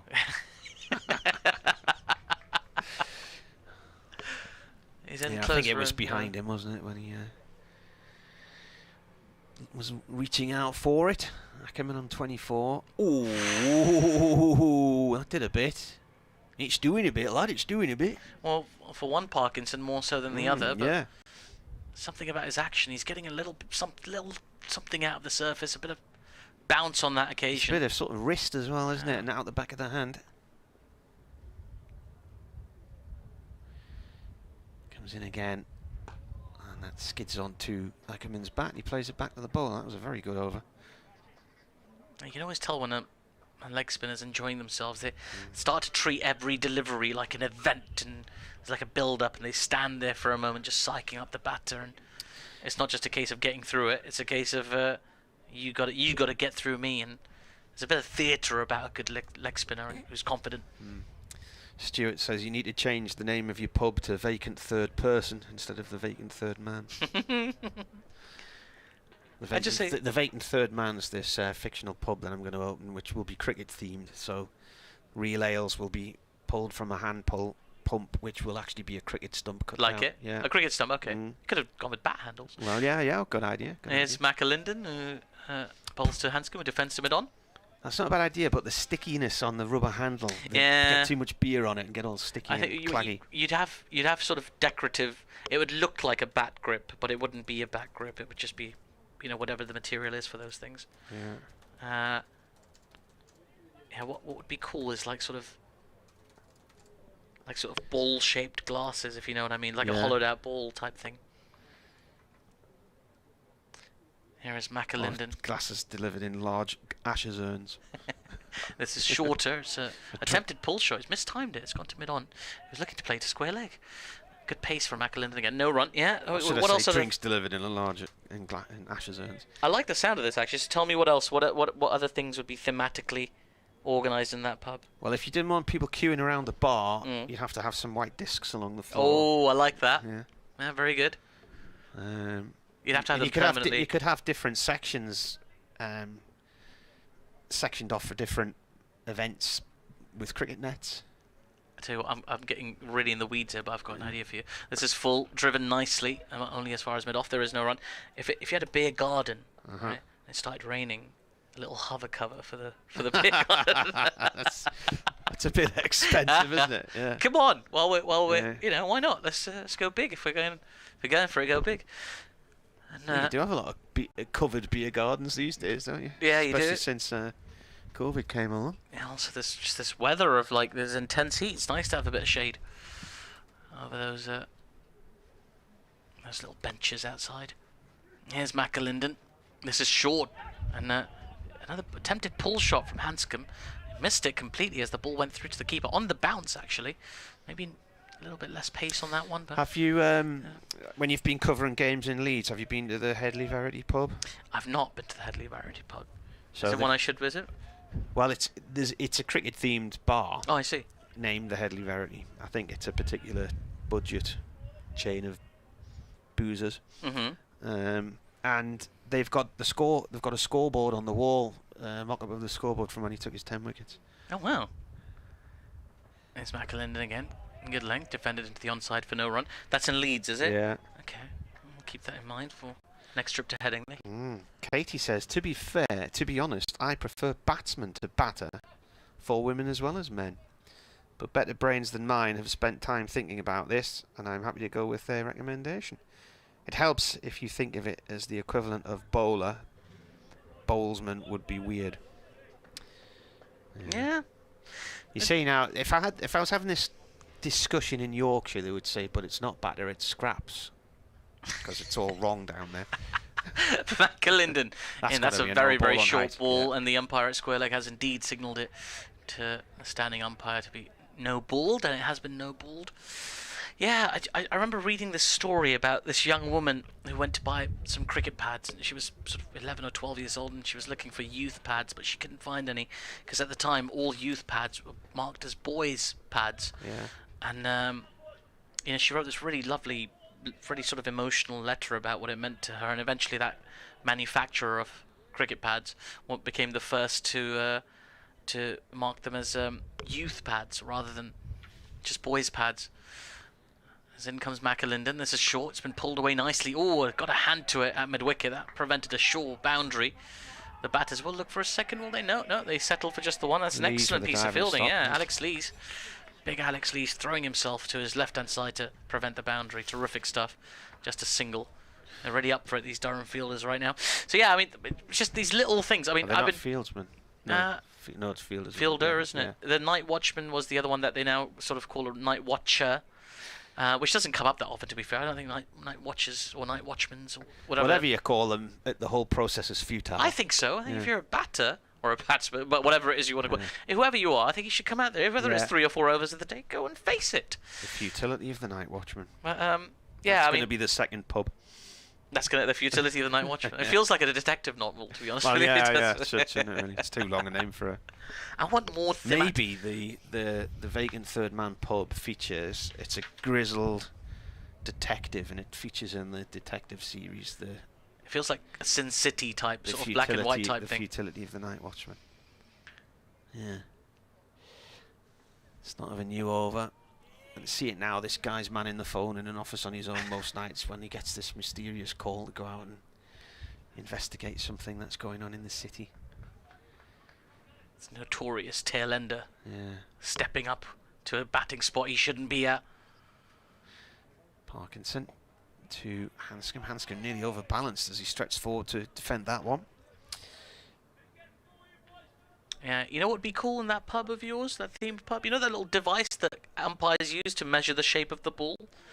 That looks like a little cup holder. You use it as a little beer carrier. You could put a couple of glasses in there. I've just thought of another theme. Ooh, tempted late cut here, and that had a bit of tennis ball bounce in it. If you go to some of these craft pubs, you can buy like a foot of ales, and they come in little third pints, so you can try 4 or 5 different real ales at once. And you're carrying a little tray with little holes in, but the tray could actually be a bat with holes drilled through the middle of the bat. Oh, yeah, it could. Yeah. Oh, one of those, those little kiddies autograph bat things. Next ball is bowled. Leg stump defended. I've seen cheeses presented on it before. Yeah. I was just about to read an email from Stuart Manger about batters, and I started reading the email. I know this seems obvious, but if you've got any litter from your car, put it in the bin. I thought, why is he sending that to me? Oh, I thought that might have been off the glove there. It's gone to first slip, but... no ball. Yeah, this is a totally different email that I've accidentally opened up. That's jumped in the queue instead of the one about batters. So... But it's a good reminder, nonetheless. Well, yeah, and I haven't left any litter anywhere, by the way, so it wasn't to me. Actually, I left an empty bottle of drink yesterday here, which I must remember to throw out today. This is pushed away off towards deep cover for 1 by Hanscom. Stewart says, I'm completely with you with regards batter. He says, batswoman's fine. But I think if you have to say it sort of 300 times a day when you're calling a game, do you even need to use it? Why not just say so-and-so on strike? You could, but it's a phrase. It's on the ubiquitous of cricket, isn't it? In comes the bowler, and the ball played away out through the covers for 1 by Ackerman. That's the end of the over. 135 for 3. There'll be 136 in a minute. There we are. Do you know what annoys you? While we're talking about things that annoy us, right? There's nothing on that scoreboard, is there? Remind me if I'm wrong, or point out that I can't see it, but the deficit doesn't appear on there, does it? No, it doesn't. You have to just do a bit of maths. But we know that 367 is the follow-on target. Yeah, while we're talking about things that annoy us about the game, right? In commentary, there is nothing that irritates me more when I'm in my car driving wherever I'm driving and I'm listening. I've got some county cricket on or whatever it is. Nothing annoys me more than pronouns.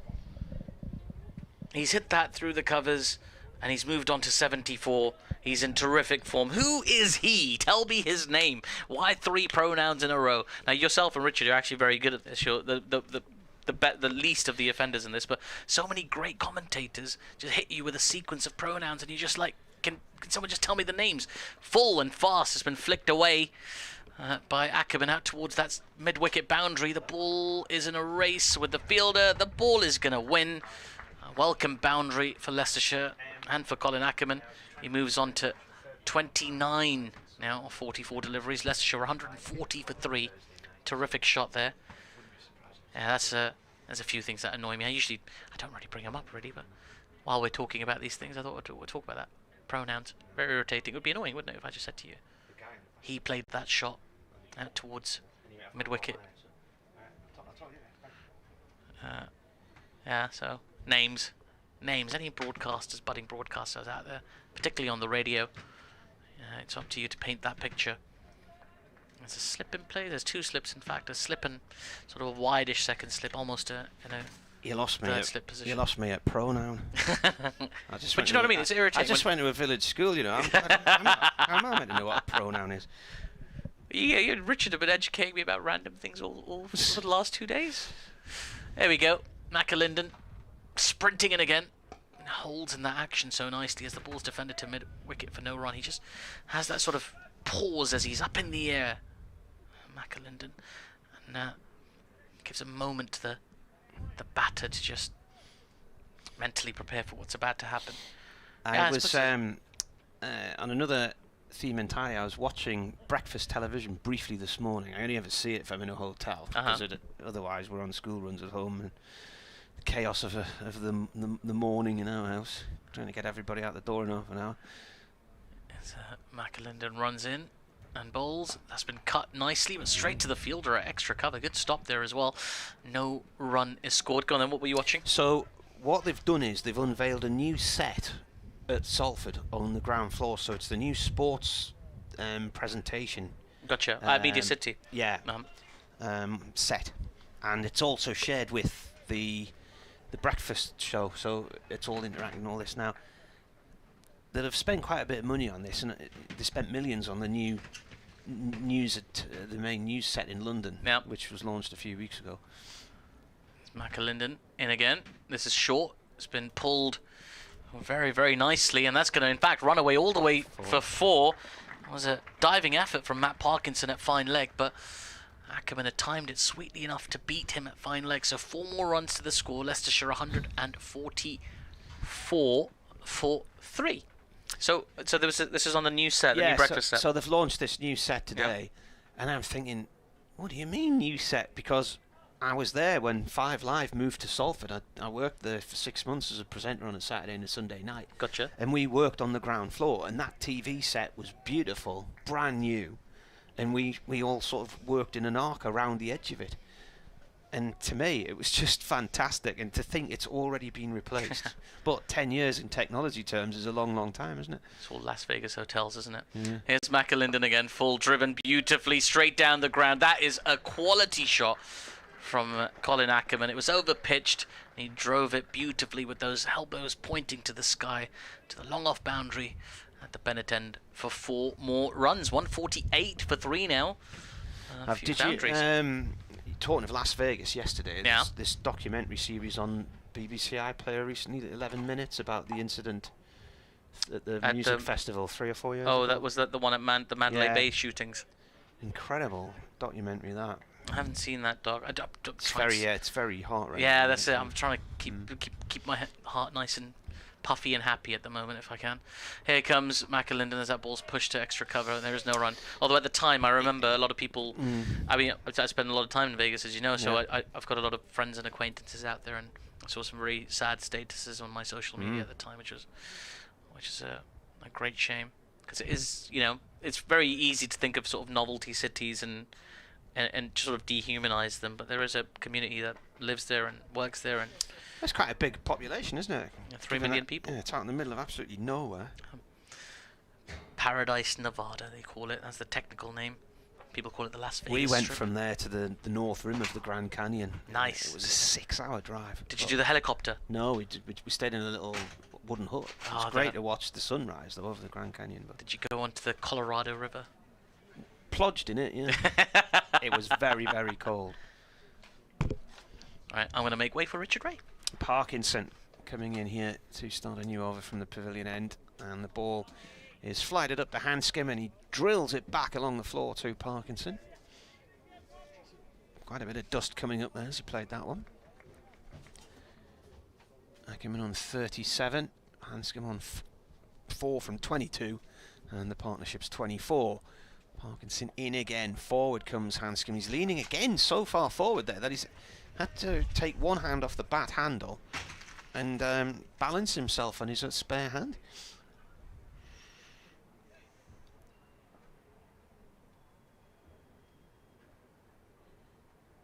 Parkinson up to the crease bowls. Oh, a little nurdle around the corner there from an inside edge.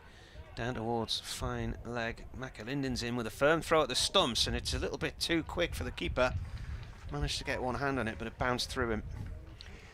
He's causing problems here, is Parkinson. Yeah. He is getting the odd one to turn. Almost had Hanscom a couple of overs ago. Almost. What's your gut instinct at the moment, Richard? Are you Vis-a-vis, fearful? a little bit nervous. Yeah. A little bit nervous because he is getting some good turn.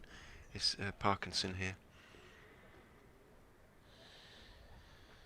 Next delivery is cut out through the covers by Hanscom for one, fielded by Toole, the New Zealander. That's quite a way to Chesley Street, isn't it? New Zealand via Essex, via Shotley Bridge, via Chesley Street. Via Johannesburg to start Yeah, with. yeah.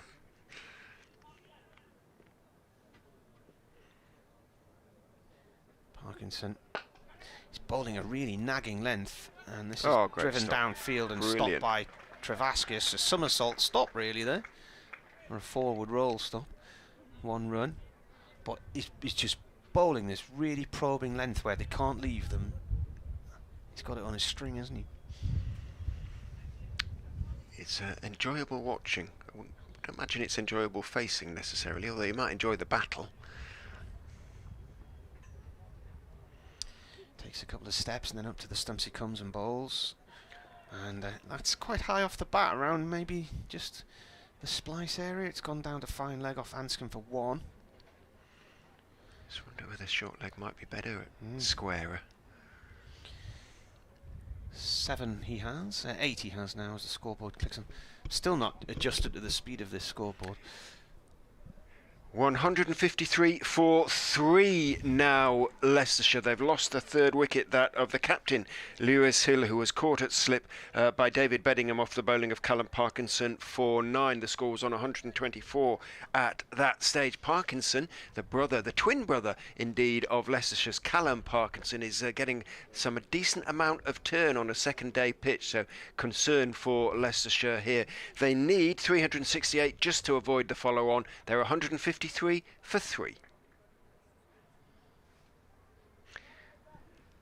That didn't come through very loud, did it, that cue? But it came through in the end, just about. I could hear them. I can't hear it because if I have my headset pushed right in, I can't hear anything. So I have to have it halfway out, which means I don't hear cue, but I can hear us. McAlinden, no. It's Toole who's going to take over from McAlinden from the Bennett end. He's bowling round the wicket to Hanscom, who reaches for 1 outside off stump, doesn't get anything on it, and it bounces through to Robinson. Looks a little uncertain at the moment, Peter Hanscom. He's got relatives here at the moment, family here have come over, so he'll be very keen to do well. But at the moment, he's just struggling for a little bit of timing and rhythm. He's on 8 off 27. He's a fairly newish dad as well, isn't he? Bless, the little one was down there. He just about starting to stand, just about. In goes Toole and bowls to Hanscom, who's forward again. Not a big stride, a little uncertainly. Comes off a thick outside edge, rolls towards backward point, and there is no run. That's the bit when they're crawling and then they discover what the bookshelf is and they crawl over and empty all the books all over the floor. Yes, indeed.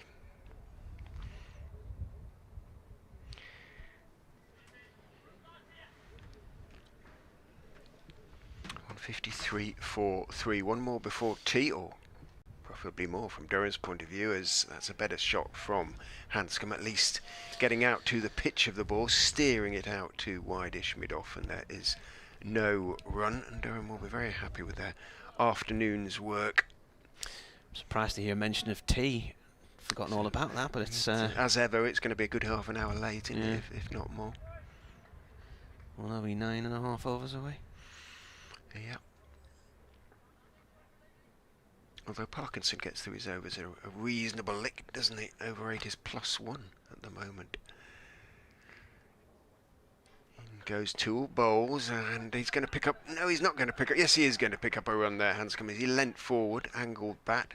Good work, diving away to his left by McAlinden at that backward point position. Couldn't stop the ball cleanly, but he did stop it. Would have been 4 otherwise.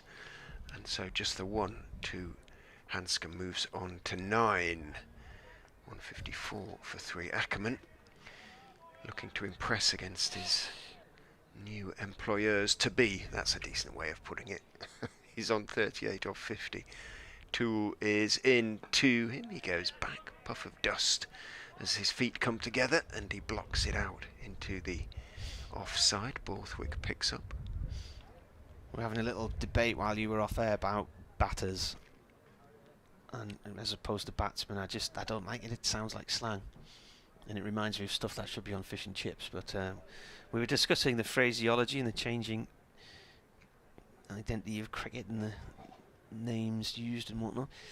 Toole is in, driving is Ackerman, and he's got that past shortish extra cover who dived to his left, might just have brushed his fingers as it bounced past and ran out to the extra cover boundary for 4. Frustrating for a bowler to concede a 4 off the last ball of the over. 10 overs, none for 42 now for Ray Toole. Ackerman has moved on to 42 off just 52 balls, 158 for 3. Still 210 more needed to avoid the follow-on. Night watchman's been around obviously a long time, but Bernard suggests night nurse, which would work both ways, wouldn't it? You're going out there to protect things as the... Yeah, I guess, yes, it's not a bad shout, but I don't think it'll catch on, Bernard. No. Was it Bernard who took that wicket last year? No, that was it was Mervyn, wasn't it? Yeah. Yeah. Parkinson comes in to start another over, and he's bowled this one, and Hanscom's turned it into a full toss, came down the track and whipped it away out through to the meet for 4. Yeah, what did he say? So-and-so was batting really well, and then he was out the next ball. He was out as I was reading it, wasn't it? Yeah. Was it Lees? I can't remember. Whoever got 100 here, wasn't it? I've got him in notes somewhere. And then you blamed him publicly. And rightly, I have to say. Parkinson. Hanscom plays it out towards the covers.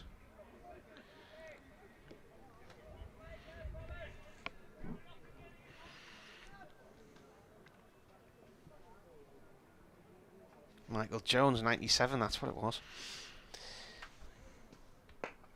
Ball flicked away downfield for 1 run. So he was saying about how he was he batted ever so well and he was heading for his 100, and then he was as I was reading it, he was caught in the slips, I think, wasn't he? He started to use his feet more effectively. Hanscom now coming down to Parkinson, get his feet moving. Parkinson comes in and defended by Ackerman, who's on 42. He's snuck up to 42, hasn't he? 53 deliveries. Dave says, surely the cricket pub will only serve cricket teas for the food choices, malt loaf in abundance. The cricketer? Well, I'm saying if I ever open a pub, it would be called the Vacant Third Man. And that's an attempted cut from Ackerman. He plays and misses at that. It's taken high in the gloves by the keeper around about his right ear. Yeah, bounced a bit, didn't it? Encouraging again for Parkinson.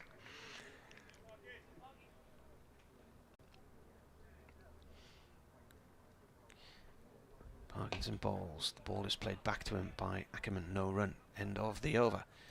163 for 3.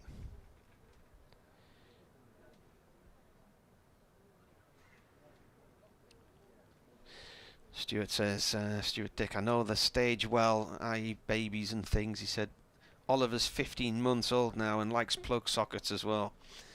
Yeah, got to go out and buy all those plastic plug covers, but after a while they learn how to pull them out, don't they? Got to have eyes in your back of your head, I know that much.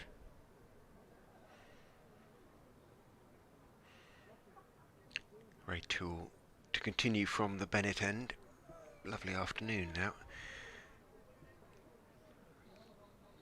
Cloud rather more broken up than it was earlier in the day. Toole is in, bowls to Hanscom. Might just have shaped back in a fraction. Hanscom covers up. The back foot plays the ball out to Rain at mid-on. No run. Just seeing here, I wonder if we'll actually see any of this, if there'll be evidence of it in the sky. Virtual Astros just tweeted, copious amounts of smoke from wildfires raging throughout Quebec in Canada will reach Western Europe in the next few hours. 2 bowls, forward goes Hanscom, bat very close to his front pad. So we've got the wind to push them in. And sometimes you see that Saharan dust coming up, don't you? If it's in the air and it's rained overnight, the car's covered in a sort of orangey dust.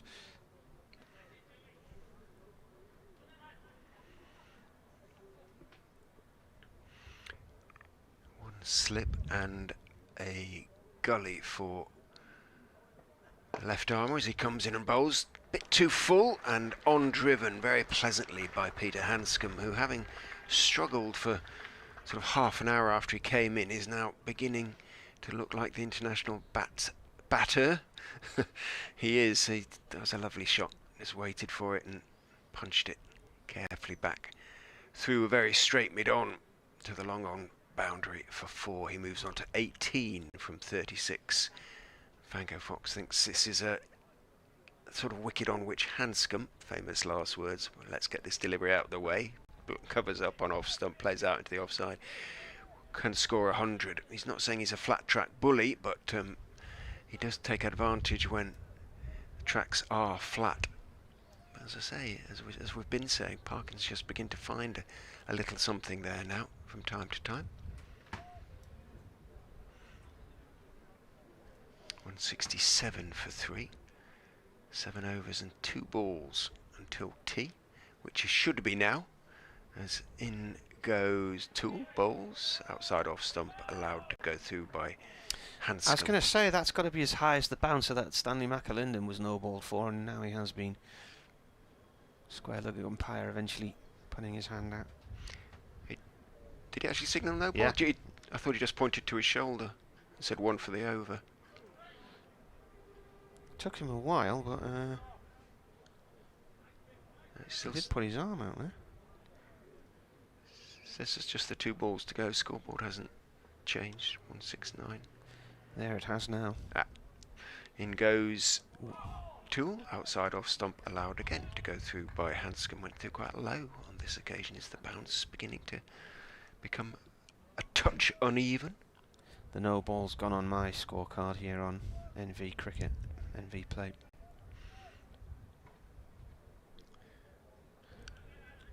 Jumpers have been shed down below and jackets. It's got to warm up.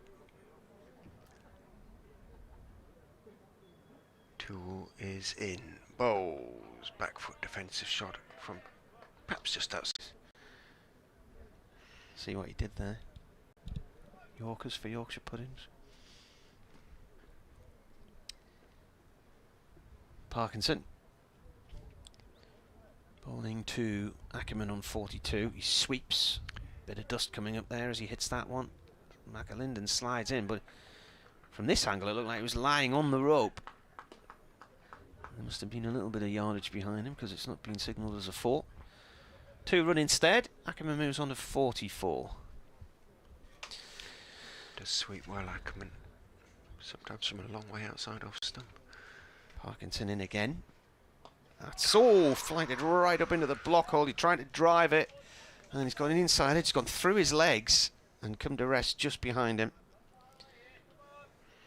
I was just wondering, does Borthwick not bowl these days, or does he sometimes bowl? Or not just as often? He hasn't bowled much this year because he broke his finger at the start of the season. Okay. Parkinson in. I think he might, though, in this match. We might be encouraged by seeing what Parkinson's achieving. Well, Travaskis would probably be the next spinner on. Yeah. Going into this game, that was a single there from Ackerman. Going into this game, Ackerman had 418 runs against Durham, including 450s. His highest score against them, 81 in Chesley Street last year. Parkinson bowls to Hanscom. Hanscom plays it out to Borthwick in the covers. No run there. Here he got 61 in 2020. He got 56 in a draw in Chesley Street in 2019. And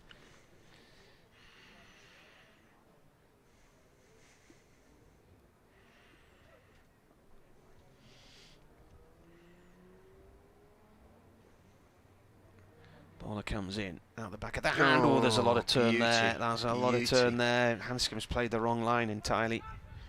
Gone into the keeper's gloves. That, ladies and gentlemen, is what you call a perler. Almost too good, because he didn't get a wicket with it.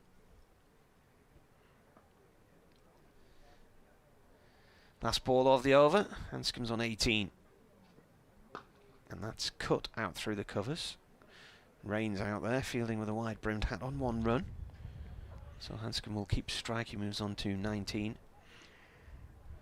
And 173 for 3.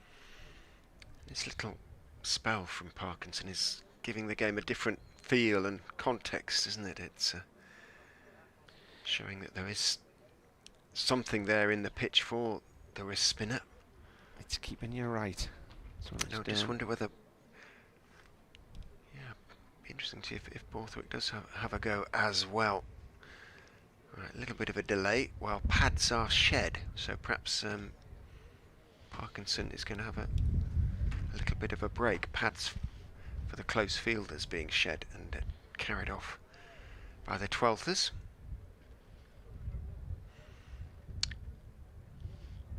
Rain involved in discussions with Borthwick and McAlinden. I beg your pardon, and Toole, who is going to continue from the Bennett end, yet to pick up a wicket in the innings. Will this be the over? Goes in and bowls to Hanscom, and there's a stifled appeal as he looks to work it into the leg side and just gets bat on it. Trickles out towards mid-wicket.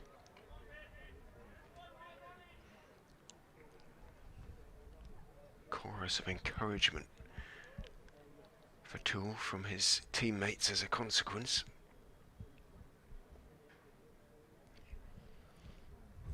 Comes charging in again and bowls again.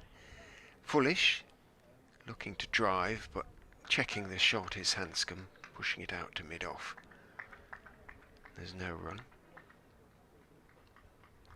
Lees claps his hands in encouragement at mid-wicket.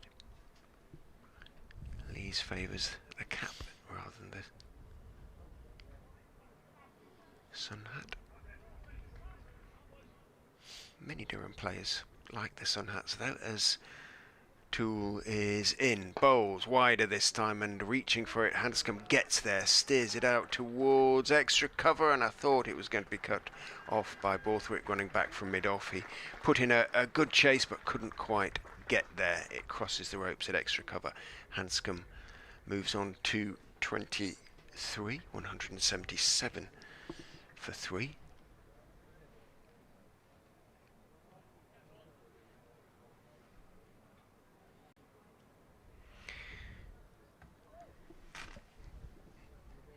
They will want to get Hanscom soon, Durham, if they're going to get him at all.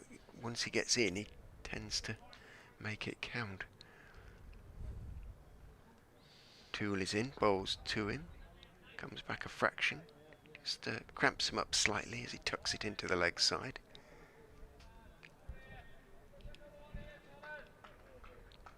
No sounds of Harleys today. No. It's a Monday, it's a work day. Just occasionally you get one, sort of after 6, once something like that, but tend to only hear them at the weekends. Toole's going to go back over the wicket to Hanscom. If he can push one across Leicestershire's Australia international. Opens his stance as a consequence. In goes Toole, bowls to him. Cut very delicately, half stopped in the gully on the bounce. Good work there. Slows it down sufficiently for the man at point to go chasing back to the third man boundary and retrieve. So Hanscom has to settle for a couple. McAlinden running back there down towards the meet. And the Friends of Grace Road dispensing unit under the bottom of the meet. I can see them still doing good business. Good queues out there for the cakes. I was chatting to the guy this morning, and I think he said they've raised about £15,000 over the years. Oh, more than that, yeah. No, it's usually a five-figure sum each year. Forward goes Hanscom on that one, out into the offside, and there is no run. It was 10,000 last year. Right. Well, he must. He said it must be. He must have said £15,000 a year on average. Yeah, there's a it would be great. about that. There's a great painting of one of my most favoured locations in cricket, of the village cricket ground at Tilford, near Farnham in Hampshire. To get there, you go over a little wooden bridge, and you come into the village. The pub, the Barley Mows, on the left-hand side. They play the cricket on the village green, and the scoreboard's a tithe barn at one end of the village green where they hang the tins on. Seen a couple of cricket matches there over the years. It's such a lovely location. Parkinson, down the leg side he goes, and it's pushed away by Ackerman out towards the square leg boundary for one. It's in that belt where if you were heading down towards Southampton, all those lovely little villages off the motorway, and places like Petersfield, Hazelmere, all these nice places. Gotta have the money to live there though, Richard. Parkinson in again, and that hits the thigh pad of Hanscom. Drops just behind him.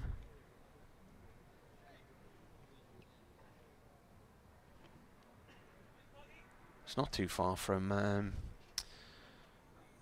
where they claim the first cricket match took place.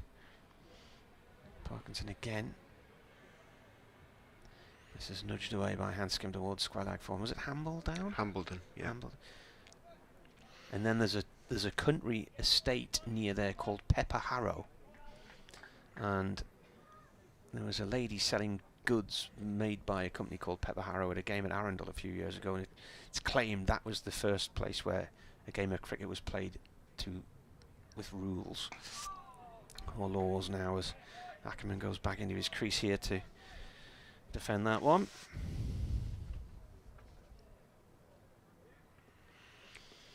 He's had 61 half centuries so far, Colin Ackerman, in 21 centuries. He's on 46. He nips this away through mid-wicket for one.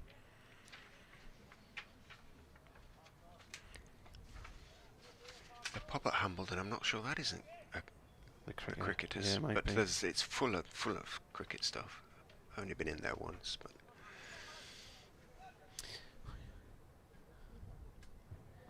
Hanscom on 26. Parkinson to bowl. Hanscom down the track, drives at that, up to Travaskis at mid-on, one run. And that is the end of the over. So 4 to go to tea. What time is it? 8 minutes to. Yeah. 183 for 3. Partnership 59 now.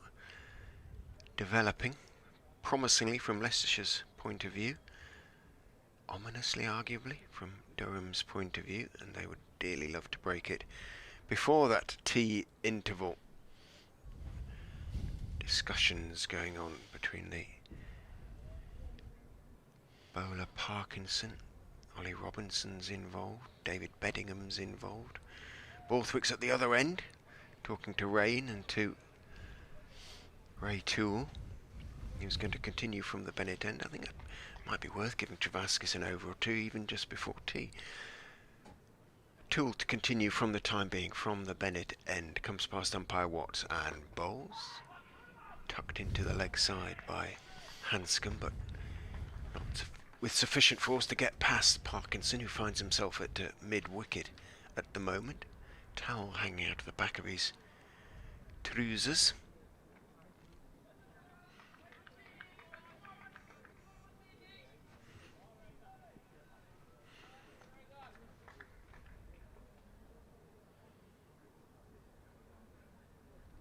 Tool down the slope is in, short of a good length, slightly short, too short, and staying on the back foot.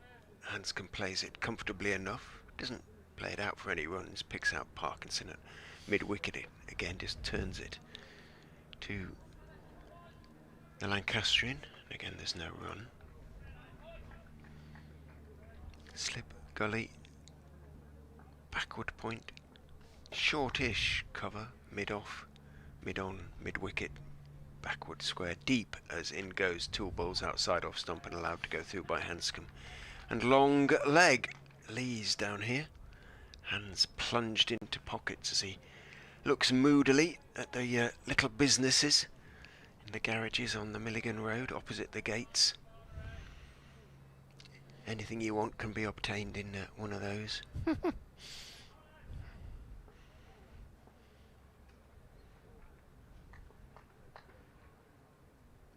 Tool is in outside off stump and allowed to go through by Hanscom. Effort being put in by Ray Toole, but hasn't really threatened. Didn't realise how many first-class games he'd played, actually. But he has played a fair few, 20-odd now. He's got 84 wickets or something.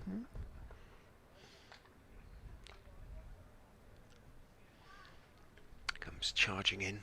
Bowl, short, pulled down to fine leg, and that's going to run down to fine leg for 4.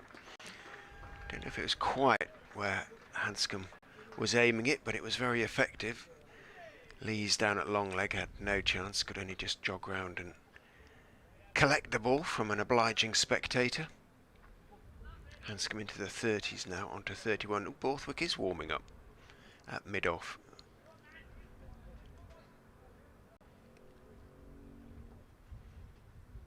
So he's going to give himself an over or 2 before tea as Toole is in, goes past the outside edge, played inside the line there. Hanscom, it went just past his outside edge. He looks back in some bewilderment. Well, why did I play down the wrong line there?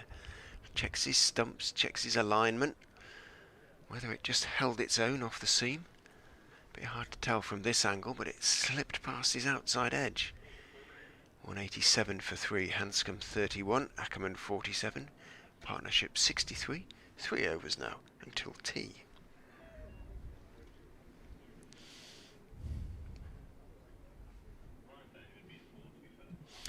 Cloud appears to be breaking up a bit at the moment. There's more blue sky to be seen above us. Sun is shining brightly. Ben Rain back into the attack from the pavilion end. What do you have here? Was about 8 seasons here? Not quite that. I don't. Was it 8? I don't think it was. I think it was maybe 6. Was it? 6. What was it? 13, 14, 15, 16, 17, 18. 6, yeah.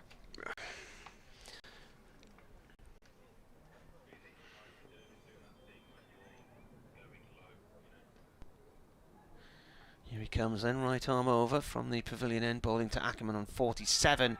Hits the pad, he's appealing. It's run off down towards fine leg. And they'll run 3, I think they'll be leg buys. Yeah, leg buys signalled.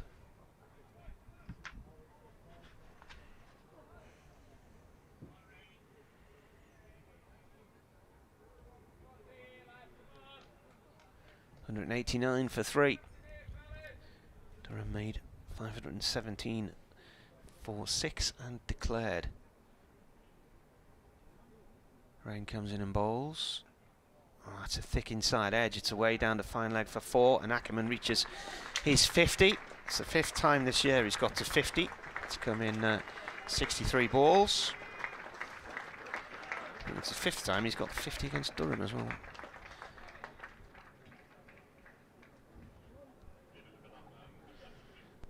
And it includes 8 4s.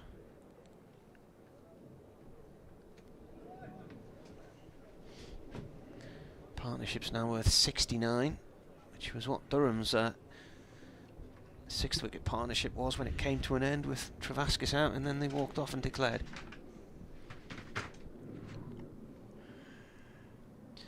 Rain bowls. Ball played to point, no run there. Time is it? 2 minutes to. Right, better go next door. Finish off the over. Not quite at tea yet. It will be about 5 past.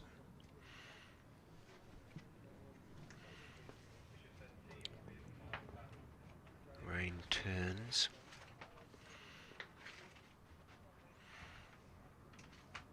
Little pause at the top of his run before getting into his stride. Goes in and bowls to Ackerman on off stump. Ackerman blocks it out into the offside firmly as ever.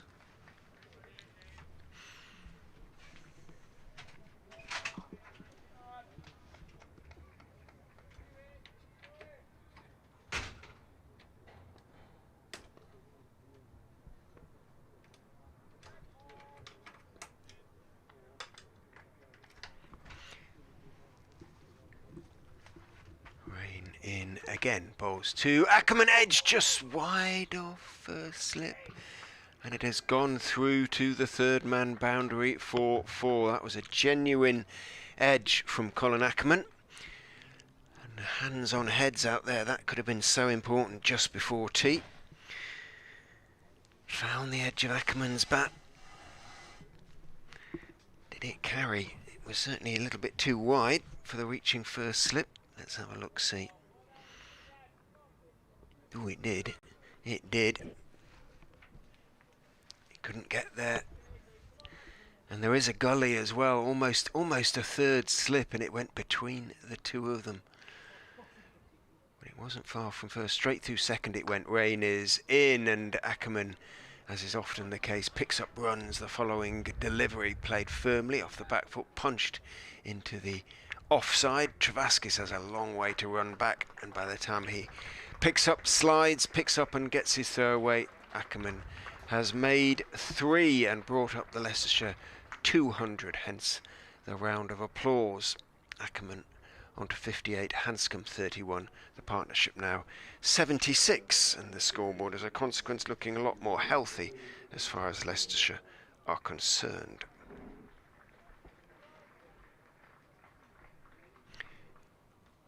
Two more overs now until tea.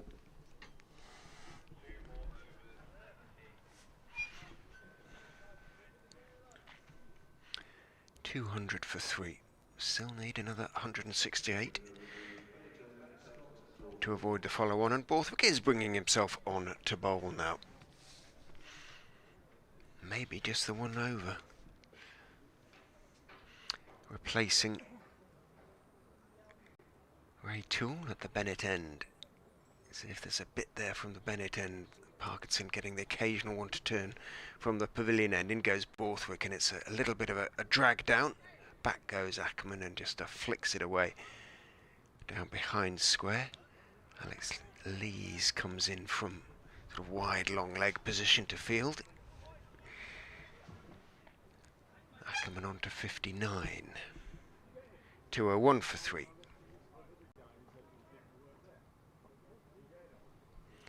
He goes, Borthwick, that's a better delivery. Hanscom stretches forward. On off stump, gets to the pitch of it, blocks it back up the pitch to Scott Borthwick, who is in and bowling outside off stump, cuts it down into the ground. Did it come off a bottom edge? It bounces sort of past first, slip down towards third man. McAlinden feels down there, not quite sure what that, how he managed to get it through slip there. Have a look if there is a replay. Borthwick sleeves halfway up his arm, rolled up his forearms, bowls. Ackerman leans back and works it, cuts it almost out towards backward point, but doesn't get it past backward point. Update coming for BBC Radio Leicester.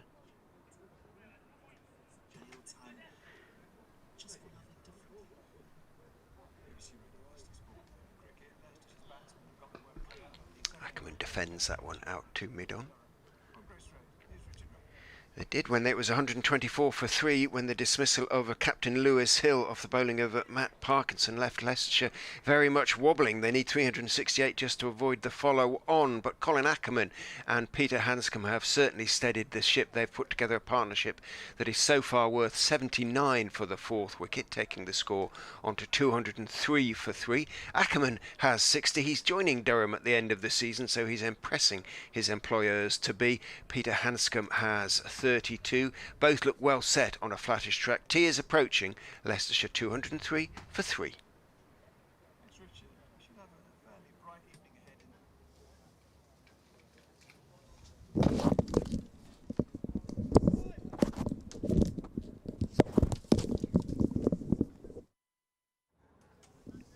Always good to hear a bit of the weather when they say, and a fairly bright afternoon and evening is ahead. Rain, last over before tea. Comes into bowl to Colin Ackerman. Slips have gone a little bit closer together as he goes in and bowls, and Ackerman is leaning forward, blocking the delivery out into the offside. Lees at cover Fields. Travaskis is at extra cover, sort of, again, 3 or 4 yards behind Lees, so to speak, who's hands on knees. He's only 4 strips away, so he's there for a skewed drive in the air. As Rain runs in, bowls, Ackerman forward, respectfully, blocking the ball back up the pitch towards his former colleague, and colleague to be again, as I say, of course, Ben Rain.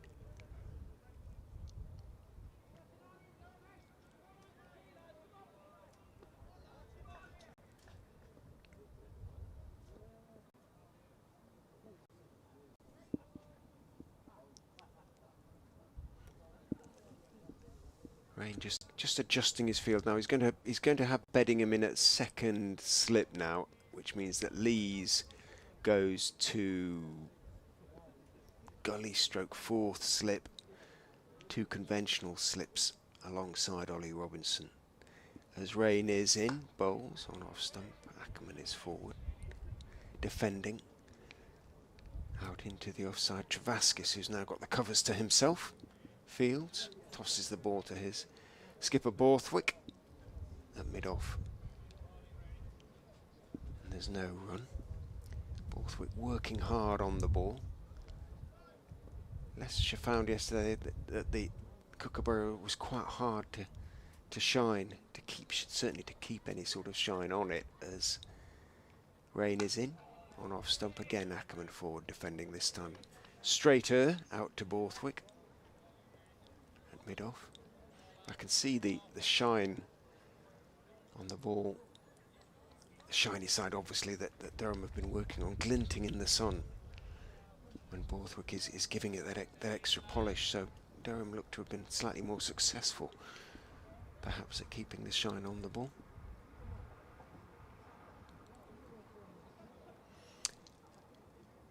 Now Ollie Robinson is going to stand up to Ben Rain, so presumably Ackerman has been batting out of his ground a little bit.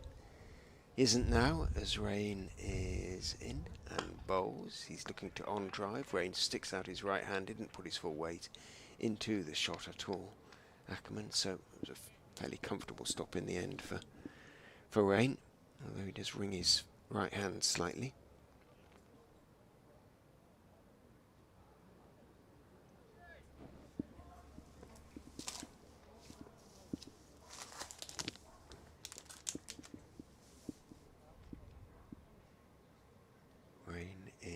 In and bowls. Forward goes Ackerman.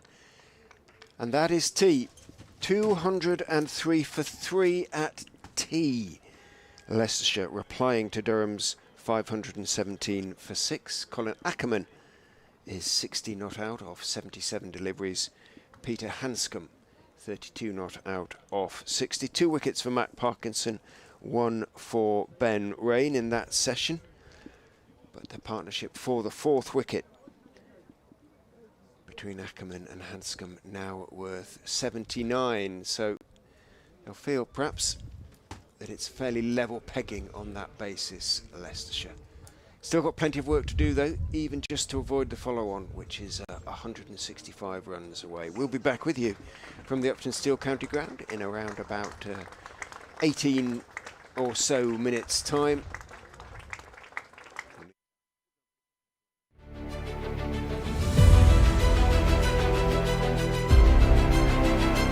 You show your support. Wear the shirts with pride. You back our Foxes. In the moments that matter the most. A county steeped in tradition. Decorated in triumph. Where the lows only elevate the highs. So many moments have mattered in the past. They are why we love the game. We want you to be there for the ones that are yet to come. Be immersed in the passion. Be a part of the moments that matter.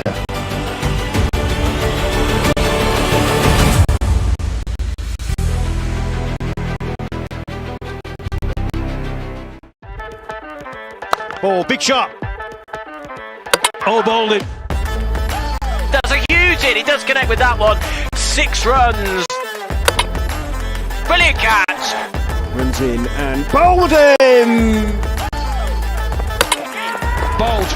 This one just keeps a little bit low. A happy Callum Parkinson.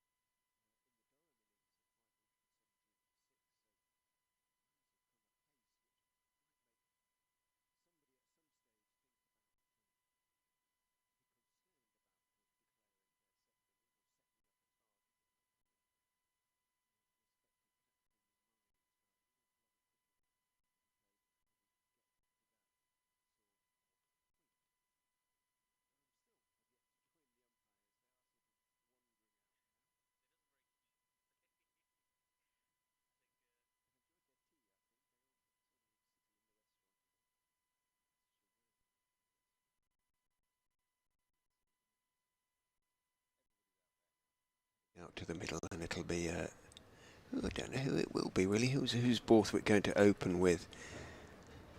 Interesting to see. Ben Rain is marching away to a fielding position, so it's not going to be him.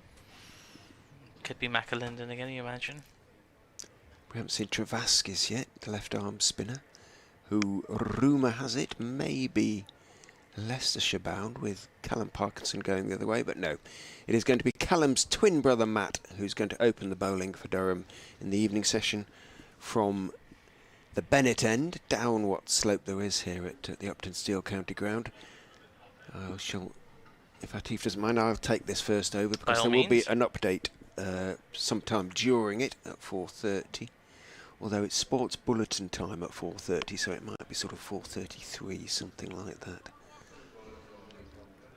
But there's no footy on for them to talk about at the moment, which they do love to talk about. There's no rugby for them to... Well, there's the Under-20s World Cup, isn't there? Does that not get much press on the on BBC Radio Leicester? Radio, unless BBC Radio, unless Leicester City have some representatives there, I doubt it. But it may be that there's transfer news or something like that. Maybe Maddison's been bought by Spurs or something. who knows? Who knows? It's a possibility. Matt Parkinson, then. We are ready to go at long last. Steps almost to the crease and bowls. Hanscom just nibbles it down the leg side. It could have been pad, actually, because it's trickling very slowly. And it's pursued by David Beddingham from slip. Umpire Watts raises a left knee to the scorers and signals leg bye. Yeah, it's been a good partnership this between Hanscom and Ackerman. Nearly 100, just under 80, in fact. I think the partnership at the moment, but or bang on 80, in fact. Parkinson is in. Ackerman waits for the fullish delivery, plays it almost under his nose, clips it carefully out to mid-on. Just playing himself back in. Travaskis is deepish at mid-on. Parkinson is in, gives it some air, stretches forward. He has a big stride, Ackerman. Gets just about to the pitch. Plays it back up to Parkinson. It is 4:30 now. We have 31.5 overs left to be bowled, so it will be around about 6:30, as it always is. Parkinson bowls, turns his wrists on that one as he defends it. Ackerman out towards mid-wicket, and there's no run. Yeah, it's on the scoreboard, isn't it? The partnership it right is. there. Here I'm scrambling about my stats. It's just there. Right under the score there. In goes Parkinson, bowls, back goes Ackerman, slightly short ball, works it, cuts it, but not really aggressively out towards the point boundary.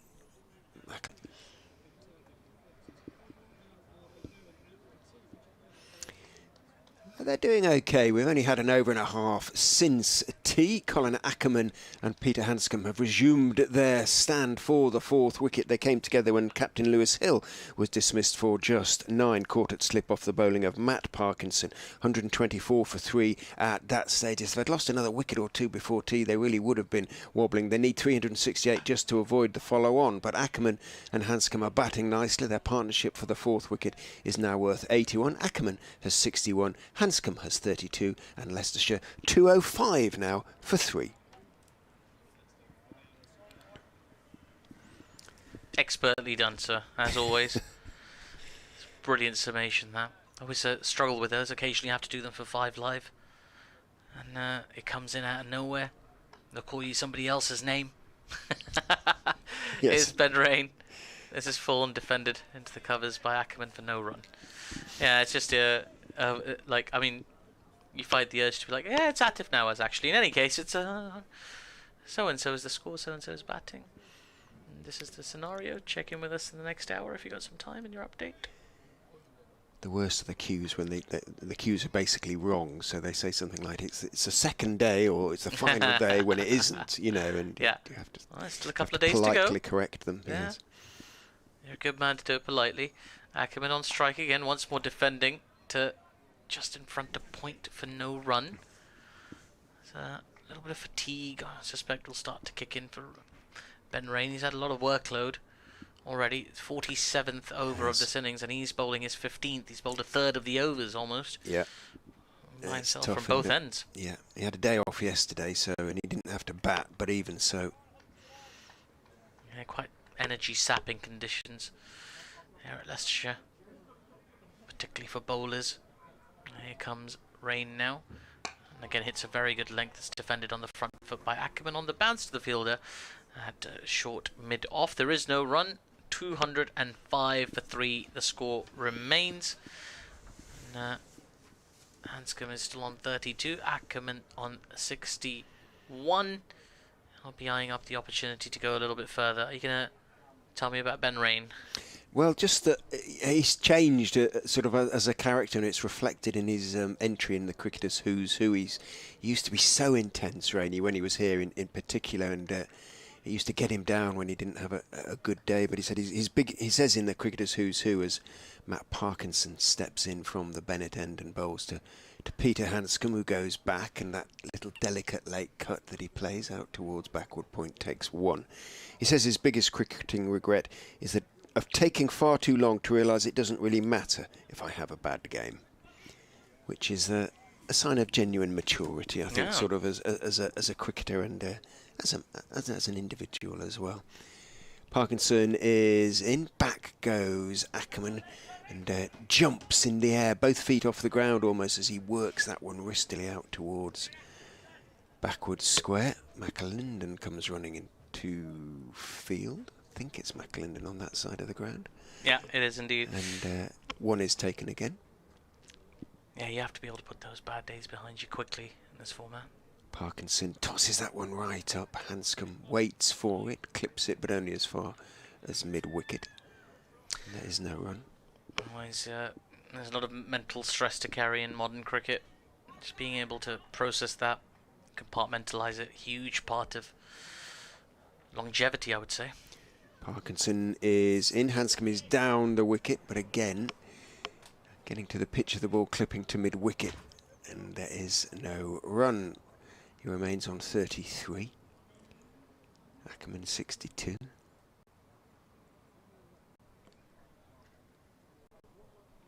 Parkinson pauses, waits for Hanscom to settle himself, then goes in and bowls. Ooh, plunges forward rather at that one, done in the flight a little bit.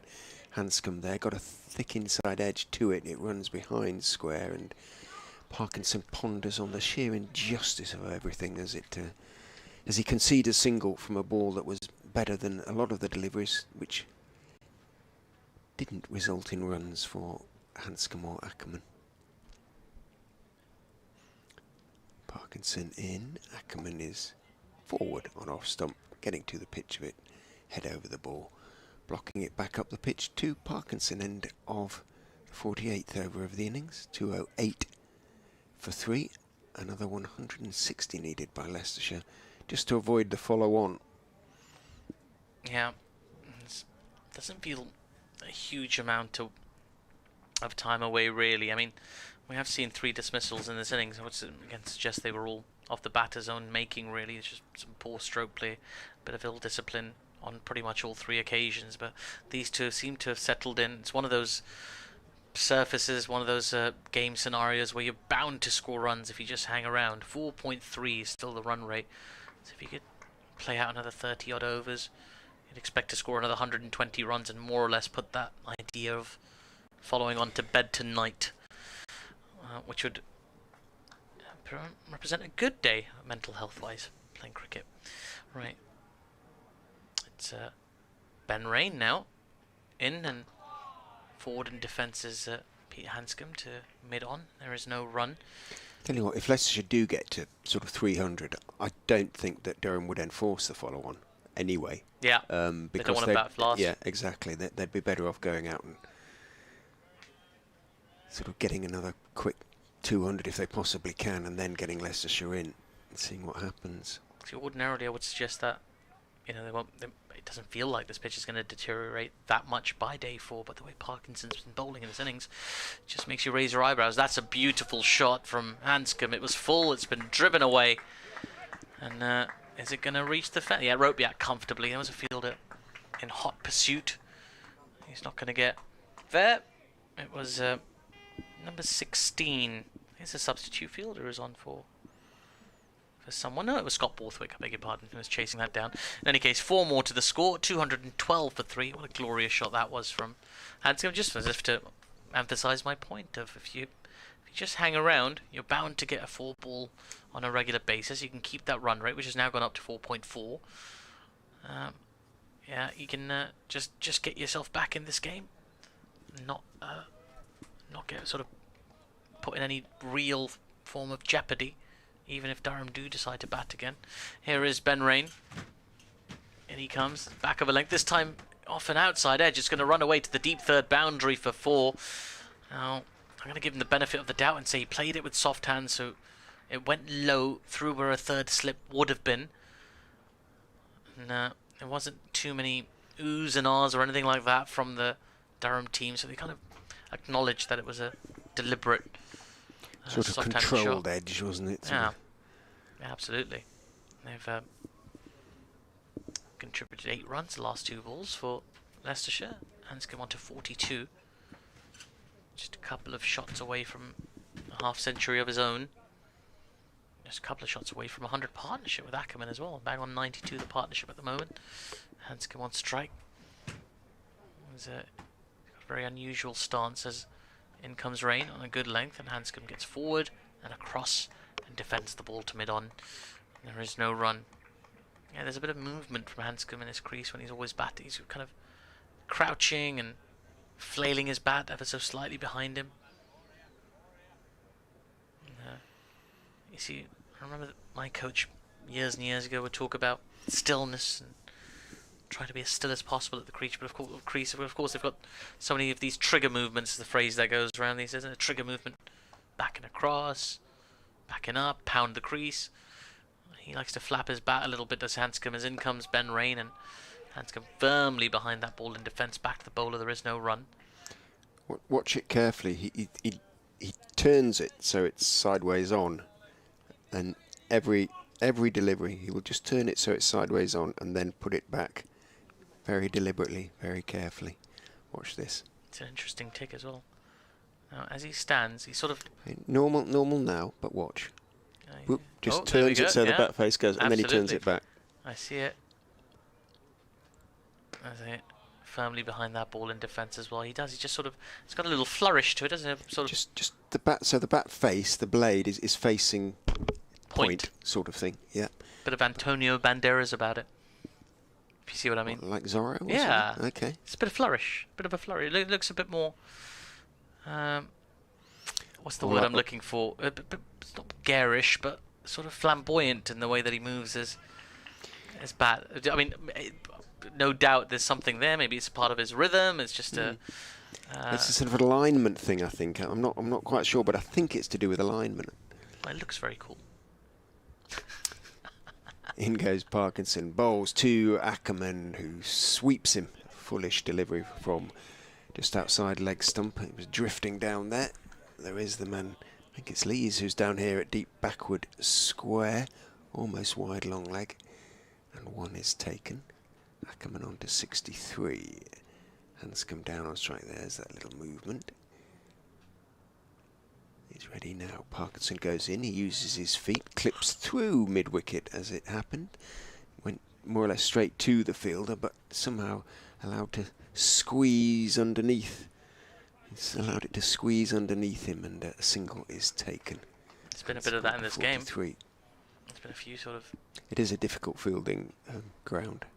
Because the size it's so of it, hard and it is a little bit bobbly. You can sort of see the drainage holes outside off stump from Parkinson, a little bit short as well, cut away by Ackerman to the sweeper on the offside boundary. 1 is taken. And you can see the sort of drill holes on the ground. No fancy drainage. Alas. Well, I mean, you can see drainage channels as well. In goes Parkinson bowls, and just a nibble off the back foot around the corner by Hanscom for the easiest of singles. Moves on to 44. It's not like that, you know, the test match grounds, they don't have the money to spend on them, but they do a pretty good job, and it has become a much more effective ground in terms of drying quickly, but it does obviously lead to problems for the ground staff. You know, in dry periods, Ackerman drives, doesn't get it, and it sort of bounces down and comes off bottom inside part of the bat. He looks at it critically, Ackerman, after the ball having been fielded by Parkinson himself. 220 now for 3, 4 away from a century partnership. Parkinson is in and beats Ackerman with a delivery that turns just every now and then. He gets it to turn and he beats the bat of Ackerman. Usually it's Ackerman, and he was beaten there.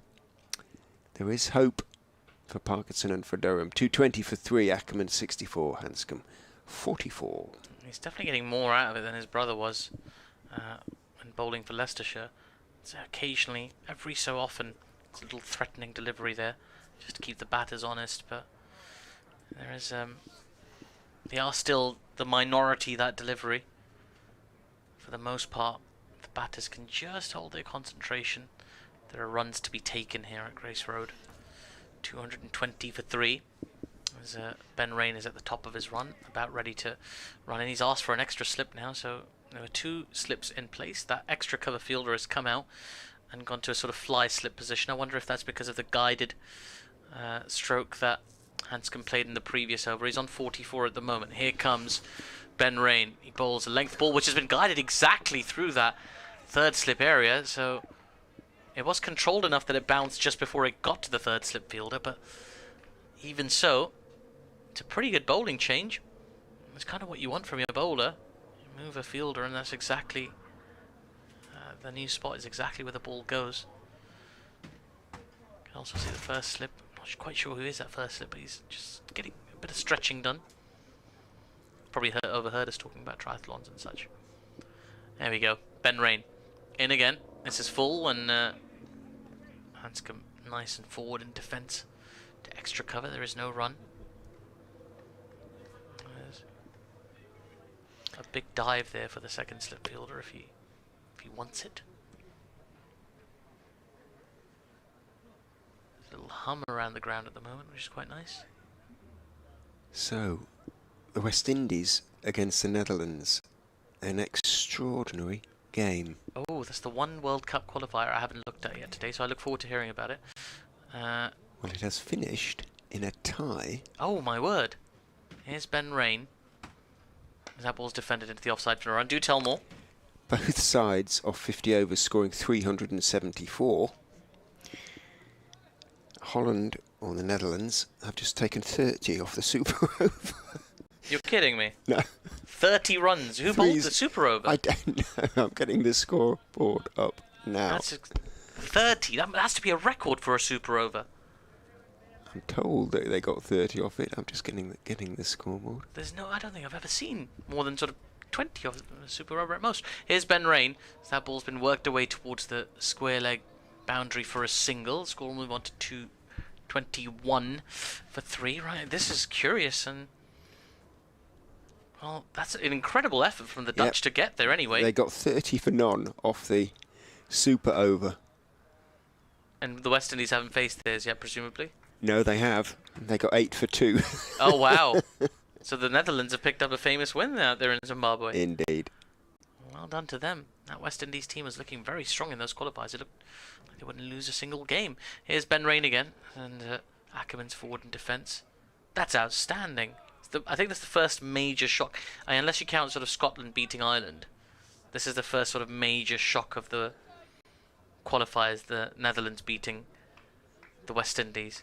They do pull out some remarkable wins. I mean, the game against South Africa in the T20 World Cup last year, that was an extraordinary win from them as well. The unfortunate bowler to concede 30. Ah, yeah, Holder. Jason Holder. Who is normally pretty hard to get away. He most certainly is. Here's Rain again. Back of a length. In fact, it was down the leg side. It's been clipped away by Ackerman to the fine leg boundary for 4. Easy runs there. Lots of applause from around the ground. As that completes the over. 225 for 3. 100 partnership, of course, yes. Yeah. 100 partnership, first of the innings for Leicestershire. Very good batting effort by this pair. Hanscom 45 Ackerman 68. And who was the batter who took Holder not so much apart as ripped him into little pieces, essentially? Van Beek. Logan Van Beek. Well done, you. Yeah, Logan Van Beek. Well, just to even 374 is such an incredible effort. Indeed. Parkinson is in. Stretching forward is Peter Hanscom, blocking the ball back up the pitch to Matt Parkinson. Durham's fielders trying to keep themselves involved. Borthwick encouraging the response. There's a good volley of noise, but you just sense a little bit of the body language as in goes Parkinson and bowls, just calmly, as ever, by Hanscom. He does everything fairly calmly. Turned around the corner, nibbled down towards backward square for 1. Just sense a slight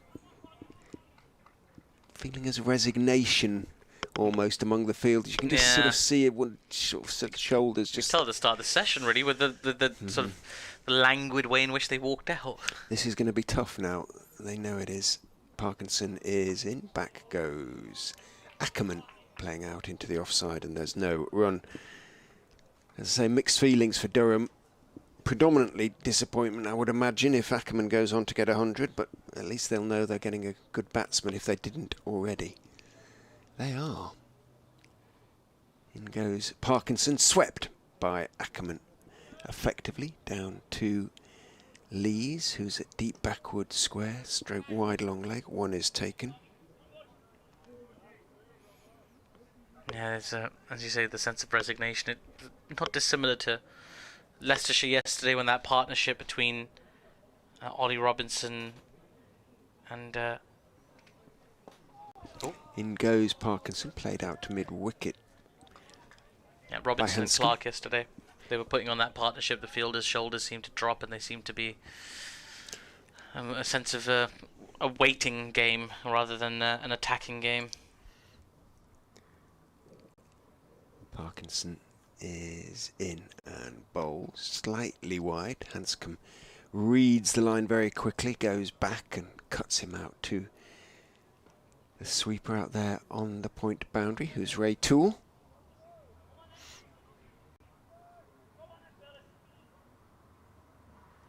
He really does get through his overs quite quickly, Parkinson. It's just a couple of steps and then a few twinkle-toed steps down the leg side. He bowls to Ackerman, who goes across, tries to flick it down to build at one of his daughters at the time. One of them was Grace. Hence Grace Road. Not, sadly, named after W.G. Appropriate, though, it seems, for a cricket ground. Here comes Ben Rain to continue. And that's another typically good length ball. That's had the off stump, defended to extra cover. There is no run. This is Ben Rain's 18th over now of this innings. It's the 53rd over of this innings. So, yeah, the thirds proportion is working. He's really going to have to do a workhorse job in the absence of Matthew Potts from this Durham side. There's still plenty of overs to go today as well. 25 after this. Sorry, 24 after this, I beg your pardon. Here's Ben Rain. This is a short ball, an effort one, and well directed as well, but also well ducked by Peter Hanscom, who just ducks and evades the bounce of that ball. It goes through to Ollie Robinson, the wicketkeeper behind. There is no run.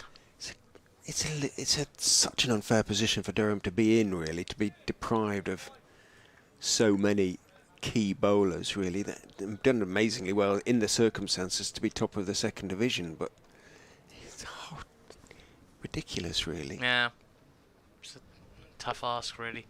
As you say, here's Ben Rain. This is Fuller outside off. It's been guided just sort of within grasping distance of that gully fielder who's paused the ball to backward point, and they prevent any runs from being scored. But Hanscom's certainly looking at that region.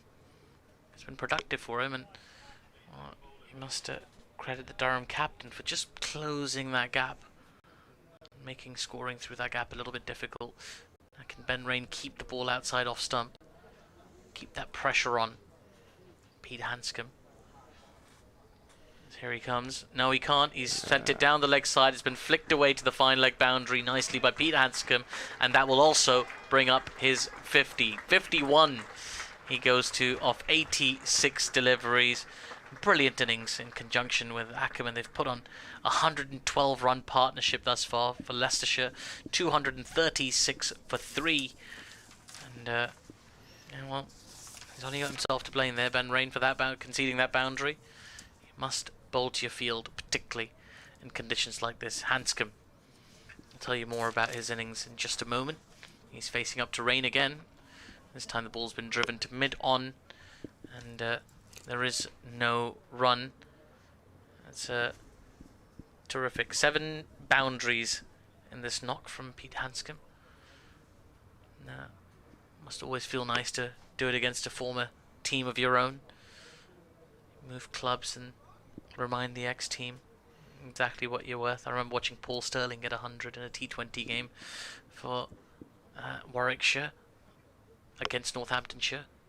In his first game for Warwickshire against Northamptonshire. Oof. This is short. It's been pulled ferociously by Hanscom, but he's picked out the fielder at mid-wicket. It was short. It was there for it. It was outside off, to be fair to Rain, but just dropping a little bit of pace and intensity as his overs wear on. This is his 18th over after all. And it has been difficult conditions to plug away in. 237 for 3. It's a lot of overs, isn't he? And Rainey's not the young man he was with respect to him. 1991, September the 14th, so that makes him 31, doesn't it, going on? No.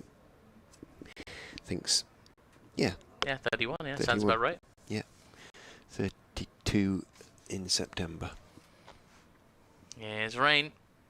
That's a much better length from him. Drawing the batter forward, who defends to mid-off. There is no run, so 53 overs of this innings for the Leicestershire team are over. 237 for 3 is the score. 69 not out for Ackerman and Hanscom. 52 together. They've put on a partnership of 113. This has been very, very strong stuff from this pair. Just holding it together. They could have been in a lot of trouble when that third wicket fell at 124, but they've come together quite nicely. Richard. They have. Hanscom's 100 came in the first game of the season at Headingley against Yorkshire, so he hasn't, although he's got 50s here, he hasn't got 100 in front of his new home crowd, so to speak, albeit that this might be his only season at Grace Road, and actually this might be his last innings here, if you think about it. Travaskis is on at the Bennett end bowls. Forward goes Hanscom, pushing the ball back up the pitch to the Durham left arm spinner, because whether or not he'll be required in the second innings remains to be seen. The next game is in Cardiff against Glamorgan, and that's as far as he's contracted for the time being. In goes Travaskis, bowls again, and Hanscom just having a look. Foolish delivery, just pushes it towards mid-wicket. Parkinson having been taken off fields. Borthwick still sort of warming up a little bit. Travaskis gives that one a bit more air. It's a bit too full though, and it's on towards middle and leg and just turned around the corner by Hanscom, who jogs a single to move on to 52. I've just done something really silly. I thought that my tablet it's been on charge for quite some time, and I thought it was dead, so I just restarted it, only to discover my brightness setting was at its lowest possible point.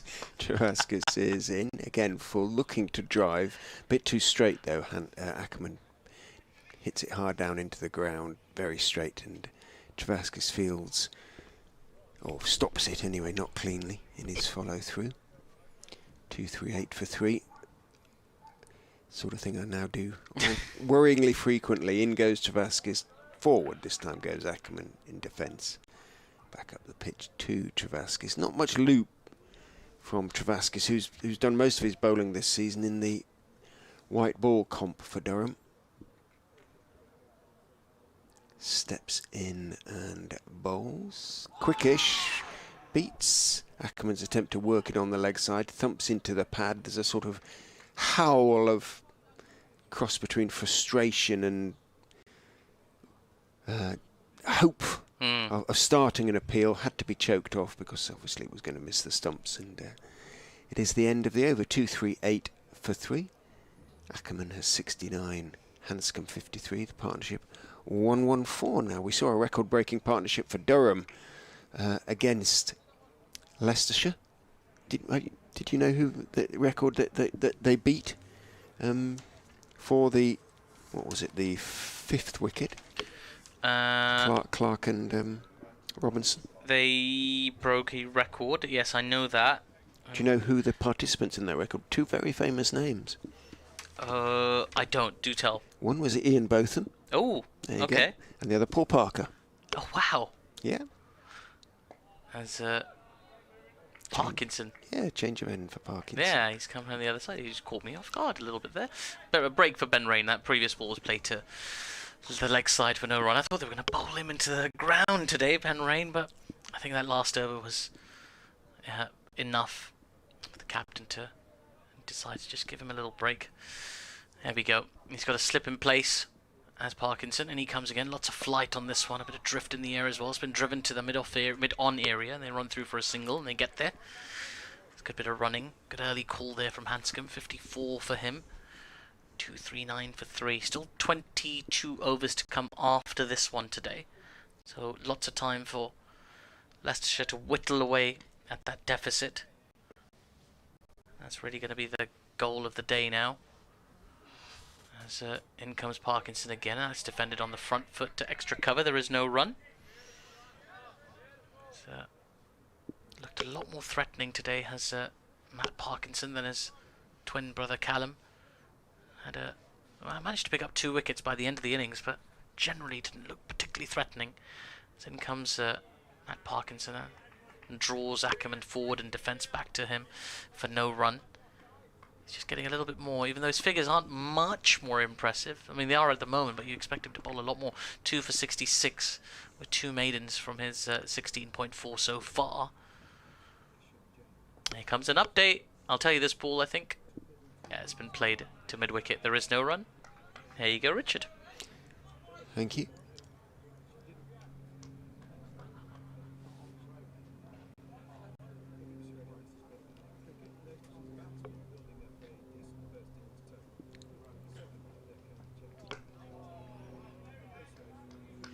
They are. They've moved on to 239 for 3, thanks largely to the efforts of Colin Ackerman and Peter Hanscom. Came together with a score on 124 for 3, so they've added 115 so far for the 4th wicket. Both have passed their half centuries. Ackerman's on 69 now. His 50 came off 63 balls, included 8 fours, and Hanscom, who is on 54, his 50 came off 86 balls and included 7 fours. 239 for 3. Leicestershire with 22 overs remaining to be bowled today.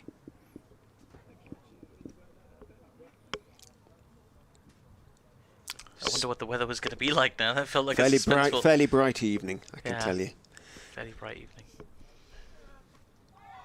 Travaskis, a little paddle sweep attempted by Hanscom. I think he got a bit of bat on that. Umpire Watts doesn't signal, so he did. Just trickled down towards sort of leg gully. David Beddingham running back from slip to field. Hanscom onto 55. I wasn't sure for a minute whether it was my end or not when you sort of thought. We've got spinners going back and forth, yeah. It's just that last ball from Parkinson. Travaskis is in. Oh, hit down into the ground by Ackerman. It bounces pretty much close to over the stumps and is taken by Robinson and neither bowled nor caught. That's a peculiar one. It was, rather. Just thumped down into the ground. He goes back to that one. Maybe it was a little bit too full to go back to, but managed to play it, albeit fairly late, out into the offside. No run. Travaskis bowling in sunglasses, as all the cool boys do, out into the offside. It's played by Ackerman off the back foot to the sweeper out there. Rainey's found himself out there in the shade, probably glad to be in the shade. And one is taken. Yeah, he's putting. There's a little Just a little overhang of shade there, isn't it? He's forcing himself into. It's beyond the boundary rope to make sure he's in it. Travaskis is in. Bowls and should be caught. He is caught. Hanscom went for the little paddle sweep, very much telegraphed the shot. He very much predetermined it. It somehow got a little top edge and it lobbed up, simple as you like, for the slip to take the catch. So Hanscom will feel possibly that he has given it away as well, and he has missed out on a chance to go to 100. Durham's hopes rise. They have parted Hanscom and Ackerman, the two experienced Leicestershire batsmen, with a partnership on 117. In fact, it was the keeper who held the catch, wasn't it? It went straight up in the air. Yeah, straight to Ollie Robinson, and he'll be very, very disappointed with Bjorn Mulder. Indeed, it is Bjorn Mulder. As we're going to give Richard Ray a very well-deserved break. Marty Emerson's going to come in alongside me. And, this is now going to become a much more testing phase for Leicestershire. We thought it was going to be a relatively straightforward one, based on the conditions and the body language of the Durham players and the amount of time left in the game. The lead, well, certainly that follow-on mark for Durham to evade as Travaskis makes his way into the middle, and that ball's been defended back to him for no run. That completes his over, a very good one as well, just a second over, and he takes a wicket. Figures of 1 for 3 for him for his 2 overs. Leicestershire 241 for 4.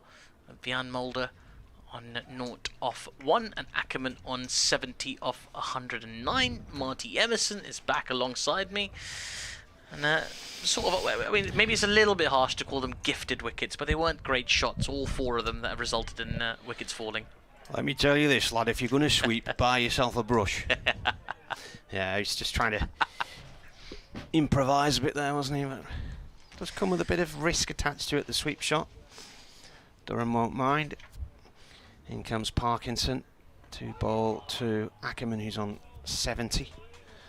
And Durham's director of cricket, Marcus North's here, who helped get the Ackerman and Parkinson deals over the line, so he'll be quite impressed from what he's seen of his new acquisition, albeit that they won't be playing for Durham until next year.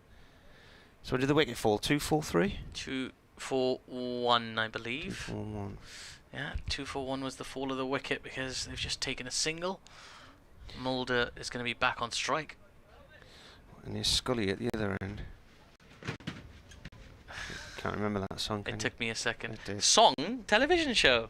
X-Files? Yeah, I know, but it was Cardigans? Was it the Cardigans? Scully. No, it wasn't it? It was the Welsh group Catatonia. Catatonia, that's what it was. See, my 90s pop music isn't quite what it, my knowledge of it isn't quite what it used to be. Were you still a kid then? I was, but those were the days where the top 40 meant something. Right? Yeah. It wasn't just about what's streaming or whatever. It's you had to physical copies. I remember getting on a bus to Woolworths, which doesn't exist anymore, and buying a CD single with just 2 songs on it for £1.99. What a time to be alive. Yeah. Parkinson to a Mulder. That's gone down the leg side. We've got a leg slip in here as well. I'm going to ask you about some of your first purchases in a minute, Marty. Oh, you'll have never heard of any of them. Well, you never know. You never know. Well, maybe, but we'll find out in a moment. Parkinson bowls. Forward comes Mulder and defends. Right, the first bit of music you ever bought, was it a CD or was it a cassette? A CD. They hadn't been invented, man. So it was a cassette? No. It was a record? It was a single, 7-inch single. 7-inch bit of vinyl. Yeah. Parkinson bowls. That's left alone outside the off stump. It was, I bought 2 songs on the same day. Wow. 7-inch singles, so Under Your Thumb by Godley and Cream and I'll Find My Way Home by John and Vangelis. You were right. Pushed out to the covers. Vangelis did I think he did the theme tune for Chariots of Fire. Look, you'd have to look up John. What? Dun dun dun dun dun. That? Yeah. Okay. Yeah, I think he did. He was very big into his synthesizers. Parkinson again, balls. He's pulled around the corner there by Mulder, who's off the mark with 2 down 2, a long leg. Back in those days, a synthesizer was half the size of half a recording studio. That is the end of the over. So the wicket came with a deficit of 276 still in play. It did indeed. And there's still a bit of work to do for Leicestershire to avoid that follow-on. I mean, as we say, we don't expect Durham to enforce it necessarily, especially if they get beyond, if they get anywhere near it, but you still want to, you don't want the opposition to have the option in conditions like these. Ackerman on strike, Travaskis to continue for a third over, and why not? He got a wicket in his last one, he's got a slip in place as well. He starts with a tidy delivery on the pads of Ackerman, who pushes to mid-on. There is no run. 2:44 for 4 the score remains, and 2 7-inches. Do you remember your first album, Marty? You must do. Yes. Travaskis in. That ball's driven slightly aerially wide of the mid-on fielder. They'll run through for a single. Is now still a thing? Now that's what I call now that's music. what I call. I don't know if they still make them, but I know them. Well, before they came along, there were a series of albums called Chart Hits, and I think mine first was something like Chart Hits 80 or 81, something like that. Oh, it was given an annual thing at the time. Yeah. Because now was just a sequence of numbers, wasn't it? It was just impossible. By the time you got to 52, it was like... Yeah. There's always a few tracks on these albums where the record company took a punt it was going to be a hit and it never was, and nobody knows what they are. Here comes Travaskis. He's got his slip in place. That ball's been pushed to the short cover fielder for no run. They're getting through these overs pretty quickly at the moment. Durham. There's another 19 to come after this, and spinners bowling in tandem that can really fly by. There he is again. That's driven nicely, just wide of... No, not wide of the bowler. He picks up and his follow-through does Travaskis. Good bit of work there, very tidy and very quickly. He's right back to his mark. Ready to come in again. As Jan Mulder awaits, and in comes the ball. It's a low full toss, driven, but straight to the fielder at mid-on. There is no run. Keeping things very tight at the moment is Travaskis. Might have a long spell ahead of him if he keeps this up. Continues to build pressure. Here he comes again for his final delivery. This is a bit full. It's driven aerially and just wide of the fielder. Extra cover. In fact, it was on the bounce. It was just the effort that he put into the dive made me think for a second it might be a chance, but another dot ball. Very good over that from Travaskis. Just the one from it. 2-4-5 for 4. Evangelos Odysseus Papathanasiou, known professionally as Vangelis, luckily. Vangelis, okay, gotcha. Died last year. He was a Greek composer and arranger of electronic music. So, I think my first, yeah, I'm pretty sure my first album was an electronic album. Yeah, he did do well. the Chariots of Fire thing. Outstanding. Parkinson in. This is turned away by Ackerman towards mid-wicket for 1. Now, Godley and Cream were... it was Graham Godley, wasn't it?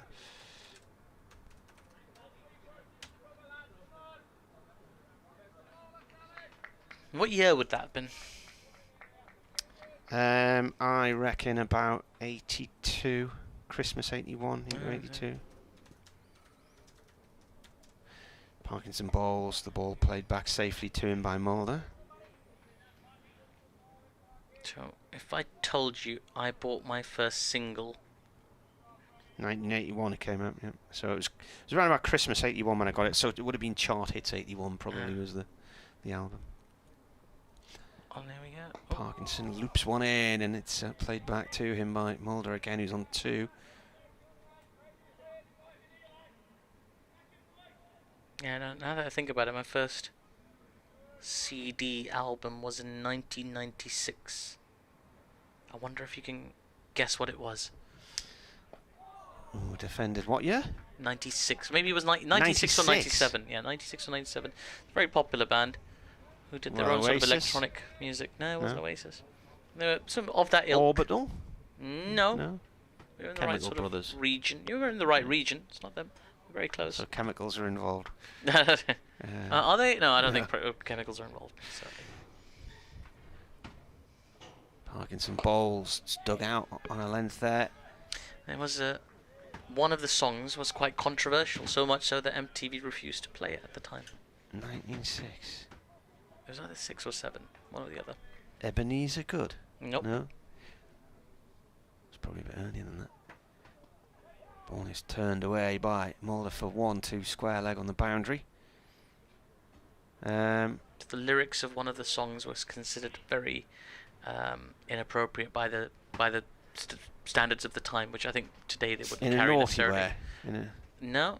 Was it the Venga Girls? The Venga Bus? It wasn't them at all.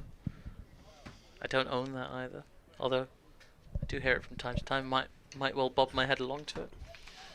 I think it's fun. I think it's nice to know that you know that many bands from the 90s. It's like, what, me? As if I'm an old man and no, it's just like, you know, 90s is a very specialist genre. People like the 80s and they like the noughties, but the 90s don't get their day in court. The 90s was Britpop, wasn't it? So that was what it was about. It was a British group, I can tell you that much. Right. Well, we'll see how much closer you get to it. Where were they from? Essex. Well, Blur. Nope. No. Mulder on strike as Travascus continues for a 4th over as that ball's been played to extra cover. There is no run. Flowered up. Nope. Essex. In fact, I can be even more specific if you want. They were from Braintree in Essex. So certainly the sort of, I don't think he called himself the leader, but he was certainly the most influential in the band, was from there. The next ball's defended on the front foot again for no run. This would have been this group's 3rd album. I believe it was their most popular album, certainly at the time. Not he's 17. As that ball's been left outside the off stump to the keeper. I don't know how many people are categorizing E17 with the Oasis and the Chemical Brothers. No. But you're right in that region. You're there. You're so close. I don't want to tell you. Here is Travascus again. This is a bit fuller. It's been driven nicely, but what an excellent diving stop. That is extra cover. Who was that fielder? I believe that was Scott Borthwick. Yeah, Scott Borthwick in it. Short extra cover with the diving stop. Terrific stuff.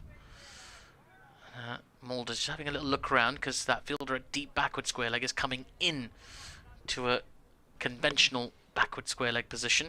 There's a slip in place still. Here's Travascus. This is full. It's been driven aerially over the cover region. As, it's just one bounce forward to the short boundary. It's been a while since we've seen a boundary. That's Mulder's first. He moves on to 7. 250 up for Leicestershire as well. 251 for 4. Still 17.1 overs to go in the day. So think about all the clues you've got. Here's Travascus in again. This is shorter. It's been punched off the back foot to long mid-on even. And there is no run. That is the end of the over. Travascus, even after conceding that boundary, has very good figures. 1 for 8 from his 4 overs. Leicestershire 251 for 4 in response to Durham's 517 for 6 declared. Durham have already taken 6 points from this game. Leicestershire currently on 2. They have time to build that a little bit.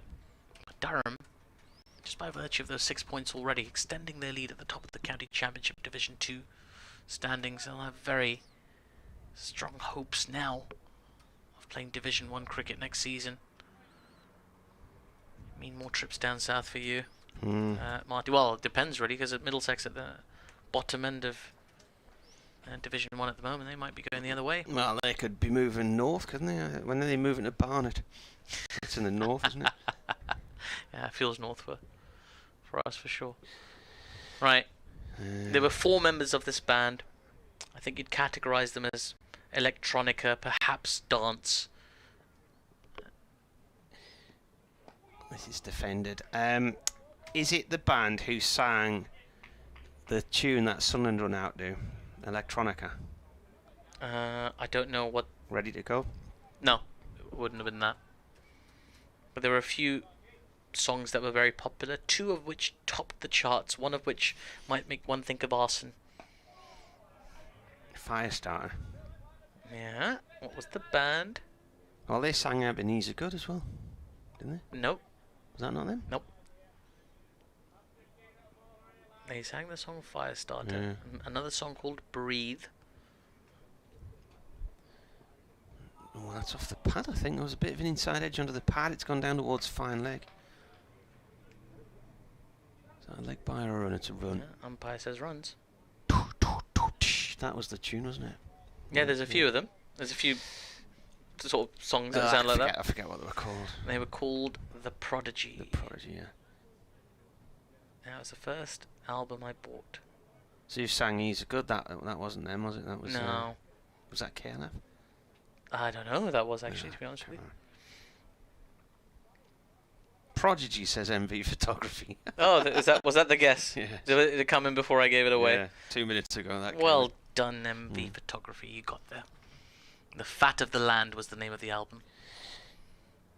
Parkinson in again. Oh, good ball. Playing a miss there from Mulder into the keeper's gloves right above the bails. We're going to Wembley next week to see Blur. Mm-hmm. So it'll be the third time I saw them. I saw them in Newcastle Arena around about 95, 96, and then they disappeared for a while and went off to Iceland to discover themselves and came back. This is defended by Mulder off Parkinson, and then they played their comeback gig at the Mayfair in Newcastle. I went to cover it for the Daily Mail, the Daily Mirror at the time. It's a sort of and the music. first song they played was that Woohoo! Oh, yeah. Song 2 it's called. Yeah. Love that song. It's only 2 minutes long. Next ball is played away by Mulder off towards mid-wicket now and there. It was ruined by people who make those video packages for TV because it was the most overused, most licensed bit of music ever, which is annoying because I remember I had it on CD. I forget what the name of the album was, but the song was called Song 2, and I had the album. They did two really.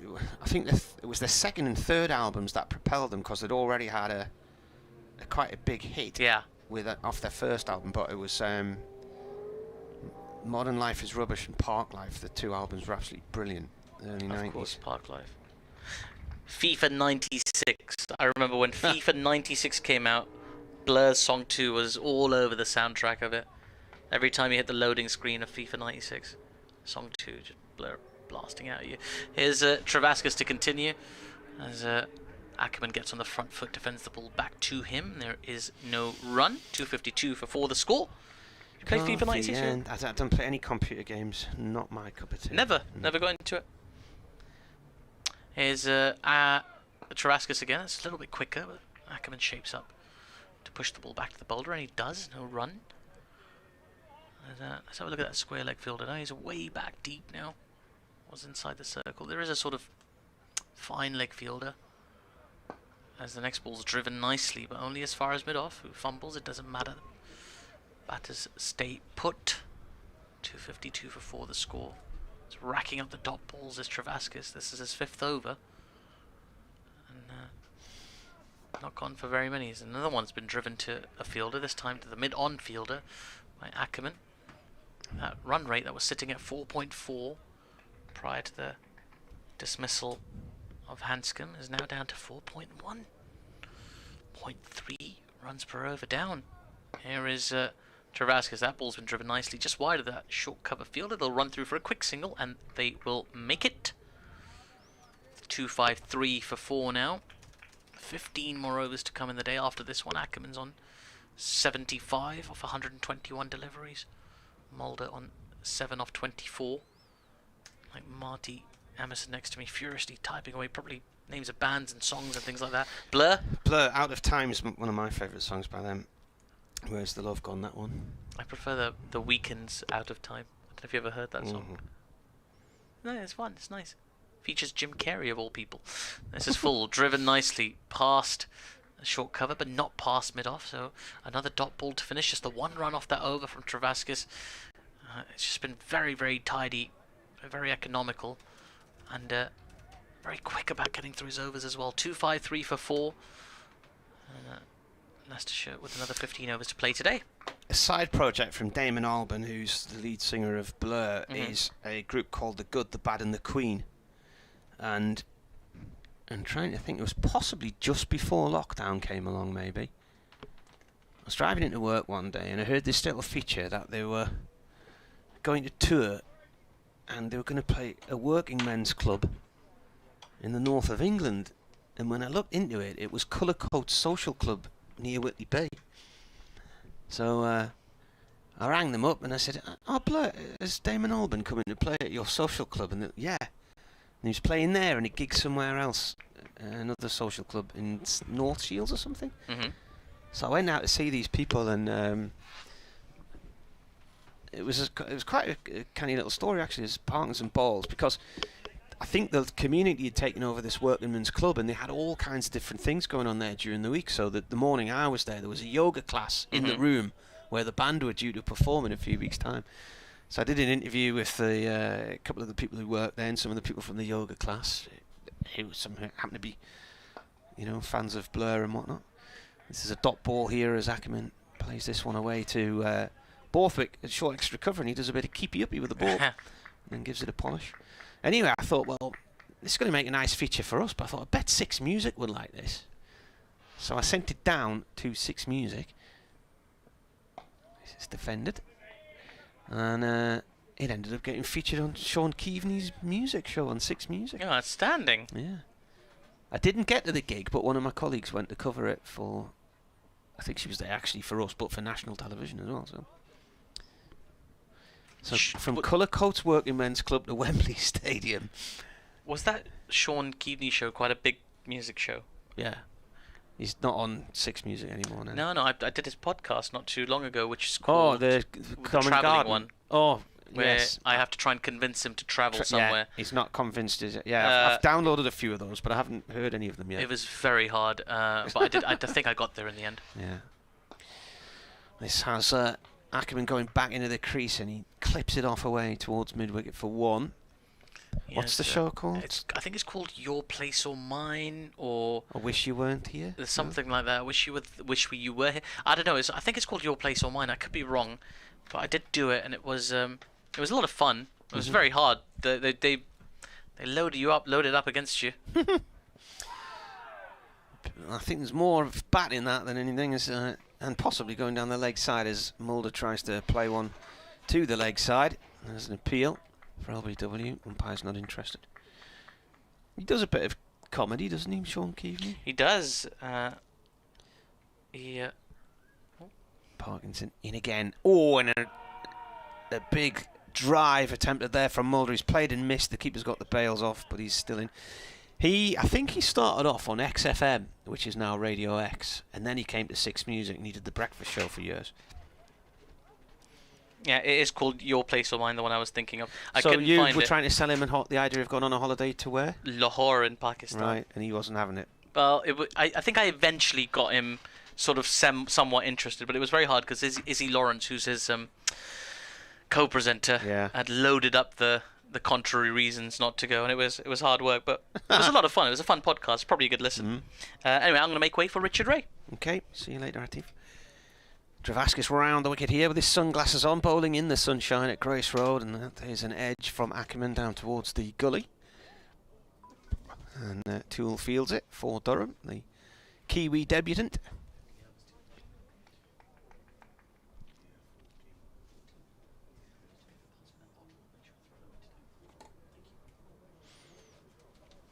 Partnership is 14. Mulder is on 7. He's faced 27 balls. Travaskis comes round the wicket and bowls. Ball pushed to short extra cover. No run there. We've just been discussing records, and the first records he bought, which of course his was in the 90s. Yeah, it's depressing, isn't it? Mid-90s. He'd never heard of Godley and Cream or John and Vangelis. Next ball played up to mid-on. No run there. Yeah, well, what happened to John? Vangelis did all right in the end, didn't he? But John kind of faded out of the pictures, like the other one in Wham, wasn't it, originally? Vangelis died last year. He did, sadly, yeah. Travaskis left arm round from the Bennett end, bowling here to Mulder, who's forward to this one, and the ball just nudged on the leg side. Fractionally no run. So, Parkinson just turns the odd... It's there's no sort of rhyme or reason to it. It's just very infrequent, but it does occasionally turn. Next ball's turned away by Mulder down towards fine leg 4-2. Be an update coming up before too long, just to warn you.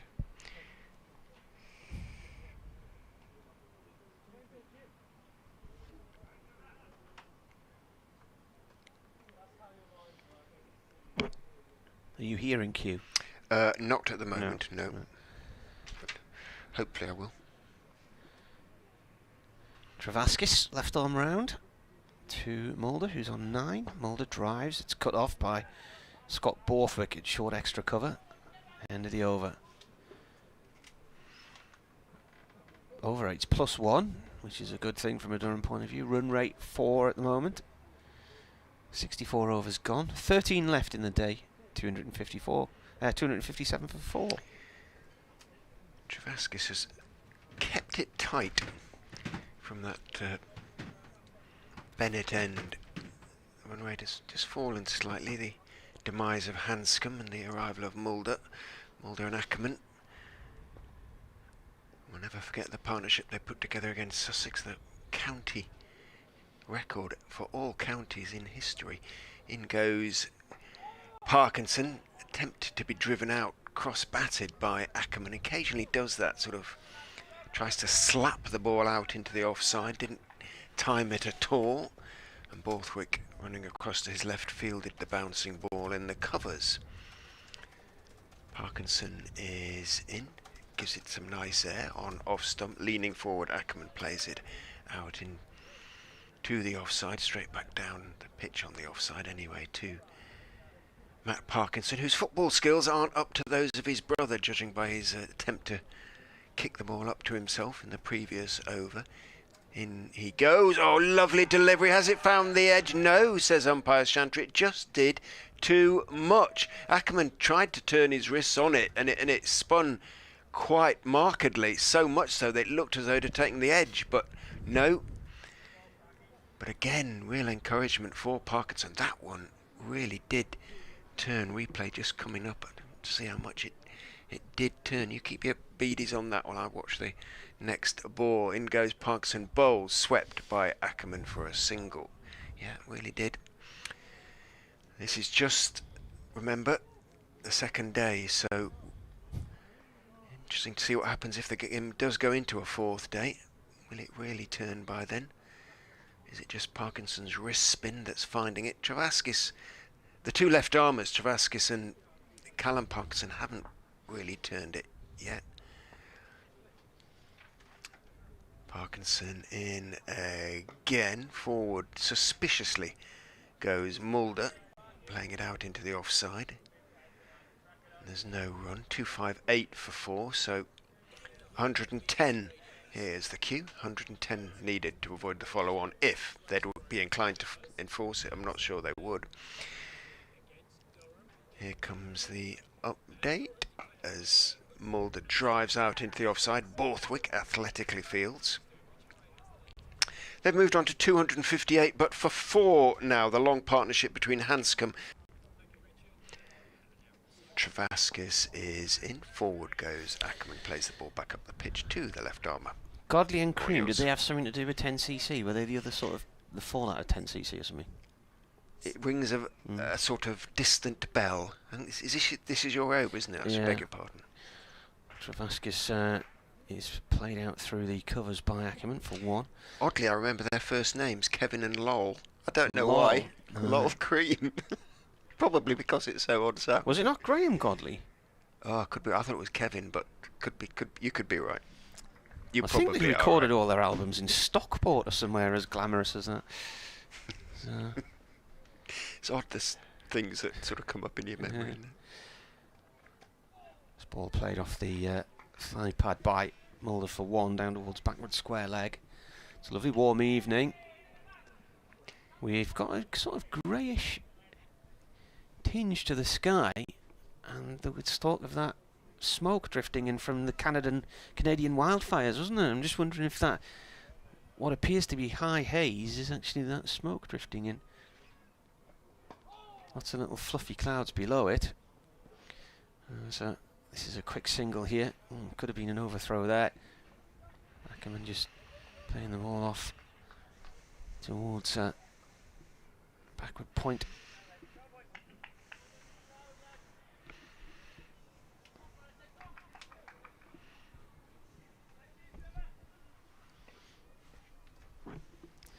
2 balls left of the over. Travaskis bowls, and that's driven over. It's gone for 6, I think. It has. It's gone over long off for 6 from Mulder. Not the biggest of boundaries to aim at, just to his right-hand side, but driving the ball from Travaskis for a maximum. No great follow-through there, but he's a very strong man, Mulder.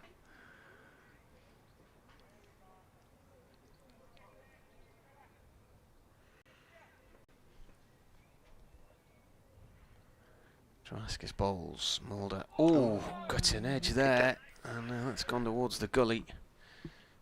No run, end of the over. 2, 6, 7 for 4. That just might have turned a fraction as well. Did a bit, straightened a fraction. First one from that t'other end, arguably, from the finger spinner anyway. The lads on the camera communicating with the desk, aren't they? The mixing desk and whatnot. I just heard somebody saying this bowler gets through his overs really fast, which he does. Over 8+1, which is a good thing for a Durham point of view. Talking of first records, Michael Ventris, my first record was Bobby V in 1957. Take good care of my baby. Matt Parkinson is in and bowls, tosses it up outside off some, almost a full toss.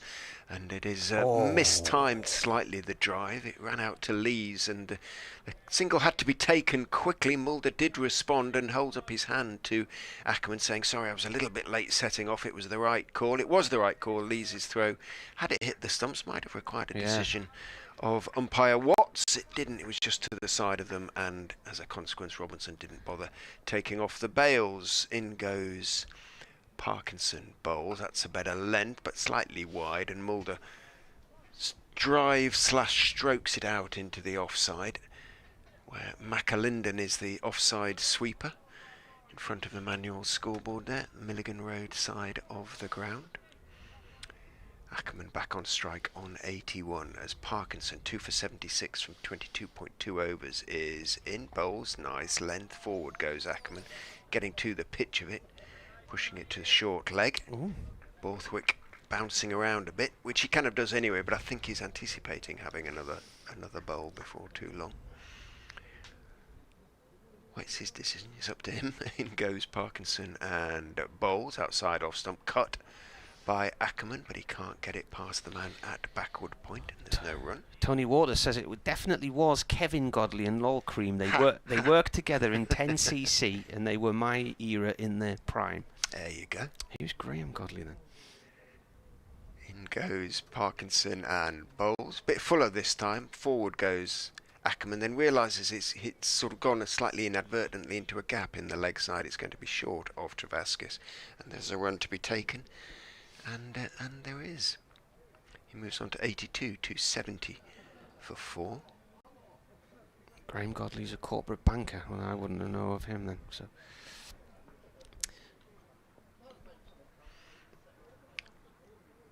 In goes Parkinson and bowls. Oh, inside edge, just short of backward short leg. Goodness me, that was close from Mulder. Went on with the arm. Thick inside edge, went down, and the man was almost perfectly positioned there, but he couldn't have got much closer really without sort of being almost within striking range, and almost on the half volley. He took it two-handed to his right.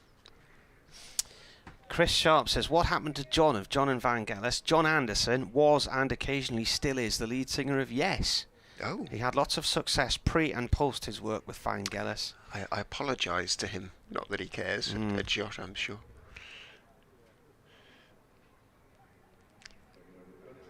Very different sort of music then to that produced when he was working with Owner of a Lonely Vangelis. Heart. That was Yes, wasn't it?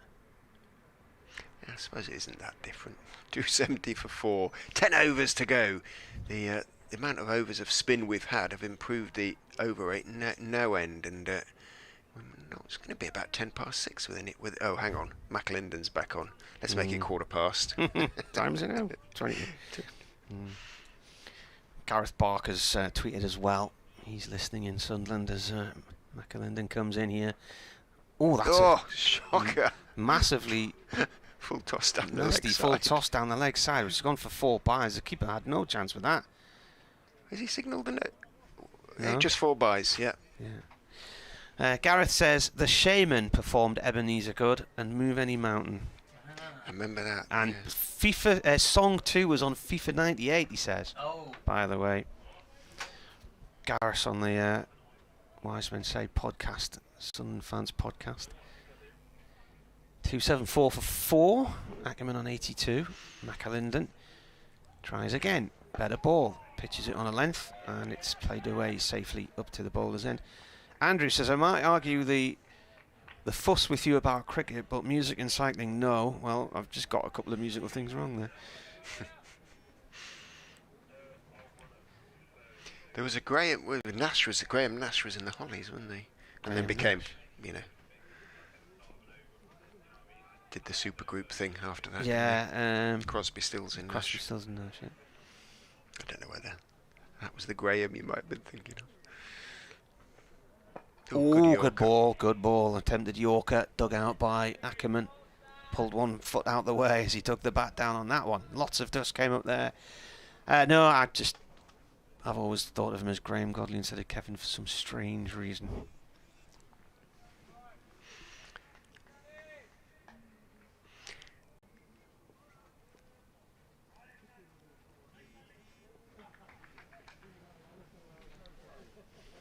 .274 for 4. This partnership now 33. There's been 29 extras so far as well.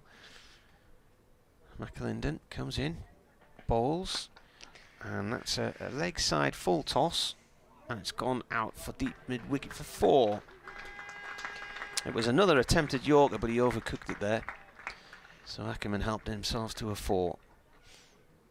He's got a huge delivery stride, hasn't he, McAlinden? He comes racing in and he leaps a long way into the air. Yeah. He can keep body together, the young man, because he's got something about him. Difficult though with the Kookaburra that is 67.4 overs old against an international bat with 86 to his name on a flattish track.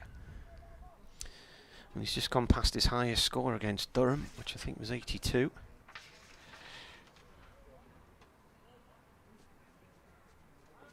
'81 in Chester Street last year.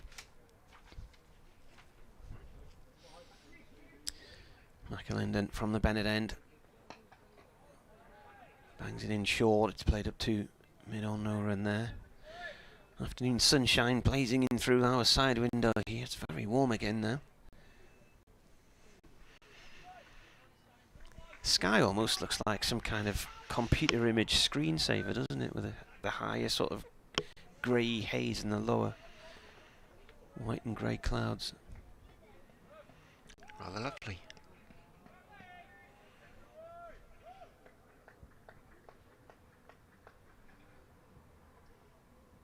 Last ball of the over. McAlinden in. It's a short one down the leg side. It's pulled away down towards fine leg. Lees comes around and cuts it off. They will get 2. And that is the end of the over. So 68 overs gone, 280 for 4.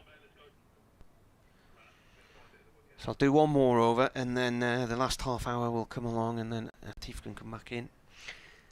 How's your foot, Atif? Were you batting when you got injured? What's your bat for? Well, you're supposed to bat with your foot, aren't you? Oh. There's a class of runs if you kick it to the boundary, does it? Yeah, it's your umpire, it's not like players. Parkinson and Borthwaite in conversation. Friday night on BBC One at 9 o'clock. Sounds like it should be, shouldn't it, really? He's got a leg, very short leg gully as he bowls outside off stump, but too wide, and Mulder lets that one go through. He's got Beddingham at slip. Who is in there at that short leg position? Can you see under the helmet from... It's Graham Clark, I think. It's Clark, yeah. Okay, and number 7. A very wide stance, Clark. It looks almost painfully so. In goes... Oh, and it could have been painful for him there because that was a long hop down the leg side. Mulder went back and whipped it around the corner. Clark just ducked his head and hoped, and it shot past his extended left leg to the boundary electronic scoreboard underneath it, and Mulder moves on to 21. Springsteen Cricket says Graham Goldman was in 10cc. You're welcome. Yeah, that's the one, Springsteen. Yeah. And Rich says maybe he's merging the two. That's the one. Parkinson is in, better delivery, straighter at any rate. Forward went Mulder, pushing it back down the pitch to Matt Parkinson. So Rich says perhaps you're merging Graham Goldman with Kevin Godley. They were both in 10cc. That's exactly what my brain has been doing. Somebody's been able to make sense of it. Parkinson is in, forward goes Mulder. Middle and off stumps, blocking the ball back down the pitch. It rolls apologetically back down. Borthwick runs in from the covers, picks up and tosses it to Parkinson. Still got 11 overs to bowl with this ball after this over ends, as in goes Parkinson. Outside off stump, good leave. He hasn't really got a googly, has he? Have you seen? You watched him a bit more than I have. Well, only once. This is yeah, that's true. This is just the second time, isn't it? But he played against Derbyshire. He is in and bowls. Forward goes Mulder. Got one that goes sort of straight on, but I don't think he's got one that really sort of rips back. And he could do with the well. Tends to be out. It turns to be out the back of the hand all the time, rolling his wrist round, isn't it?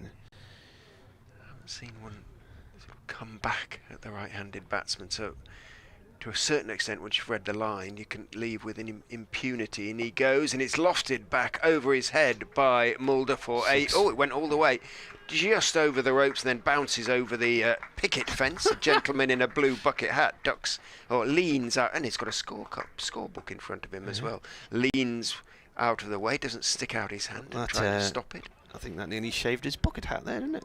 It's certainly got it's a odd little bucket hat, but again beautifully struck by Mulder. Nothing violent about it, just pure power and timing, of course. So sixes in consecutive overs for Vian Mulder, who's moved on to 27, 292 for 4. Martin is going to right, that's it. I've had enough. Pop next door to update BBC Radio's Newcastle and North East. And he's not coming back. He's saying he's well, not I've got to do back. an update, and by the so if Atif jumps in by the time only 8 overs left to bowl. Chairs and all that, isn't it? Headphones back in place, and then do a quick swap round.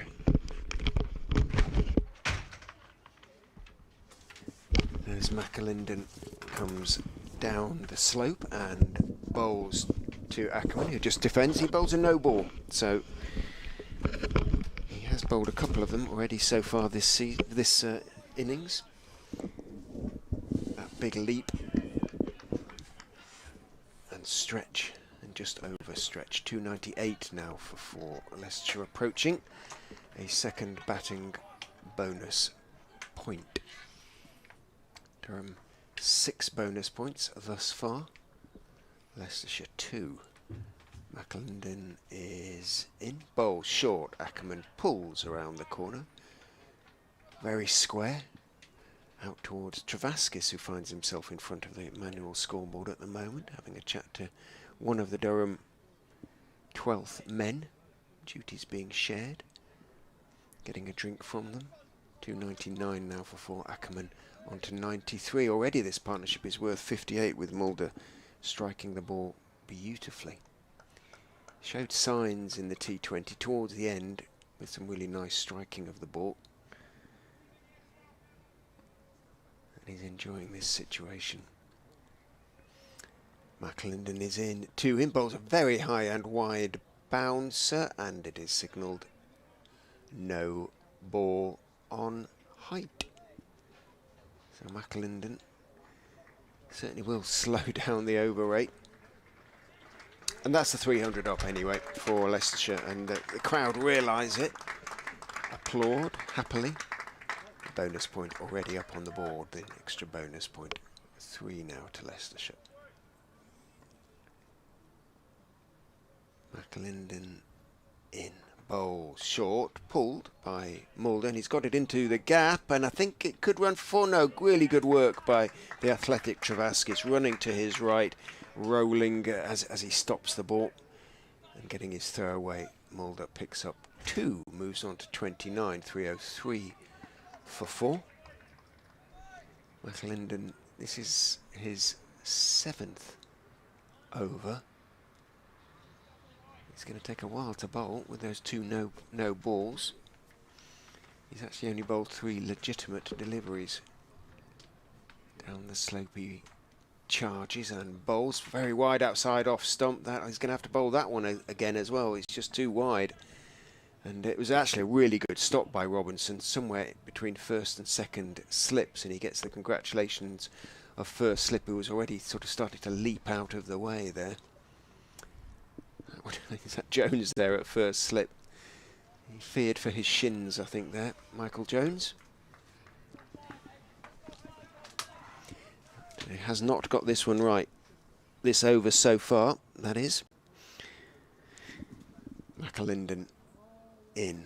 Bowls. Well, it's not a no ball. It's a slightly short of a length delivery on the legs for Mulder just to work away behind square on the leg side. Travaskis comes into field. 1 is taken. 305 for 4. Still got 2 legitimate deliveries to deliver, although he's bowled 7 overs in the over already. 7 overs? 7 balls in the over already. Wind's a bit more westerly than southerly. Yesterday it was beautiful. Southerly wind, gorgeously warm. Just a fraction cooler. It's taken the edge off as it's swung round to the west. McAlinden is in. Back goes Ackerman. Turns it out towards mid-wicket. Takes the first one quickly just in case, but Matt Parkinson ran around to his right with his blue-tinted reflective sunglasses perched atop his Durham cap. He's really struggling with his line here, McAlinden. Everything's sort of been like stump or... Struggling with everything, really, isn't he? Yeah. Length line. He looks a bit weary. I know this is only his 7th over, but he's been out there for much of the day. Obviously, Durham batted on this morning. He goes charging in. He gives every delivery, everything, and bowls down the leg side. Is that another wide? No, he gets away with it. Taken diving away to his left by Robinson. So McAlinden's over finally comes to an end. It took a long time to get there. Had to bowl a 9-ball over. None for 41. His figures from his 7 overs so far. Ackerman 94, Mulder 30. The partnership for the 5th wicket already worth 65, and the run rate has climbed accordingly up to 4.4 for the innings as a whole. 70 overs have been bowled. 10 remain with this ball. 7 in the day. Yeah, I wonder if McAlinden's going to get another one from that end. I understand sort of while the batters are wary and looking to sort of shut up shop for the day, it's a good tactic to try and get one of your seam bowlers on or your strike bowlers on, but that might have been counterintuitive in that last over as a fuller ball from Parkinson's defended back to him for no run. Ackerman on 94, approaching what would be his 22nd first-class century. Long and accomplished career already. Played international cricket for the Netherlands. I'm sure someone's fed back news to him about the Netherlands heroics today. That's a short ball outside off stump. It's been cut away out towards deep extra cover and just be a single. Ackerman on to 95 now from 149 deliveries. Leicestershire 307 for 4. And Bjorn Mulder, who's done a very good job here, just keeping things steady for Leicestershire, never really letting the wickets fall in clumps. As you say, the partnership up to 66, following on for a 100-run partnership. Here comes Parkinson again. That's left outside the off stump. Left it on length, that one. On line, I suppose, if it's moving away. He really needs one that, like Ahmed's got a really good googly, and Adil Rashid has got a really good googly. Yeah. There is Parkinson again. A bit flatter this time, and Mulder rocks back onto his back foot and punches it only as far as mid-on. There's no run. I'm sure he's worked on it, but yeah, it's not really there, is it? No. It's not a huge threat at the moment to the batters. There he comes again. Lots of flight on this. It beats the outside edge. No, it takes the outside edge and goes beyond that fielder at first slip. In fact, it would have gone wide of a second or a third slip. In fact, just trickles to the fielder at backward point. And it's a nice bit of bowling there from Parkinson. Yeah, he's got a lovely loop and flight. Creating a bit of jeopardy for Bjorn Mulder. And he comes again, Parkinson, looking for the flight again, but a bit flat. That time easy for Mulder to just push the ball to extra cover, just wide of extra cover. In fact, they're able to run through for a single. 307 for 4. It was a very quick over. Perhaps I'm basing that on its juxtaposition to the previous one from McAlinden. But either way, it's done. There's a further 6 overs to come in the day. 308 for 4. It was. He does get through them quickly. And he does turn it such a long way. And he is turning still the odd ball. There's a lot of cricket to be played in this game, and the pitch is beginning just to offer now, isn't it, to the spinners, and you just feel there could be a few twists yet. Leicestershire still well behind, still over 200 runs behind. Yeah, not thinking Matt Parkinson's figures so far, not dissimilar to his twin brother Callum earlier, who bowled 25.5 overs, 2 for 107. Matt Parkinson, 25 overs, 2 for 91. I mean, there's still time for him to get a couple more wickets, I suppose, but at the moment, honours even. I would think that, he could very easily get a 5 for, one way or another. Yeah, not today, of course, but still 6 wickets to be taken by Durham. And Ben Rain, after that one McAlinden over, which the young man will want to put out of his memory sooner rather than later, is going to take over from the Bennett end, which is not really an issue for Durham and for Borthwick, because he's going to have a night's rest, isn't he, before the new ball is available. So needs a good massage, he does, at the end of the day. I'm sure the physio will give him a bit of extra time. 18 overs in the day in hot conditions, lots of running in. It's not easy.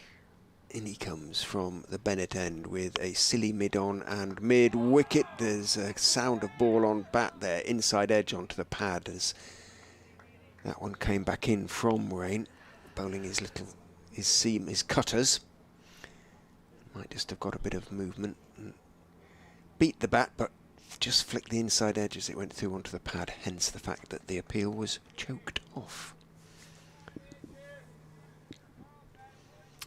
Coming up to updates time, the last update of the day at 6 o'clock. In goes Rain and bowls, back goes Mulder, forces it past the wider of the two sort of short fielders.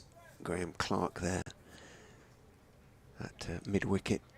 Travaskis has to run around from his sweeping position, a deep square, and 1, surely 2, yes, 2 are taken. Mulder onto 33. 310 for 4. 5.4 overs, so it shouldn't be an issue in terms of Ackerman reaching his century, but it'd be very obliging of him if he'd do it before the update. Come on, Cole. He's 22nd, as we say. What a decorated play. He's played more than 100 first-class games, went past 10,000 runs in first-class cricket in this innings. Oh, did you point that out? I don't know, possibly. Oh.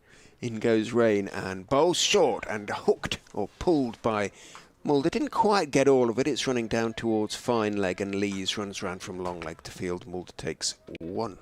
Yeah, so prior to this innings, Colin Ackerman had 9,956 first-class runs, so he got past 10,000 with, before he hit 50, and averaging over 40. I'm sure the club... Well, I think that's a good sign of a good player, isn't it, if you average over 40 in first-class cricket. Absolutely. And 159 games. This is 160th. Ackerman is a good player. No question about it. Rain is in, bowls. Ackerman defends on the back foot, plays it down to the straighter of those two close fielders on the leg side, who is David Beddingham, at a very straight mid-on, about 4/5 of the way back down the pitch. He's got 61 50s to his name, 62 if you count this one, and 21 centuries thus far. And that covers, some of that is international cricket for the Netherlands in what used to be called the Intercontinental Cup. Rain is in, bowls to him, he defends again. This time it's Clark moving across to his left from that short mid-wicket position, who fields. He also has participated in a number of records, including last year with Vian Mulder, the record for any county 5th wicket partnership against Sussex. Not just against Sussex, but against any county. Just a 5th wicket record in county cricket. And they put on 426. I'd have to look back. I'd have to look at my Wisden. Reaches for his Wisden as in goes Rain and Vols. Ackerman goes back, turns him down to deep square for 1. Moves on to 95. Yeah, it's going to be quite something for Leicestershire to lose Ackerman. And Parkinson as well. It's not great to lose him, but Colin Ackerman's he's a pretty, I would say, a world-class player to have in your lineup. A lot of experience. Been around the country, around the world. 477. 477. Championship 5th wicket record they put on against Sussex at Hove on one of the lovely days of the year. That was Ackerman and Mulder. Oh, here's the update.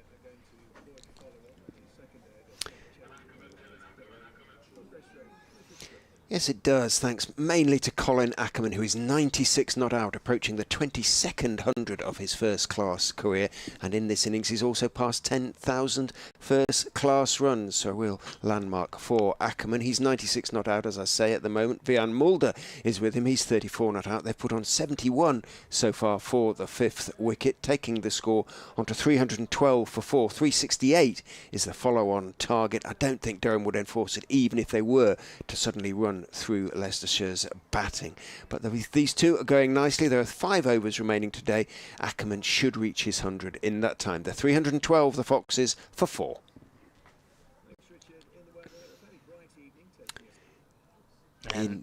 Beg your pardon? No, please. Tool. It's just with Ackerman on 96. Yeah, no, go for it. Of course. No, you do it. I think it would be good for you to do it. As Tool bowls outside off stump, Ackerman just blocks it out into the offside. I'm reading about Colin Ackerman's various achievements in cricket, of which are numerous, of course, but he was the first player to take a 7-wicket haul in T20 cricket. He's the only player. He's the world record holder. He's the only player to take 7 wickets in T20 cricket. I think it might have been equalled now. In goes Tool, bowls outside off stump, dropped out to backward point, and there's no run. Has somebody else got 7? Well, I thought everybody else had got 6. The bio that I'm looking at says the first man to take a 7-wicket haul. I'm certain he's the only one. All right, I'm going to look that up. Go on then. In fact, I'm going to have to properly look it up. I was going to go into a whole list of his achievements, but we'll come back to that. We've got time to talk about Colin Ackerman. There's lots of 6-fers, but no, there's not lots. There's a handful of 6-fers. In goes Tool, bowls to Ackerman, who steers him out into the offside. There is a sweeper, though. It's Travaskis out there, so it is just 1 to Ackerman. Moves on to 97, 313 for 4. There are loads of 6s. Now, some of them are in sort of different parts of the world, like I think Nigeria versus Sierra Leone has the best bowling return in T20 cricket history, which is 6 for 5. That was Peter Aho. Yeah, it's not the best. It's Acker's. Let's see. Let's have a look. Hold on. Tool is in outside off stump. Mulder lets it go through. Because that was T20 internationals. Yeah. And you know what? Richard Ray? I should have learned my lesson yesterday. You never challenge Richard Ray. You're correct. Colin Ackerman 7 for 18 against Birmingham Bears in 2019. Remains right here at Leicester. Remains the best bowling figures, and there are more than 30 bowlers who've taken 6 wickets in T20s, but no one's taken 7. Just one man. In goes Tool and bowls straight to Mulder, who blocks him out to mid-on. One has to acknowledge that most of the Bears were caught somewhere down there near the boundary. However, hole out they did, and it was on TV and everything. It was on, it was one of the games that was being televised, and so Ackers made a little bit of history 4 years ago, and at the moment he's the only one. Tool is into Mulder, who works him out through the mid-wicket area. Should pick up a... No, we're going to settle for 1 as Clark comes into field. You wouldn't believe the website I used to find that bit of information. It wasn't sort of one of the obvious ones. No. It was the official website of the Olympic Games. Yeah. And because they keep a list of sort of records in every format. How unusual. A lesser known resource for cricket statistics, the Olympic Games, of which cricket hasn't been a part since what, 19... when was the last time cricket was in the Olympics? I want to say 1920 something. I should know this because when the Olympics were in the UK, I wrote all the copy for the special stamps that the Royal Mail produced, and I have them. You know, I've got anything to do with sport. I happily tend to write the stamps copy when they produce their first day covers and everything like that. So, right. Before I look it up, go out on a limb and pick a year. And I'll pick a year, and let's see who's closer. Will I get one over Richard Ray? This is the challenge. Think about your pick before, while I describe this ball from Ben Rain. It's full, it's been driven just wide of the fielder at mid-on. They'll run through for a single. Mulder onto 36. And I tell you what, every time Ackerman's on strike, why don't you take up commentary, Richard? That's very kind. Ackerman on 97 there. He does not want to... Mulder certainly doesn't want to replicate what Robinson did to Clark earlier this morning, running Clark out when he looked an absolute certainty to go to 100.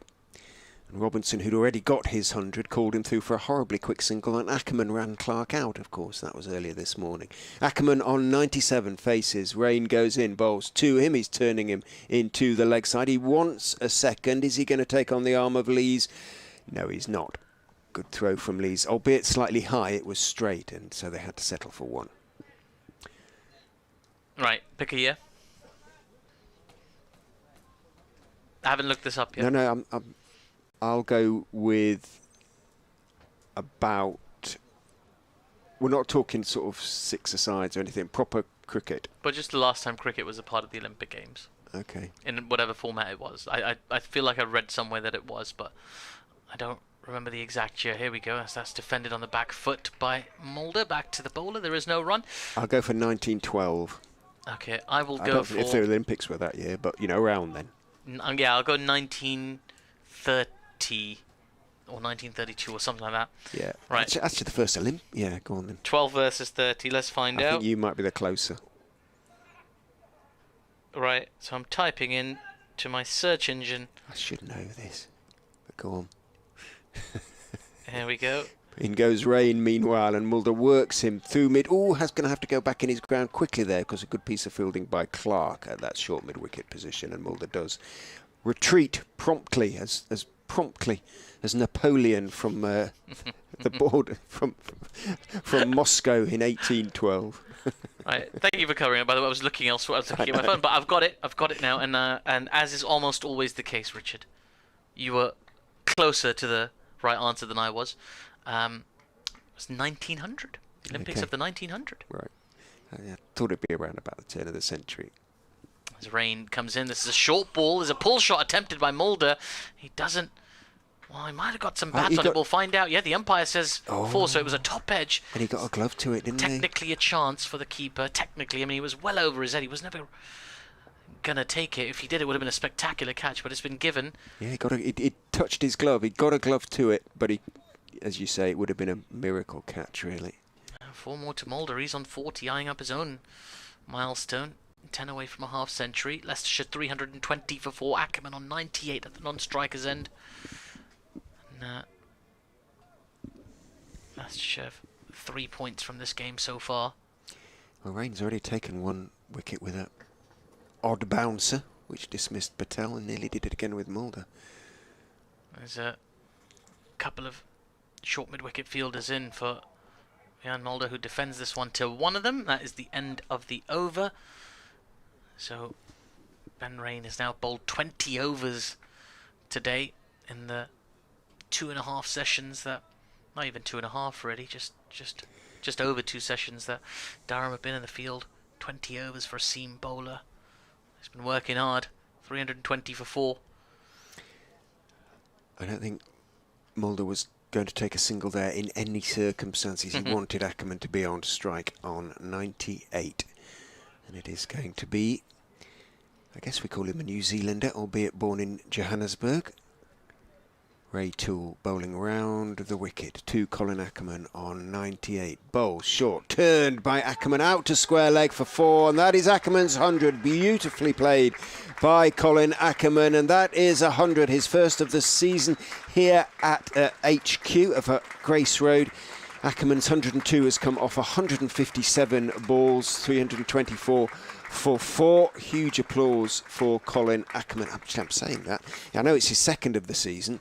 He's been close on a number of occasions, but where the first one was, whether it was here or whether it was away from home, I will have to check. But Ackerman, 102 off 157 balls. And as I say, bittersweet for both Leicestershire and for Durham in a way. Durham because obviously it's against them and it's thwarting their chances of enforcing victory here.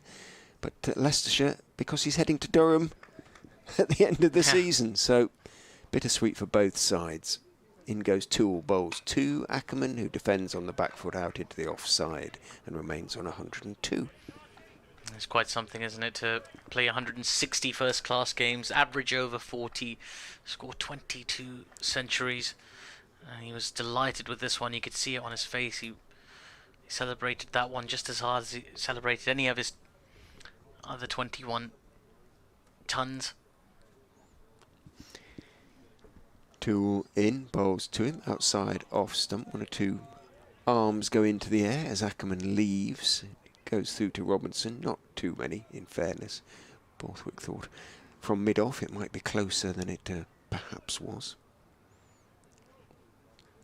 Yeah, it's a good little opportunity this for Durham just to take advantage of 2 wary batters who are just looking to get through to the end of the day now. 2.3 overs to go.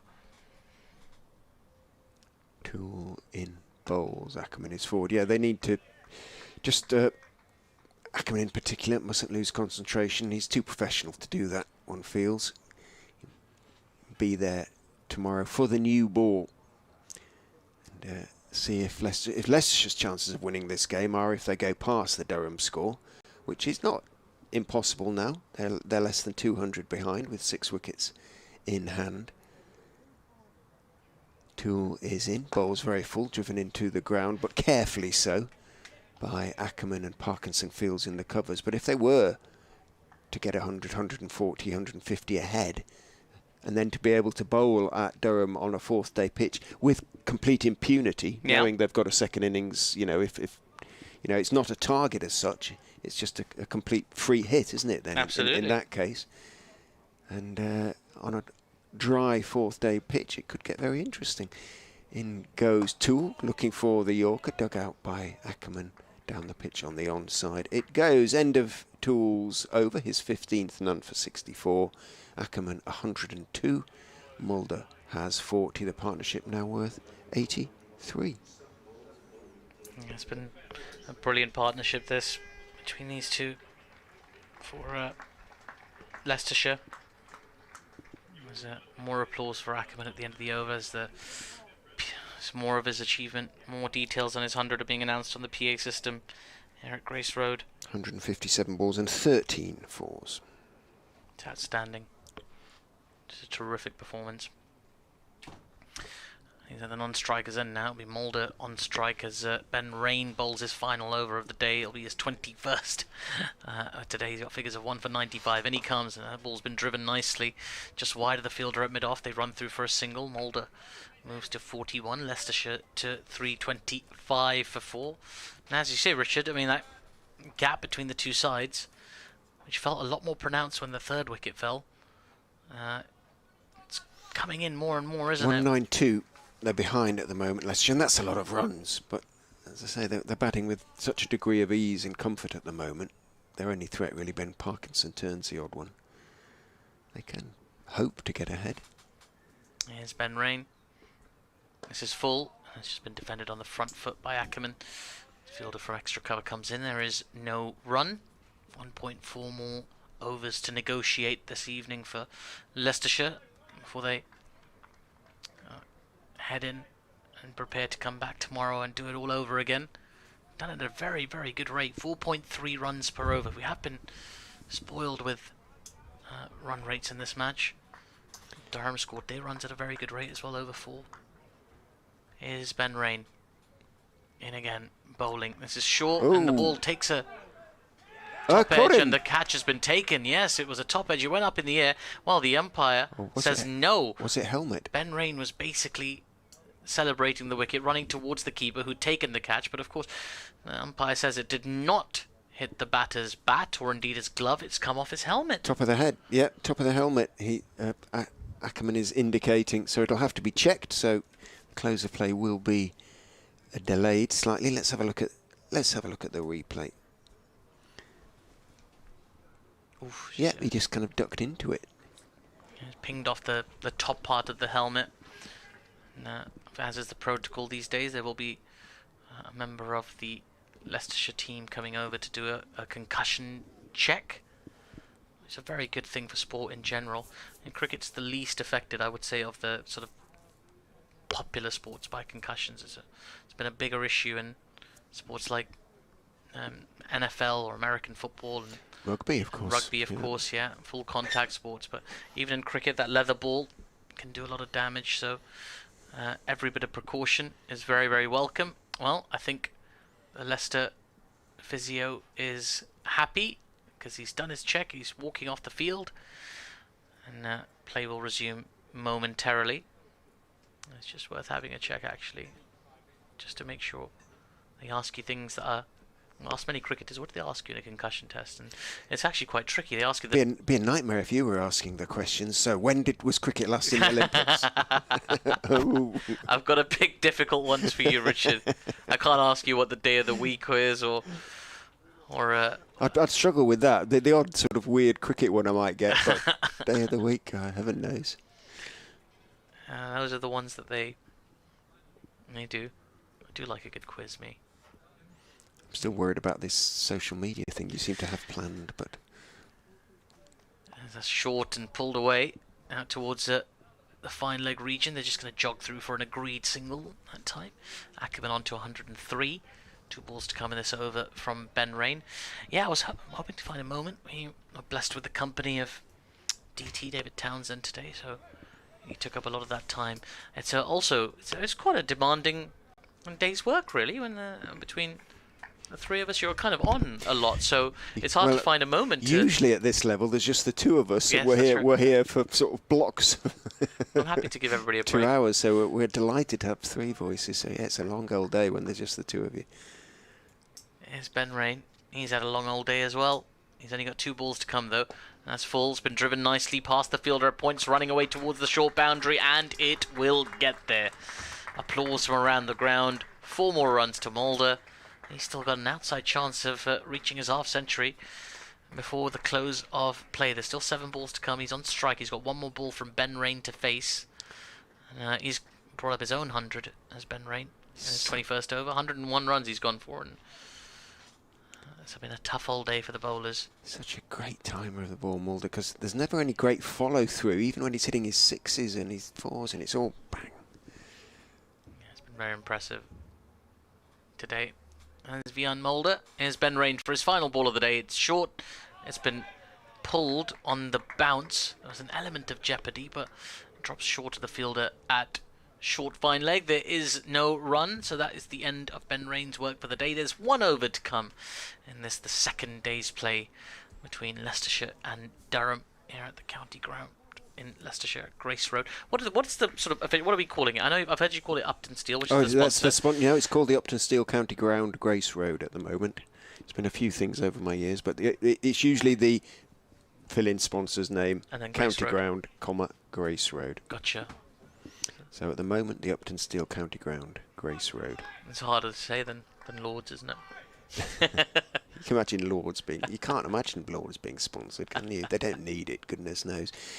In then goes Ray Toole and bowls full to Ackerman, who drives the ball back down the pitch towards him. He stops it in his follow-through even. Yeah, it's a weird word to put a sponsor's name in front of, isn't it? Because you wouldn't want to call it the Insurance Lords or the Banking Lords or whatever. Well, I suppose if you can get used to the Kia Oval, you can get used to blooming anything, can't you? But anyway, goes Toole and bowls and outside off stump. Ackerman works it out towards backward point, but a good diving stop by McAlinden. The only ones that sort of stick are the ones that I think it's like like the Aegeus Bowl. I've always called the Aegeus Bowl. I know a lot of people still call it the Rose Bowl. Yeah, for a long time it was the Rose Bowl. And like Aegeus thing just kind of stuck, and it's weird because you don't see a lot of Aegeus advertising around the ground anywhere really. You see more for the hotel chain that's built on the ground. Toole staying round. The wicket bowls to Ackerman, who leaves outside off stump. 3 more to get through today for Leicestershire. Derby's county ground changes name with alarming about as often as ours does, to be honest, about every other year. Was it the Incora county ground at the moment in Derby? Occasionally go over to watch Bristol's Arsenal got in the Premier League. Bristol's got a weird name at the moment. What's that called? What's the sponsor there? I've just come from there, should know. In goes Toole, and played very late by Ackerman down towards backward point, and there's no run. The Arsenal Stadium, which is technically called Ashburton Grove, I bet if you surveyed 100 Arsenal fans, like 90 of them couldn't tell you that. They'd just call it the Emirates. Yeah. The same with City and Etihad. Bristol, the seat unique stadium. That's interesting. It's just awful. Isn't Headingley also called Seat Unique Headingley? I believe it probably is. Turned by Ackerman out towards mid-wicket, so they could be sponsoring both, but... I beg your pardon, no, that's not right. It's the Clean Slate Headingley. Oh, Clean Slate is the new sponsor. That's almost as bad, isn't it? Yeah, although it's kind of a fitting name for the club at there's that. Yeah, and I wouldn't be surprised if that went into their thinking when they did the deal with the sponsor. I don't know how long it's been, the Clean Slate.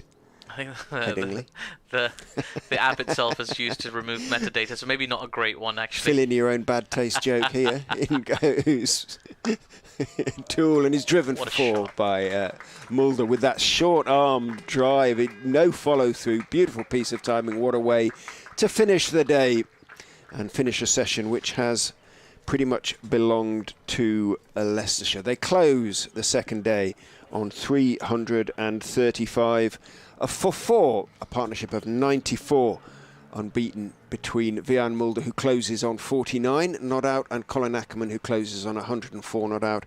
That is on the back of a partnership of 117 between Ackerman and Peter Hanscom. So Leicestershire's much vaunted middle order is doing the business as far as they are concerned, taking the score onto 335 for 4. They are still well behind, though, well behind Durham, who closed earlier this morning on 517 for 6 declared. I'll let you hear the applause for Ackerman as he leaves the field. There's pats on the back from his teammates. Vian Mulder follows Ackerman out across the line, and we will resume tomorrow. We'll go and get our interviews. We'll resume tomorrow bright and early. Good forecast for tomorrow. Clouds of dust coming up from the crease of the ground staff. Prepare the pitch, repair the pitch as well, I would imagine, around about the footholds, and we will see what transpires. But as I say, there is hope for the bowlers, a little bit of hope for the bowlers, particularly from Parkinson, who definitely turned a few during his long spells today. So, as I say, we'll be back with you tomorrow, Atif and Martin and myself, Richard Ray, and we look forward to your company here at the Uptonsteel County Ground tomorrow. But for now, from Leicester, it's a very good evening to you all.